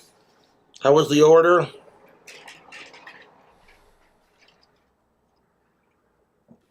Fucking fantastic. I need a recommend drink them. combo. All right. Fantastic. That's another one. Fucking fantastic. All right. So I will be right back. Gonna grab some food from upstairs really quick. And then I'll be right back and I'll be streaming more. I shall return in just a moment. From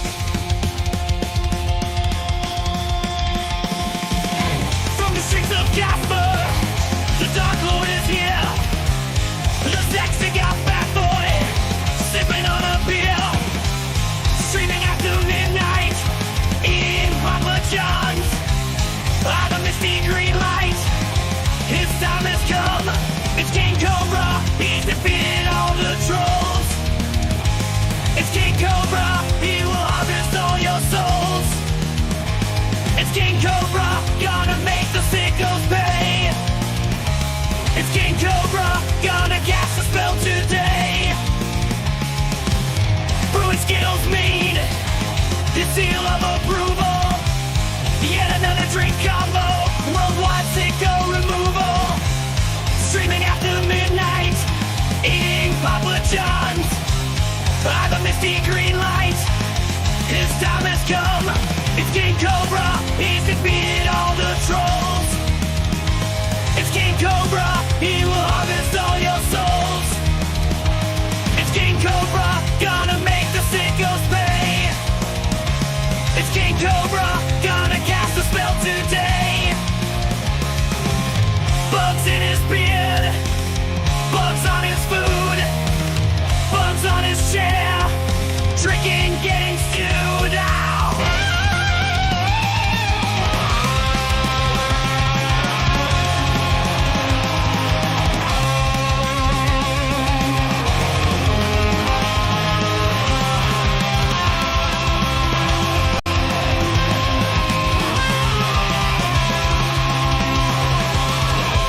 It's King Cobra, he's defeated all the trolls. It's King Cobra, he will harvest all your souls. It's King Cobra, gonna make the sickos pay. It's King Cobra, gonna cast a spell today. It's King Cobra, gonna cast a spell today. It's King Cobra, gonna cast a spell today.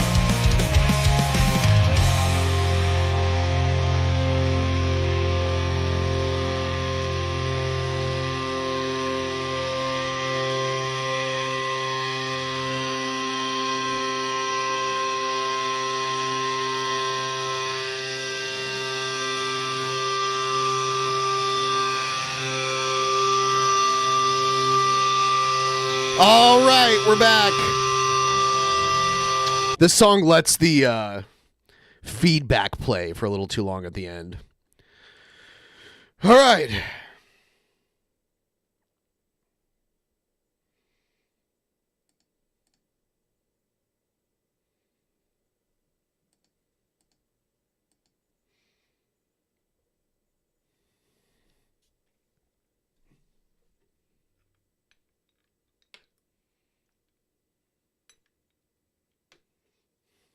I got some soup. Some soap. You drink it and you eat it simultaneously. Fucking fantastic.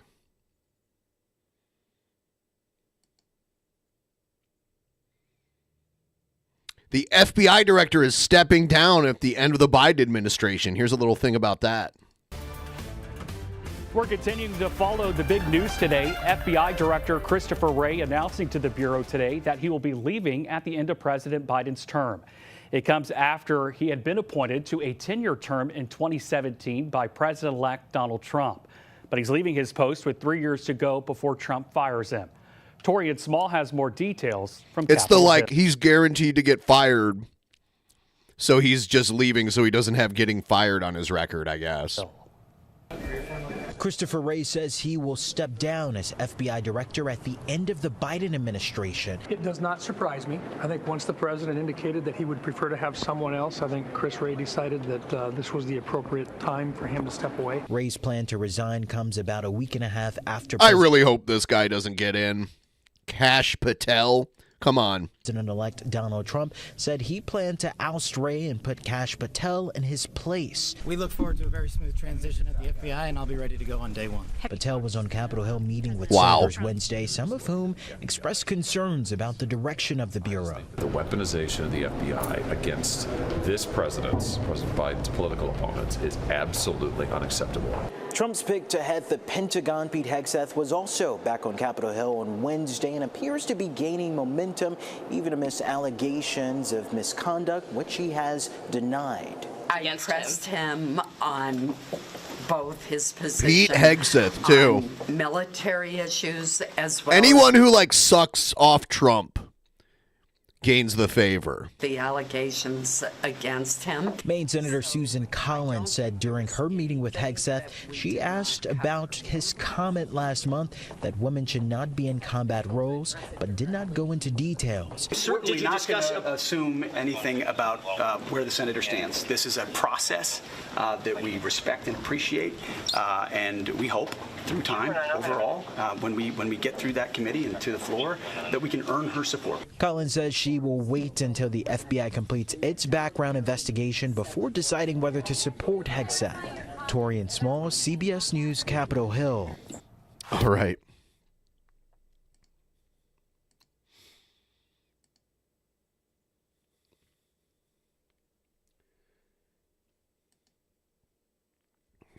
What else we got?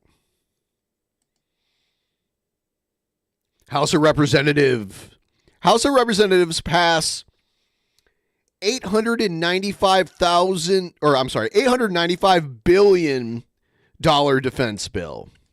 The United States House of Representatives voted on and passed an $895 billion defense bill with a military pay raise in it today. The bill includes a nearly 15% pay raise for junior enlisted service members. It also funds preparations at Ellsworth Air Force Base for the new B-21 Raider stealth bomber. You know, I've been to the base a number of times in the last few years. There's a tremendous amount of construction activity that goes on.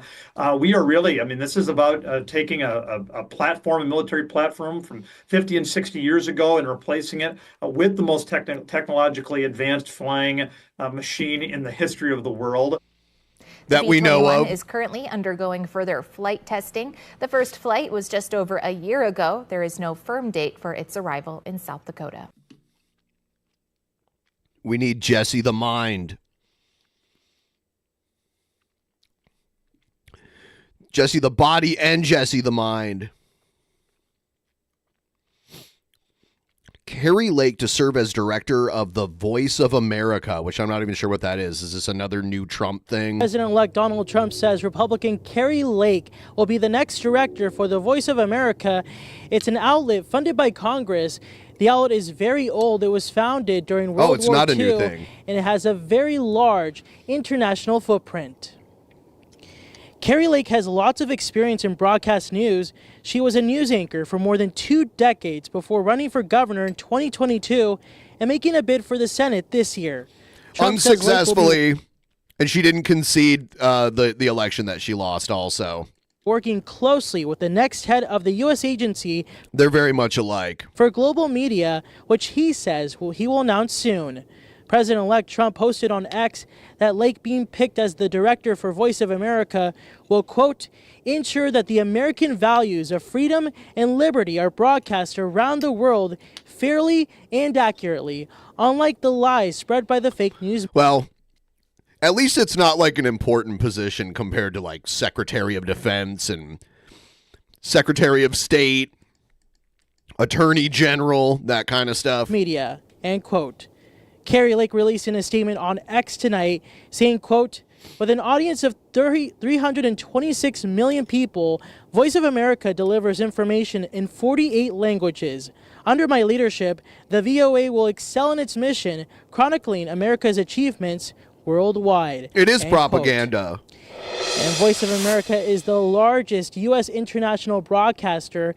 Lake recently lost to now Senator-elect Ruben Gallego in the Arizona Senate race. She can't win an election, so now she needs an appointment. That's what's happening. She's kissed the ring, and they feel like it's her turn, but she can't win an election. And Lake has still not conceded to the 2022 Arizona governor's race. Lake lost to Governor Katie Hobbs by more than 17,000 votes. Live in Midtown, Shvet Serrato, News for Tucson. You lost! Ladies and gentlemen, leaders and fighters for freedom and liberty and the American dream, the best is yet to come. All right, it's kind of hard to That forget was so that moment rehearsed. from Kimberly Guilfoyle at the 2020 Republican National Convention. And while several reports say that her relationship with Weren't they supposed to cheer at that point? I didn't hear anything. Donald Trump Jr. may be a thing of the past, the president-elect has tapped her Yo, Ben, to serve as the check ambassador. General chat. Please add me as a friend on Discord. I will explain later. Code 69 baby.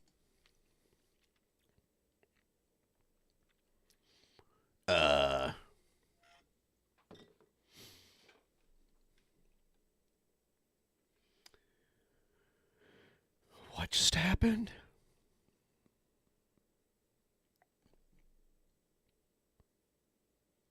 Code 69.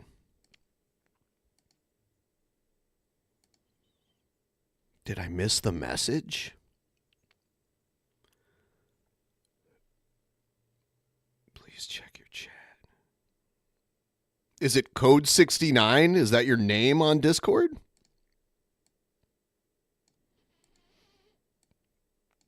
I don't know what that... I'm checking my chat.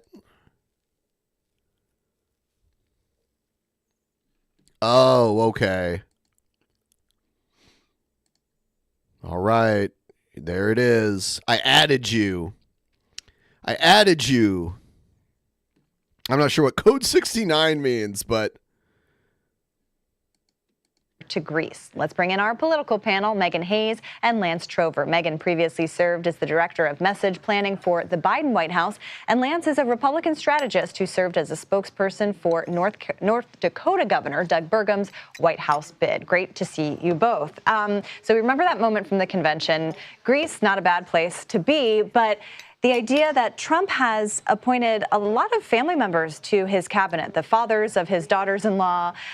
She used to be Gavin Newsom's wife. It's so weird. And other family members, not to the cabinet, I should say, to places in the administration. Lance, I'm wondering, what does this say about how Trump may govern? And do you think Americans care that he's putting family members in these positions? I don't think they give two...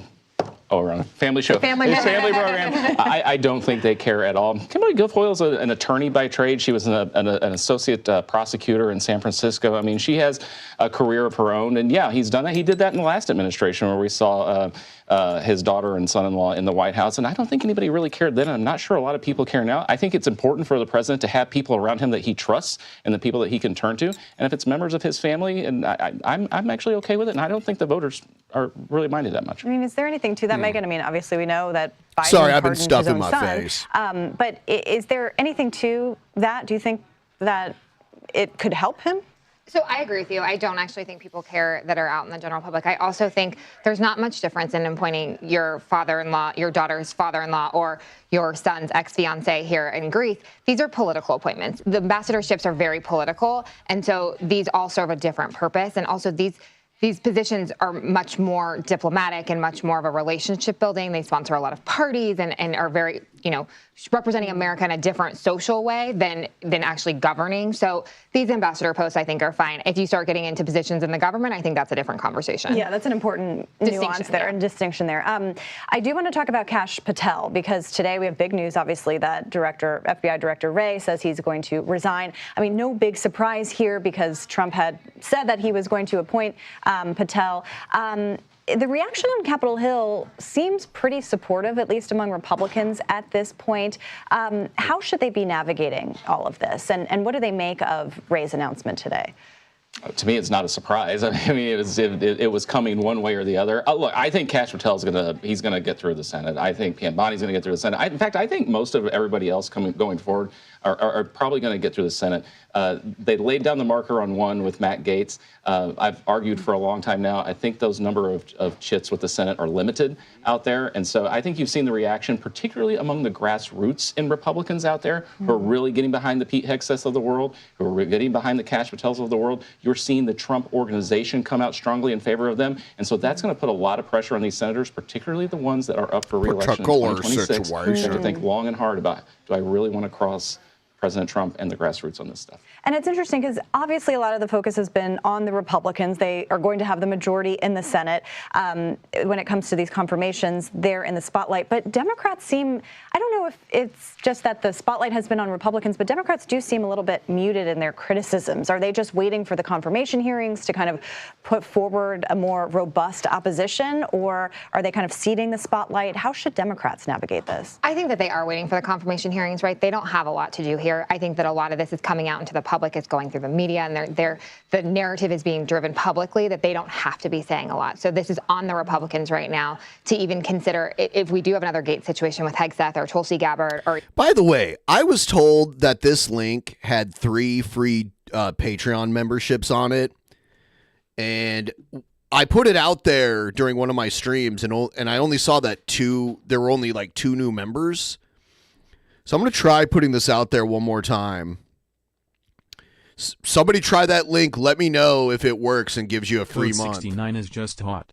Means nothing. Oh. Smiley face. Will write you tomorrow. Time for bed. Last thought of the day. Vince McMahon for Attorney General. If Vince McMahon wasn't in trouble like he is right now, I wouldn't be surprised if he would have gotten an appointment. He probably wouldn't want it, though. I don't know. I'm not sure. I mean, like, at this point, it would be amusing. Nothing would surprise me. Even Kash Patel, if they're going to not even get to an actual hearing. So I think that Democrats will get all this stuff. Let me know if it works. All you have to do is have a Patreon account. Oh, it says the gift expired. Okay. Are waiting for all this stuff to come out in the public eye. And then when it comes to the hearings, they will start asking really tough questions, and it will be tough for them, and they will put them on the spot. But I don't think that they need to be doing anything right now, because right now is not the time for them to do it. So Republicans need to make sure that these folks get to a hearing. And Lance, to your point, and kind of to that point as well, I mean, this pressure campaign that you mentioned, it seemed like that was out in full force, especially on Hegseth. Yeah. What's kind of the Republican thinking? Is it that, Republicans owe their seats to Donald Trump? They have an important... I'm fairly certain that Linda and Vince are kind of like business partners at this point. I don't even think they live together. Pretty sure Linda lives in Florida, Linda McMahon, and Vince lives in Connecticut. I don't think they see each other very often. Role to play here, and advice and consent is a top job for them. What is it about this pressure campaign that you think is working? I think it's just a reminder to the senators that this, Donald Trump won, and he won pretty resoundingly. And, I don't know that people owe their seats to him necessarily. I think there are a lot of members of Congress who do owe their seats to Donald Trump, very much so, and should not forget that.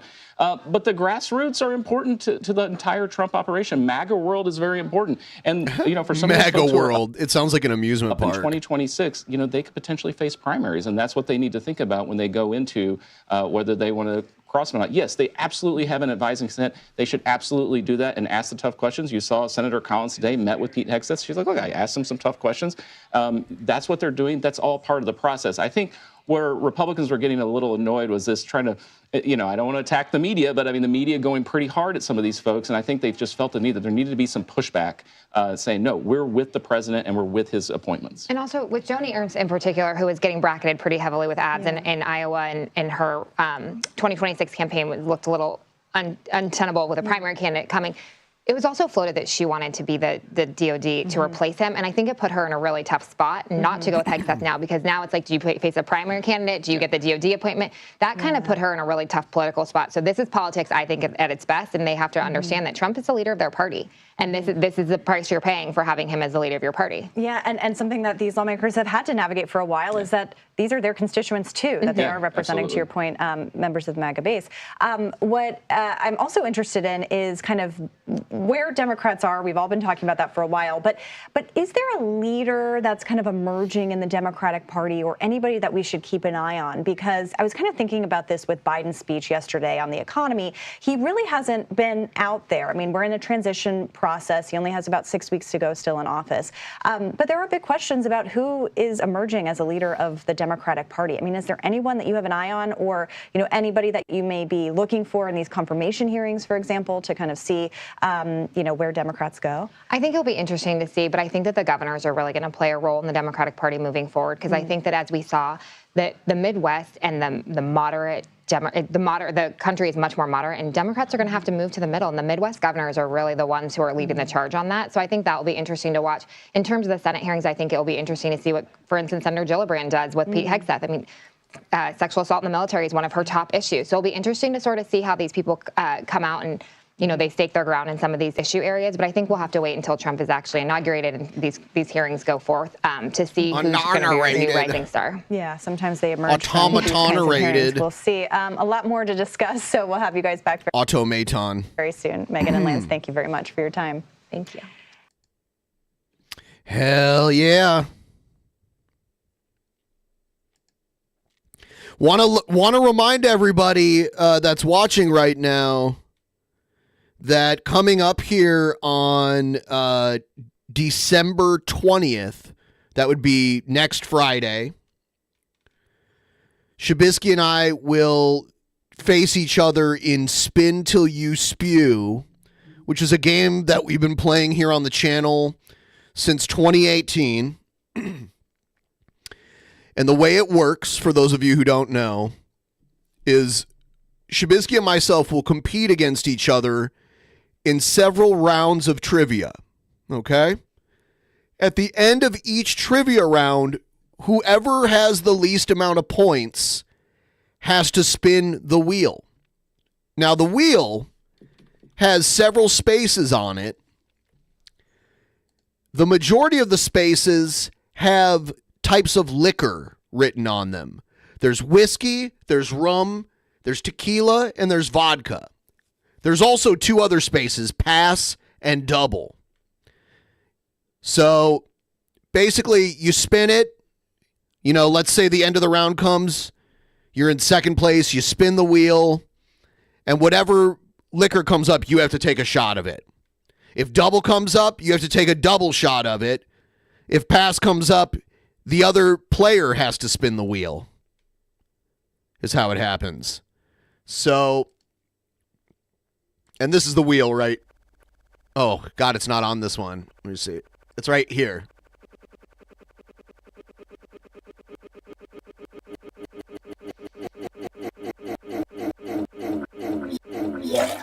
I would have had to have taken a shot of rum.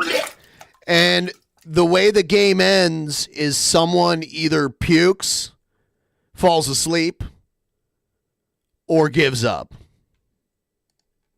That's how it works. That is Spin Till You Spew. It's absolute madness. You should sign up, patreon.com/DP.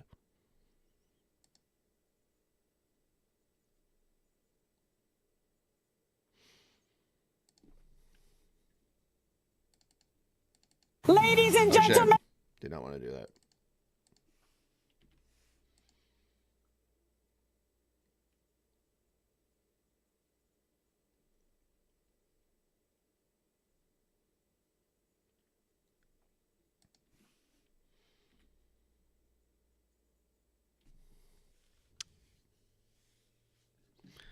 I know I grabbed a few things here.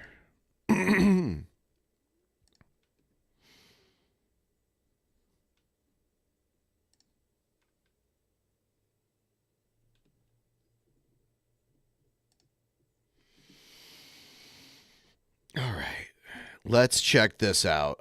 Here we go. Individual situation. Check out the beautiful asshole. The individual Brett Keane segment situation. All right. This is a video Brett made about Ukraine. Well, hello, ladies and gentlemen. My name is Brett Keane, and you are watching and listening to God TV Radio.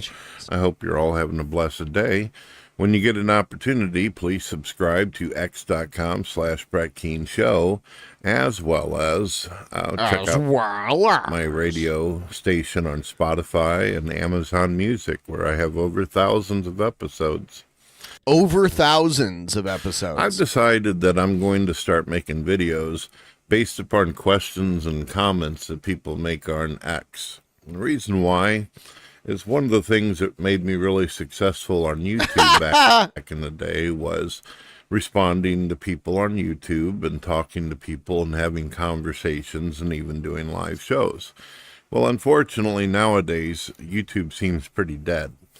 Everybody's trying to sell shit. Everybody's trying to do advertisements. Everybody's trying to be little corporation, smugglers and shit. And there's corporation smugglers and shit. No real connection on YouTube at all. It's supposed to be about you, but it doesn't feel like it. You just can't reach out to somebody on YouTube and say, hey, you want to talk? You want to have a conversation?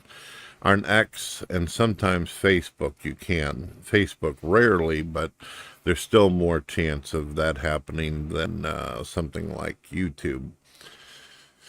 So Tony, he asked the question, he asked a lot of questions to his audience. He says, should taxpayer dollars fund other countries' wars? Why not? Why or why not? Well, one thing, Tony, that I don't understand is why aren't we funding ourselves? Why are we sending money to other countries to protect their borders and their societies, but we don't do it for ourselves? We do. I'll give you an example. Okay, this is going to be bullshit. We could have spent $4 million or $4 billion and actually built a wall around the United States of America and also paid for more security. Under $10 billion, we could have had our entire society protected, almost like we lived in the walls of a castle or an empire or something. A wall's around a castle or is a wall around a castle, not an entire continent. I mean, it's not, it's like a large chunk of an entire continent. You seem to think it's practical to wall it off. It's so ineffective. It's just ridiculous. And the funny thing is that there's plenty of it there already. But instead, we opened our borders, and not only did that didn't happen, we get violent people from prisons and mental asylums and people with criminal backgrounds, over a couple million of them, because all the countries around us were emptying their jails and prison systems and nut houses. So we got that. And then on top of this, if you've been reading the news, Tony, we've been finding ourselves in a really bad mess because we got a lot. Why do I need to read the news when I have Gord TV Radio to tell me what to think? Of unfamiliar diseases and plagues and strange flus that have been coming in. Some of it biological, created by governments, meant to actually harm people. And some of them are just simply sicknesses that came out of the jungle that were incorporated into the people that inhabited it, who just happened to make their way into our country. And we weren't ready for it. We didn't have the resources, and we definitely don't have the hospital space to be able to protect American citizens from that. And it kind of reminds me of what we did back in the day whenever we were escaping Europe to turn the 13 colonies into a... Whenever we were escaping Europe, he's saying it like he did it. Whenever we were escaping Europe. America. We sent all these people over who claimed they were trying to escape religion, claiming to escape all the bullshit from the original country they lived in. Then they come over here, they're introduced to the Indians, and shortly after, all the diseases and sicknesses did not combine well with the immune system of the Indians, and it ended up wiping out a massive amount of the native people that lived in the country. All right. Right. So we all know that history tells us it's never a good idea to take a massive amount of people and just drop them on the fucking continent of another country. It just doesn't work well. As far as helping out allies and allies, helping out other countries whenever not they're having allies, trouble, allies. There's a problem here too. The question that you ask is, it sounds innocent enough and it sounds good. Like, oh, should we help other people? Well, sure. As a Christian, I feel like we should help people. But I also, as a Christian, see shit for what it is. The Ukraine war is not about actually helping anybody. It's about Democrats and politicians and certain people that actually exist over in Ukraine laundering money. Money's being sent, the money gets cleaned, and then it gets handed out and appropriated between they're laundering politicians from our country. They take it to a laundromat the money's and not wash being used it. to help anybody. Sending money and telling people that they can use it for weapons against another country that is entirely technologically based, like Russia. I mean, if you tell a little small country, we're going to help you attack a big country that has more nuclear missiles than any other country in the world, you're not really helping them, are you? And you're not helping yourself. Because if Russia decided that clean they didn't those like monies, what the fuck was going on with America, which they already have stated so, they could start nuking us and nuke the Ukraine. It wouldn't be hard if Russia and Putin was the evil villain that they made him out to be. Russia could have had this war over in a week ago. He could have had it all to himself within a week. There would have been a lot of destruction, a lot of cleanup, a lot of damages, but he could have wiped out the entire society. The question you need to ask yourself is why? Did you hear him snort? Why didn't he just take it out for? Well, there's a couple different reasons. Obviously, and I'm going to let people use their imagination on that. But a lot of people don't know this, but did you know that America has built a lot of military bases, and they put a lot of bombs and shit and nukes of their own over in that area? Why did America do it? They did it a while back because apparently when you shoot off missiles, it's better to have them as close to the target as possible, obviously. So the Ukraine has not only been used as a vessel or a place where they can launder money and do criminal activities and get away with it because it's outside of American laws, but they've also built military complexes there. And that's the reason why America is able to just simply say, oh yeah, we can send weapons over there. They already have weapons over there. There's nobody like over in America shoveling bombs onto a fucking boat and then heading over there. The shit's already there. What? I mean, we have long-range ballistic missiles that can launch here and go to the other side of the world and hit their target. But yeah, we do have missiles in other places too. Was manufactured. We have them on subs. We do have them on boats, definitely. And already built. But even if we gave them some really good toys, if they decide that they want to use that shit and they're given permission, and the American government tells the military complexes, yeah, sure, fire on Russia. Russia's not going to just fire on sit Russia there and take that shit. They're going to fucking bomb right back. And they're going to cause massive destruction, and they're going to also hold America responsible because they knew that from the get-go, Ukraine on its own didn't have anything. It didn't have any firepower until America got involved and been involved. That's one of the main reasons why Putin has got such a wild hair up his ass about this in the first place, because he knows that America was using the Ukraine to put our own assholes on there. To put our own assholes on Tony, there? I hope you enjoyed the video. Okay, Brett. I'm not just making the video for you, obviously. I'm Great making the explanation. video so have more interaction with people who actually have brain cells and who want to have conversations, and you seem to be one of those type of people, so I hope you don't mind me using you for the ability to have a podium to talk about my views having to do with your question. Good outro there, too.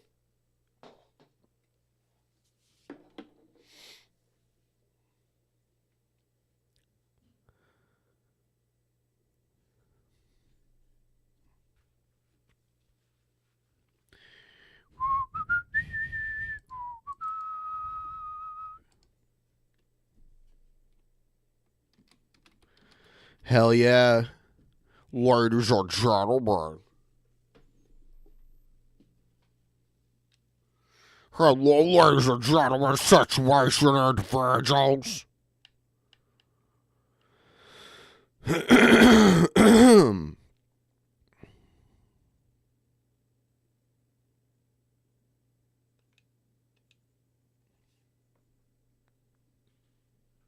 Warn there.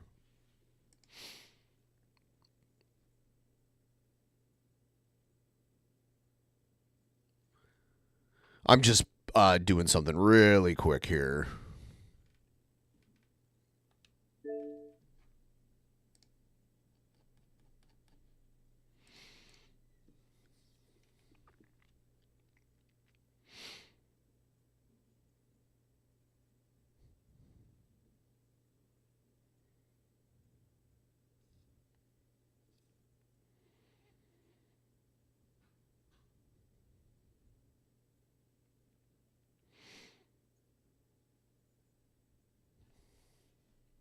Orn. He has a very weird dialect that I'd never heard before I heard him speak for the first time.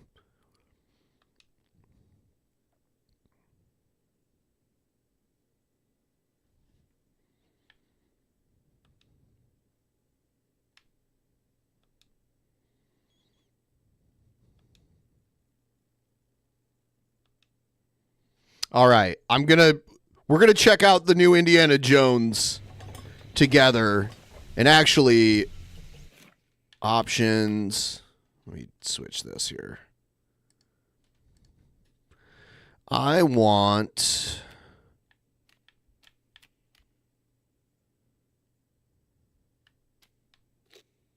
traveling suit. That's spiffy.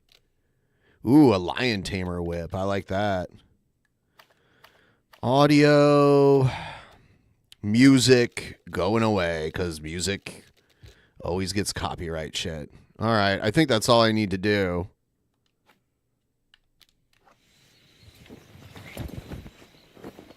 We are walking the path of death.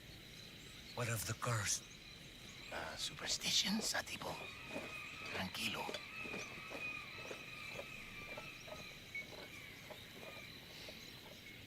All right.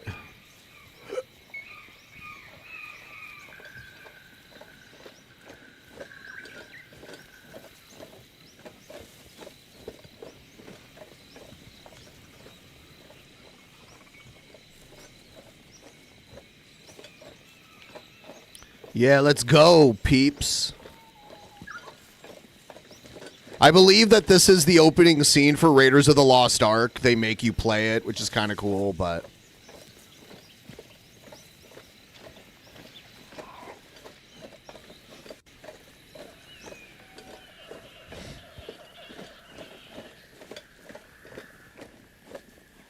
I'm walking at their very slow pace. These NPCs... very slow. Oh, we got a third here. What's up, little guy?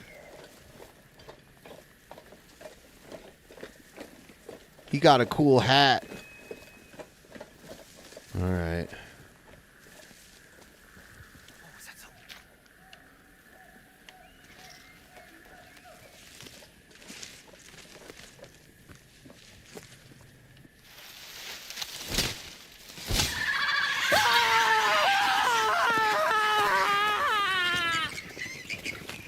Well, that guy got scared away by some bats.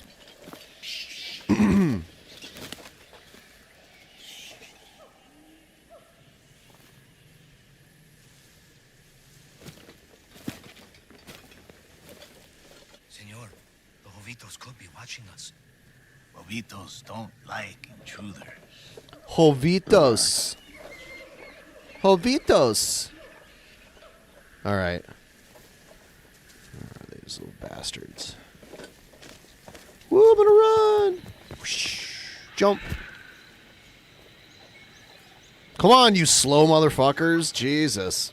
All right.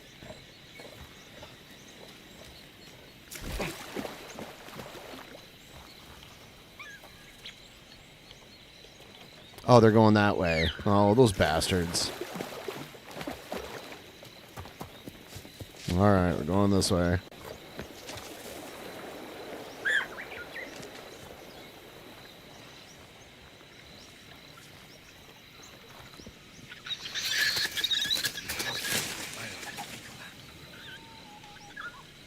It's a book. This was Forrestal's favorite. Why did they leave these things behind? I think they were intent on coming back.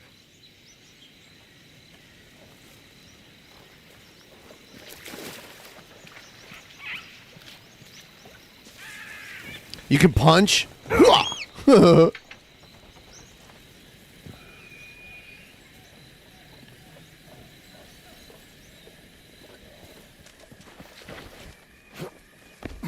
Come on, fucker. Why can't I climb up here? Where'd those bastards go? I guess I was not supposed to climb up here.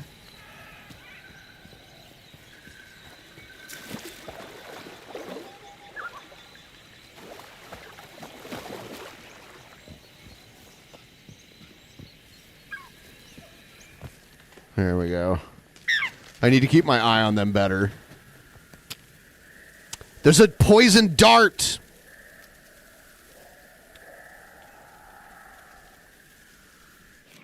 I kind of want to,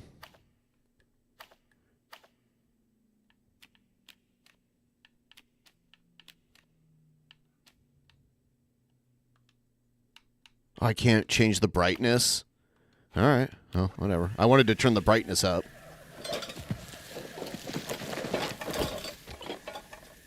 The Jovitos are near. Poison is still fresh. 3 days. They're following us. If they knew we were here, they would have killed us already.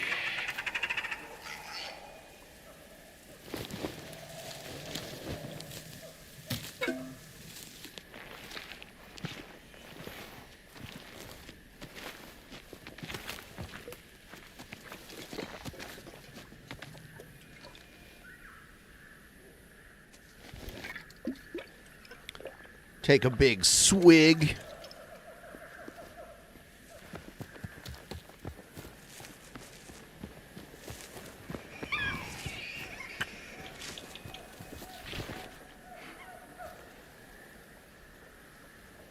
Yeah, go faster, losers.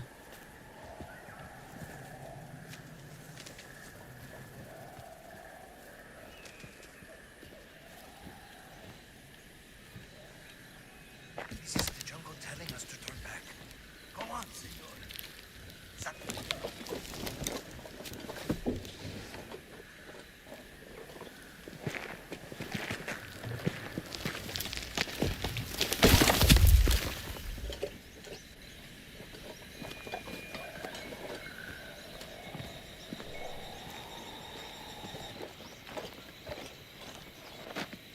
I'm going to switch to this so I'm not covering it.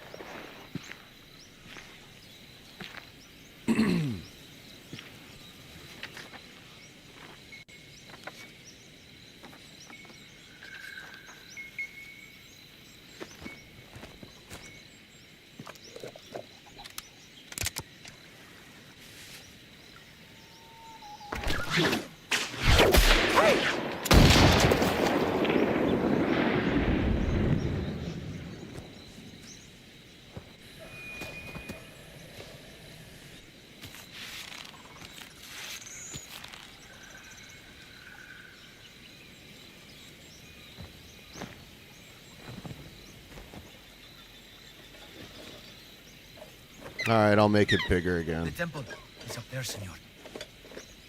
All right, we got to go to the temple.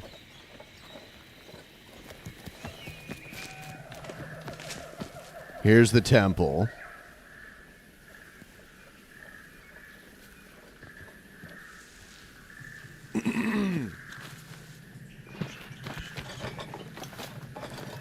This is it. This is where Forrestal cashed in. A friend of yours? A competitor. He was good. He was very, very good. Senor, nobody has come out of there alive. Please.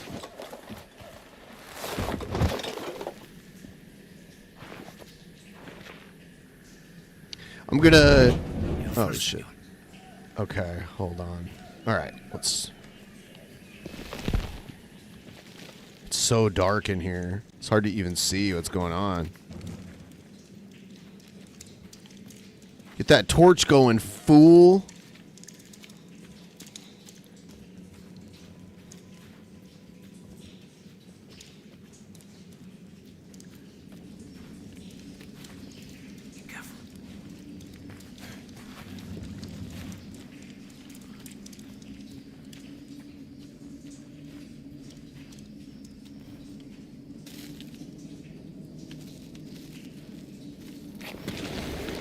Oh, this part's crazy.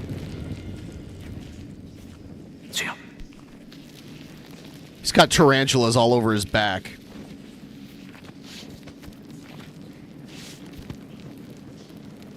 And when he turns around, he's got like 50 of them. Get these things off me.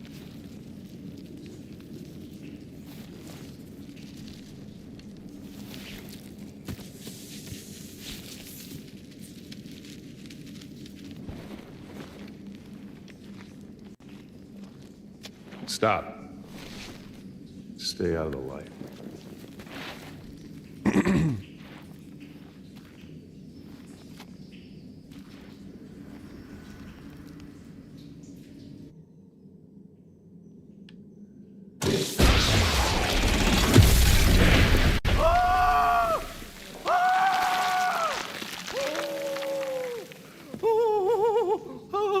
Forrestal. You said he was very good. He was. It's not good enough. Are you? I guess we'll find out. Gotta stay out of the light beam. Alright. Crazy, senor.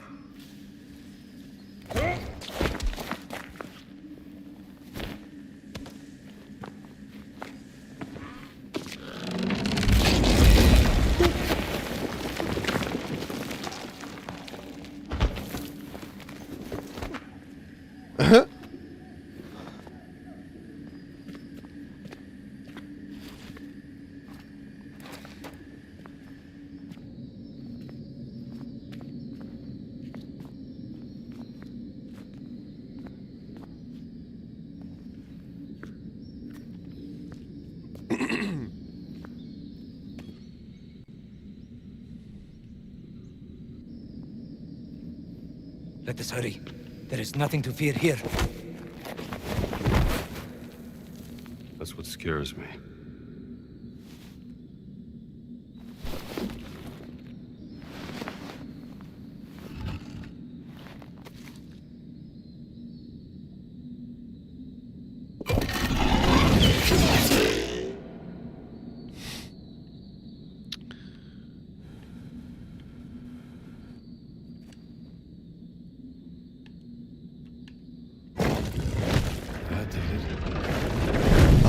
All right.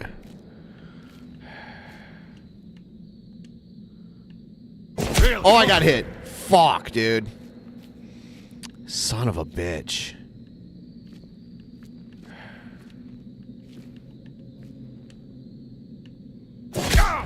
Oh, dude. I'm like fucking up really bad now. I'm gonna die.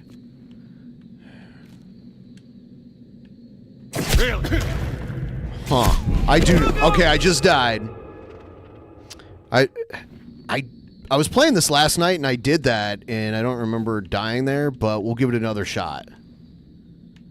I thought Alright. And then I guess...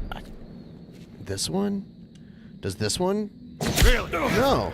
Huh, that's so weird.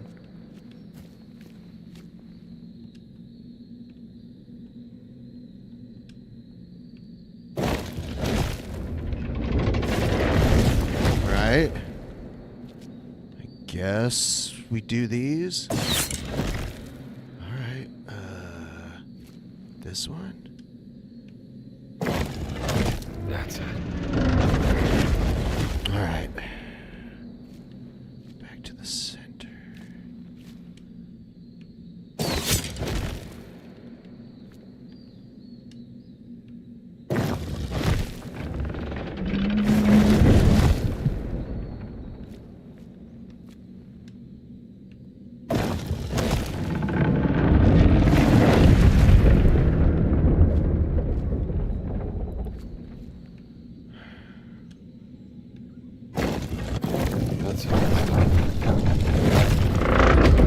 Alright.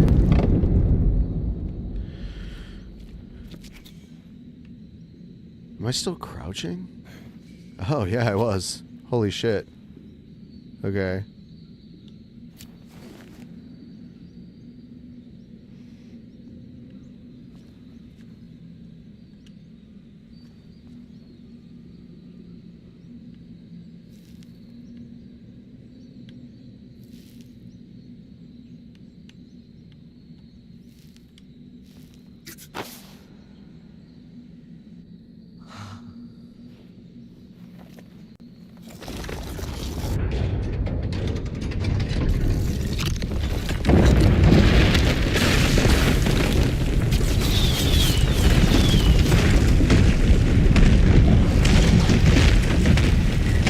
Give me the whip. Throw me the idol. No time to argue. Throw me the idol. I throw you the whip. Give me the whip. Adios, senor. Alright, Ah, God.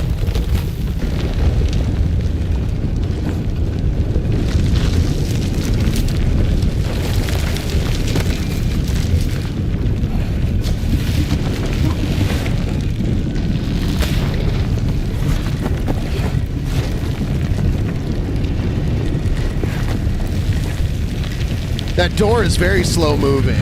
Woo!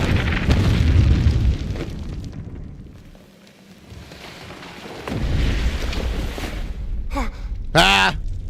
He tried to fuck me over. Adios, Sabito.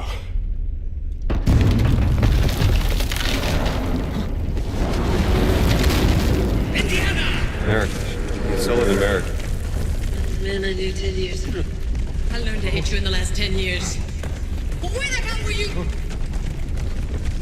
Damn it, don't you leave me down here by myself! It was all a dream.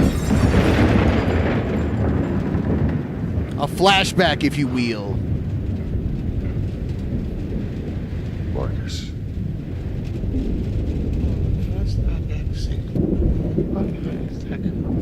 Like a labyrinth.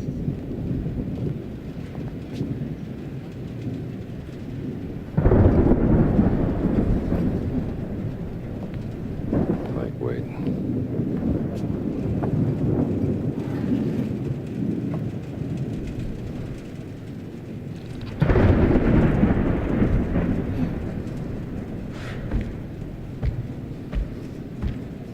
That devil.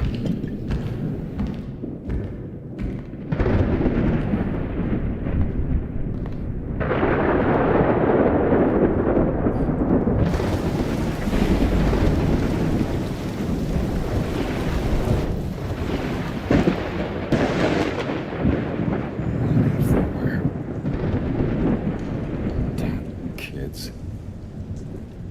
Someone's getting expelled tonight.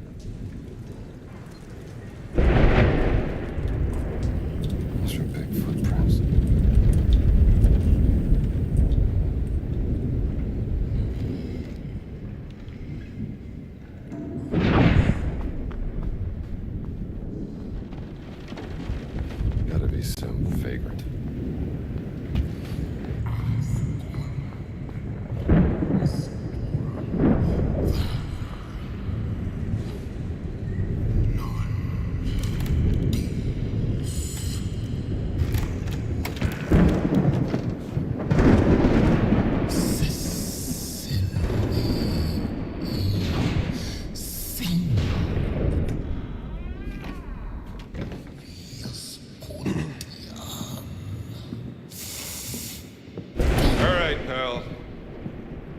can't sleep here.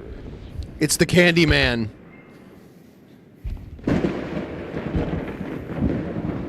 Who the hell are you? I think he just passed away last month.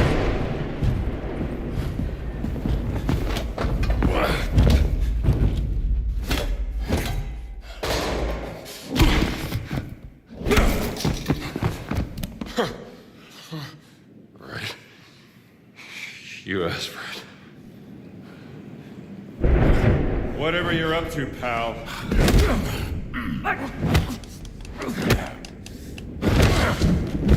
Damn, get my ass handed to me. This is a museum. Careful.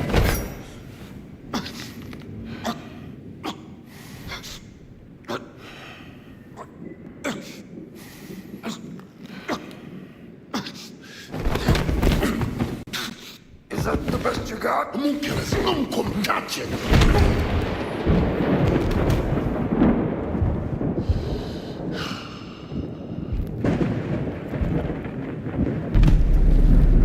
Indiana Jones and the Great Circle. Ba, ba, ba, ba, ba, ba, ba. I can't play the actual music.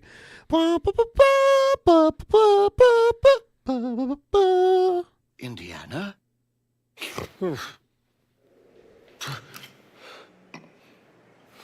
I'd wondered where you'd got to. What happened?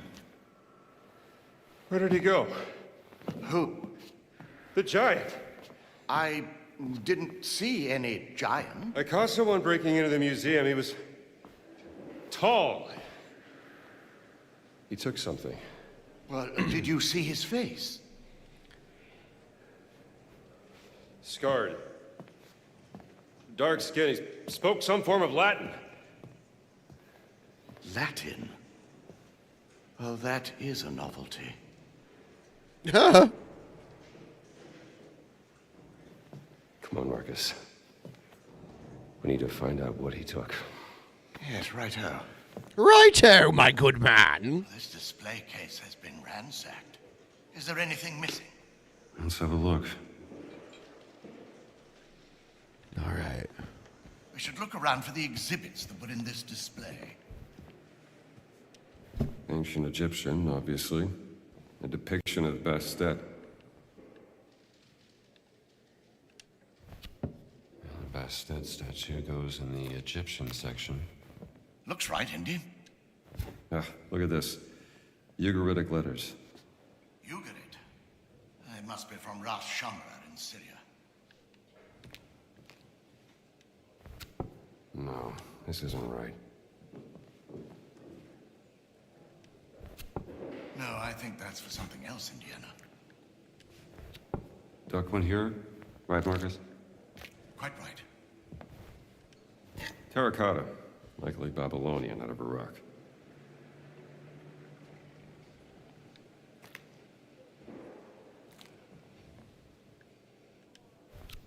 So, that's where the relief belonged. Funerary mask, Brody. It's weird because there's flags, but they're like the 1930s versions of these flags, so they're harder to recognize. I guess it's this one. Ah, well done, Indiana. So, is everything back? Not quite. Well, what's missing? A cat mummy. SW 003. What was that? Seaway expedition. He took the cat mummy, Marcus. But why?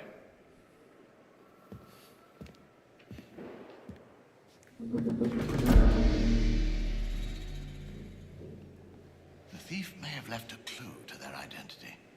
Yeah. Let's keep looking.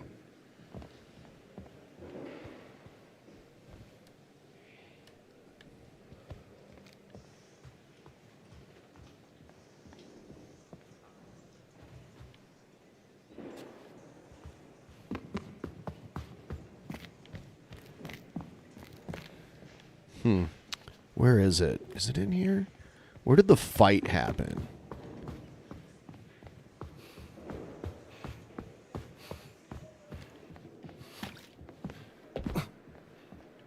go that way.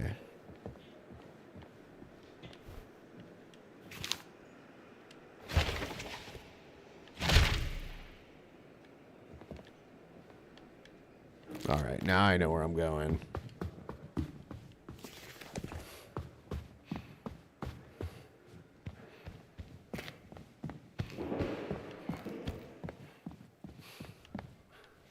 So there's some stuff over here.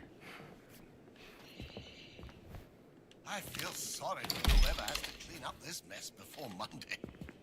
I remember that time the doctoral student snuck pigs into Dawson's office? Ah, yes. I suppose it could be worse. Where's those bandages? You do look worse for wear, Indiana. Must be something here to patch me up. I'm sure the nurse won't mind you helping yourself.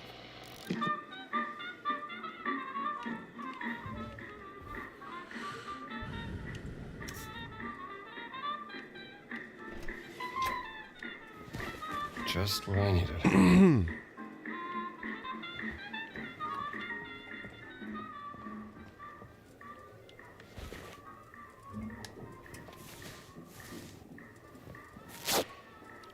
Gotta bandage up my own wounds. All right, let's check this out down here. How did they get out? The front doors were locked. The broken window. Maybe he got out Marcus? the same way he came in. Help me out here. Coming, Indiana.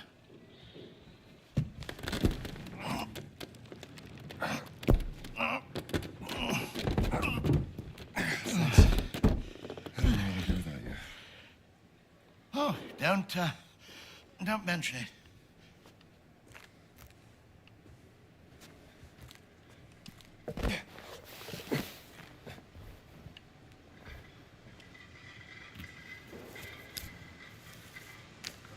Huh. A pendant, is it? Must have got caught when he left through the window. Let's retire to your office and figure this out. Good idea. Somebody sure went to a lot of trouble to steal a cat mummy. It was a beautiful piece. You found it in Siwa, didn't you? Yeah, 6 weeks ago. Something about that dig.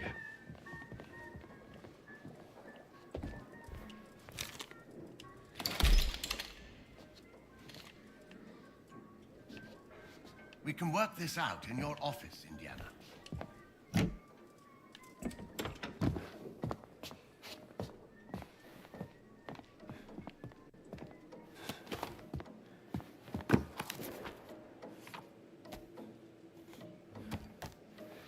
That looks Catholic to you, doesn't it? It's the sigil of the Vatican Secret Archive, if I'm not mistaken. This isn't just about a cat mummy, Marcus. What are you going to do, Indiana?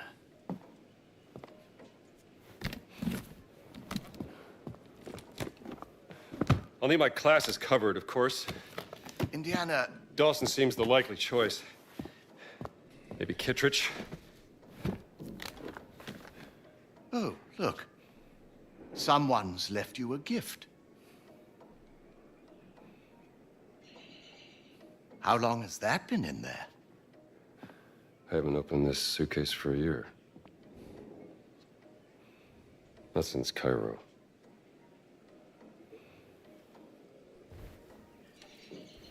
It's a beautiful journal, isn't it? Who's it from?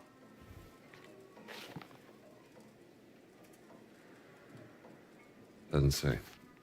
Lies.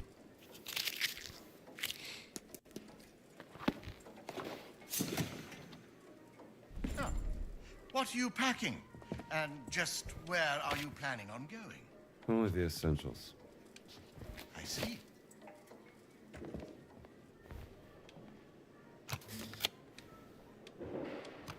You know, you can talk to me, Indiana, about that. There's nothing to say, Marcus. This will be a nice gift. She rang me. Did I tell you that? 2 months back, when you left for Siwa.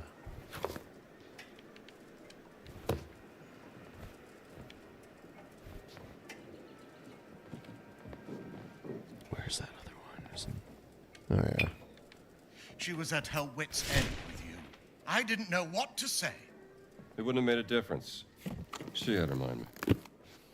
Though I must admit I am intrigued. Why would the Vatican want your cat mummy? Exactly. And there's only one way to find out. Come now, Indiana, you can't travel to Italy. The college would never sanction leave for this. Not in the middle of midterms. I mean... Marcus, what's done is done. Maybe I shouldn't have gone to the Siwa expedition, but it was a once-in-a-lifetime opportunity. And when you got back, she wasn't there.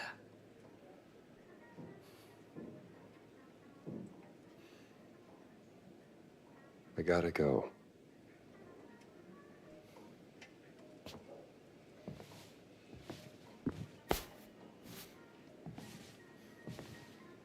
You can't just run away from your problems, Indiana.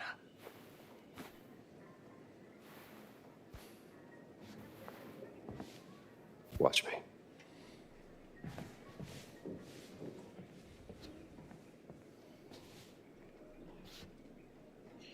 Oh shit, here it comes.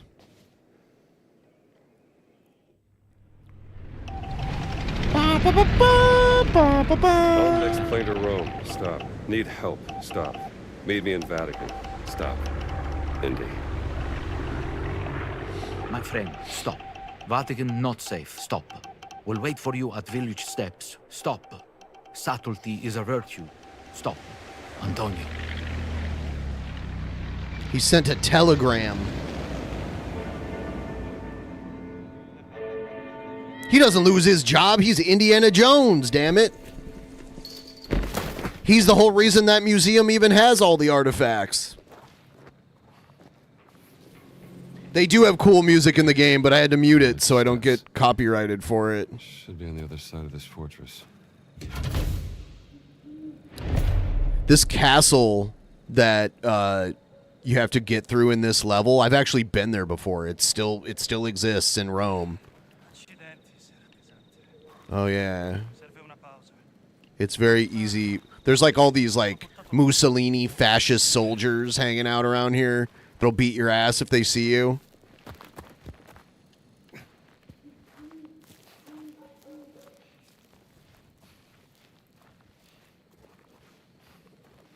You have to almost be like Batman.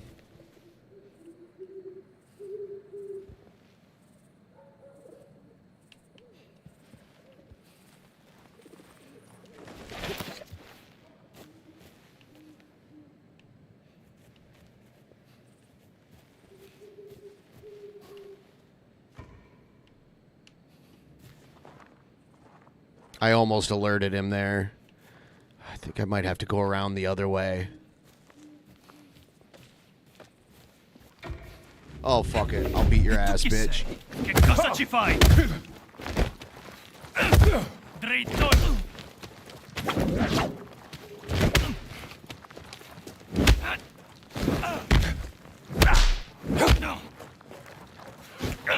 Così si fa.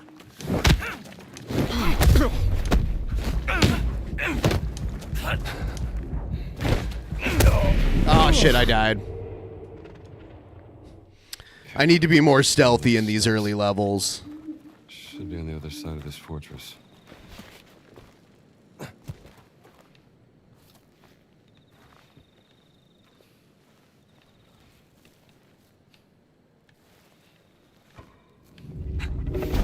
Fuck. Che cosa ci fai qui? All I'm right. just a tourist, pal. Il duce è l'Italia.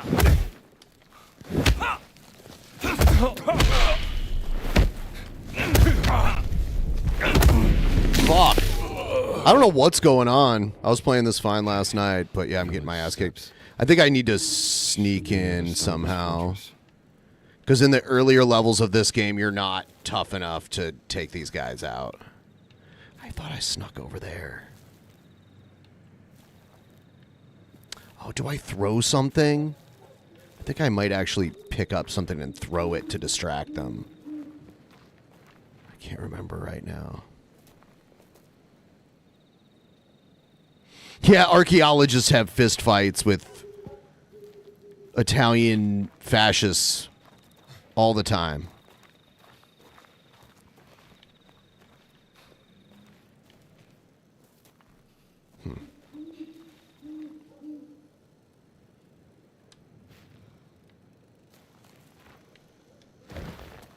I can't do shit there.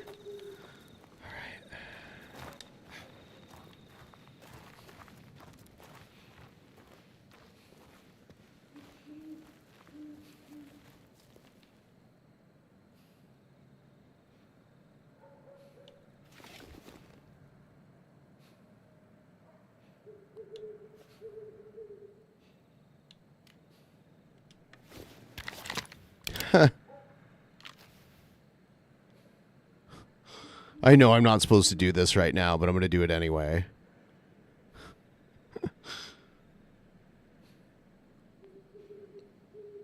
Bang! And that's Professor to you. Now I bet the whole fortress has been alerted.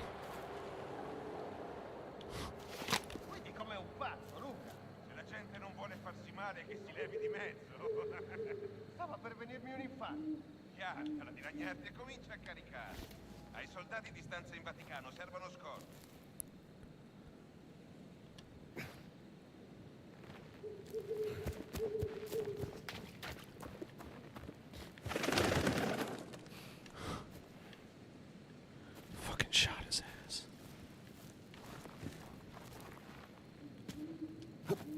Can't remember what I do. I played through this last night, but I don't remember what I did. And now I'm like back here. I killed that guy. I don't think I was supposed to, but I did.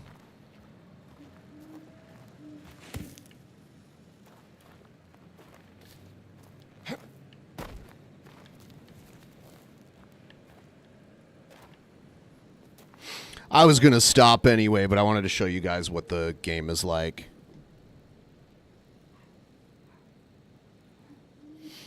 I'll be back later, and I'll do another stream later. Thanks for watching, guys. I will see you guys next time. See you later tonight.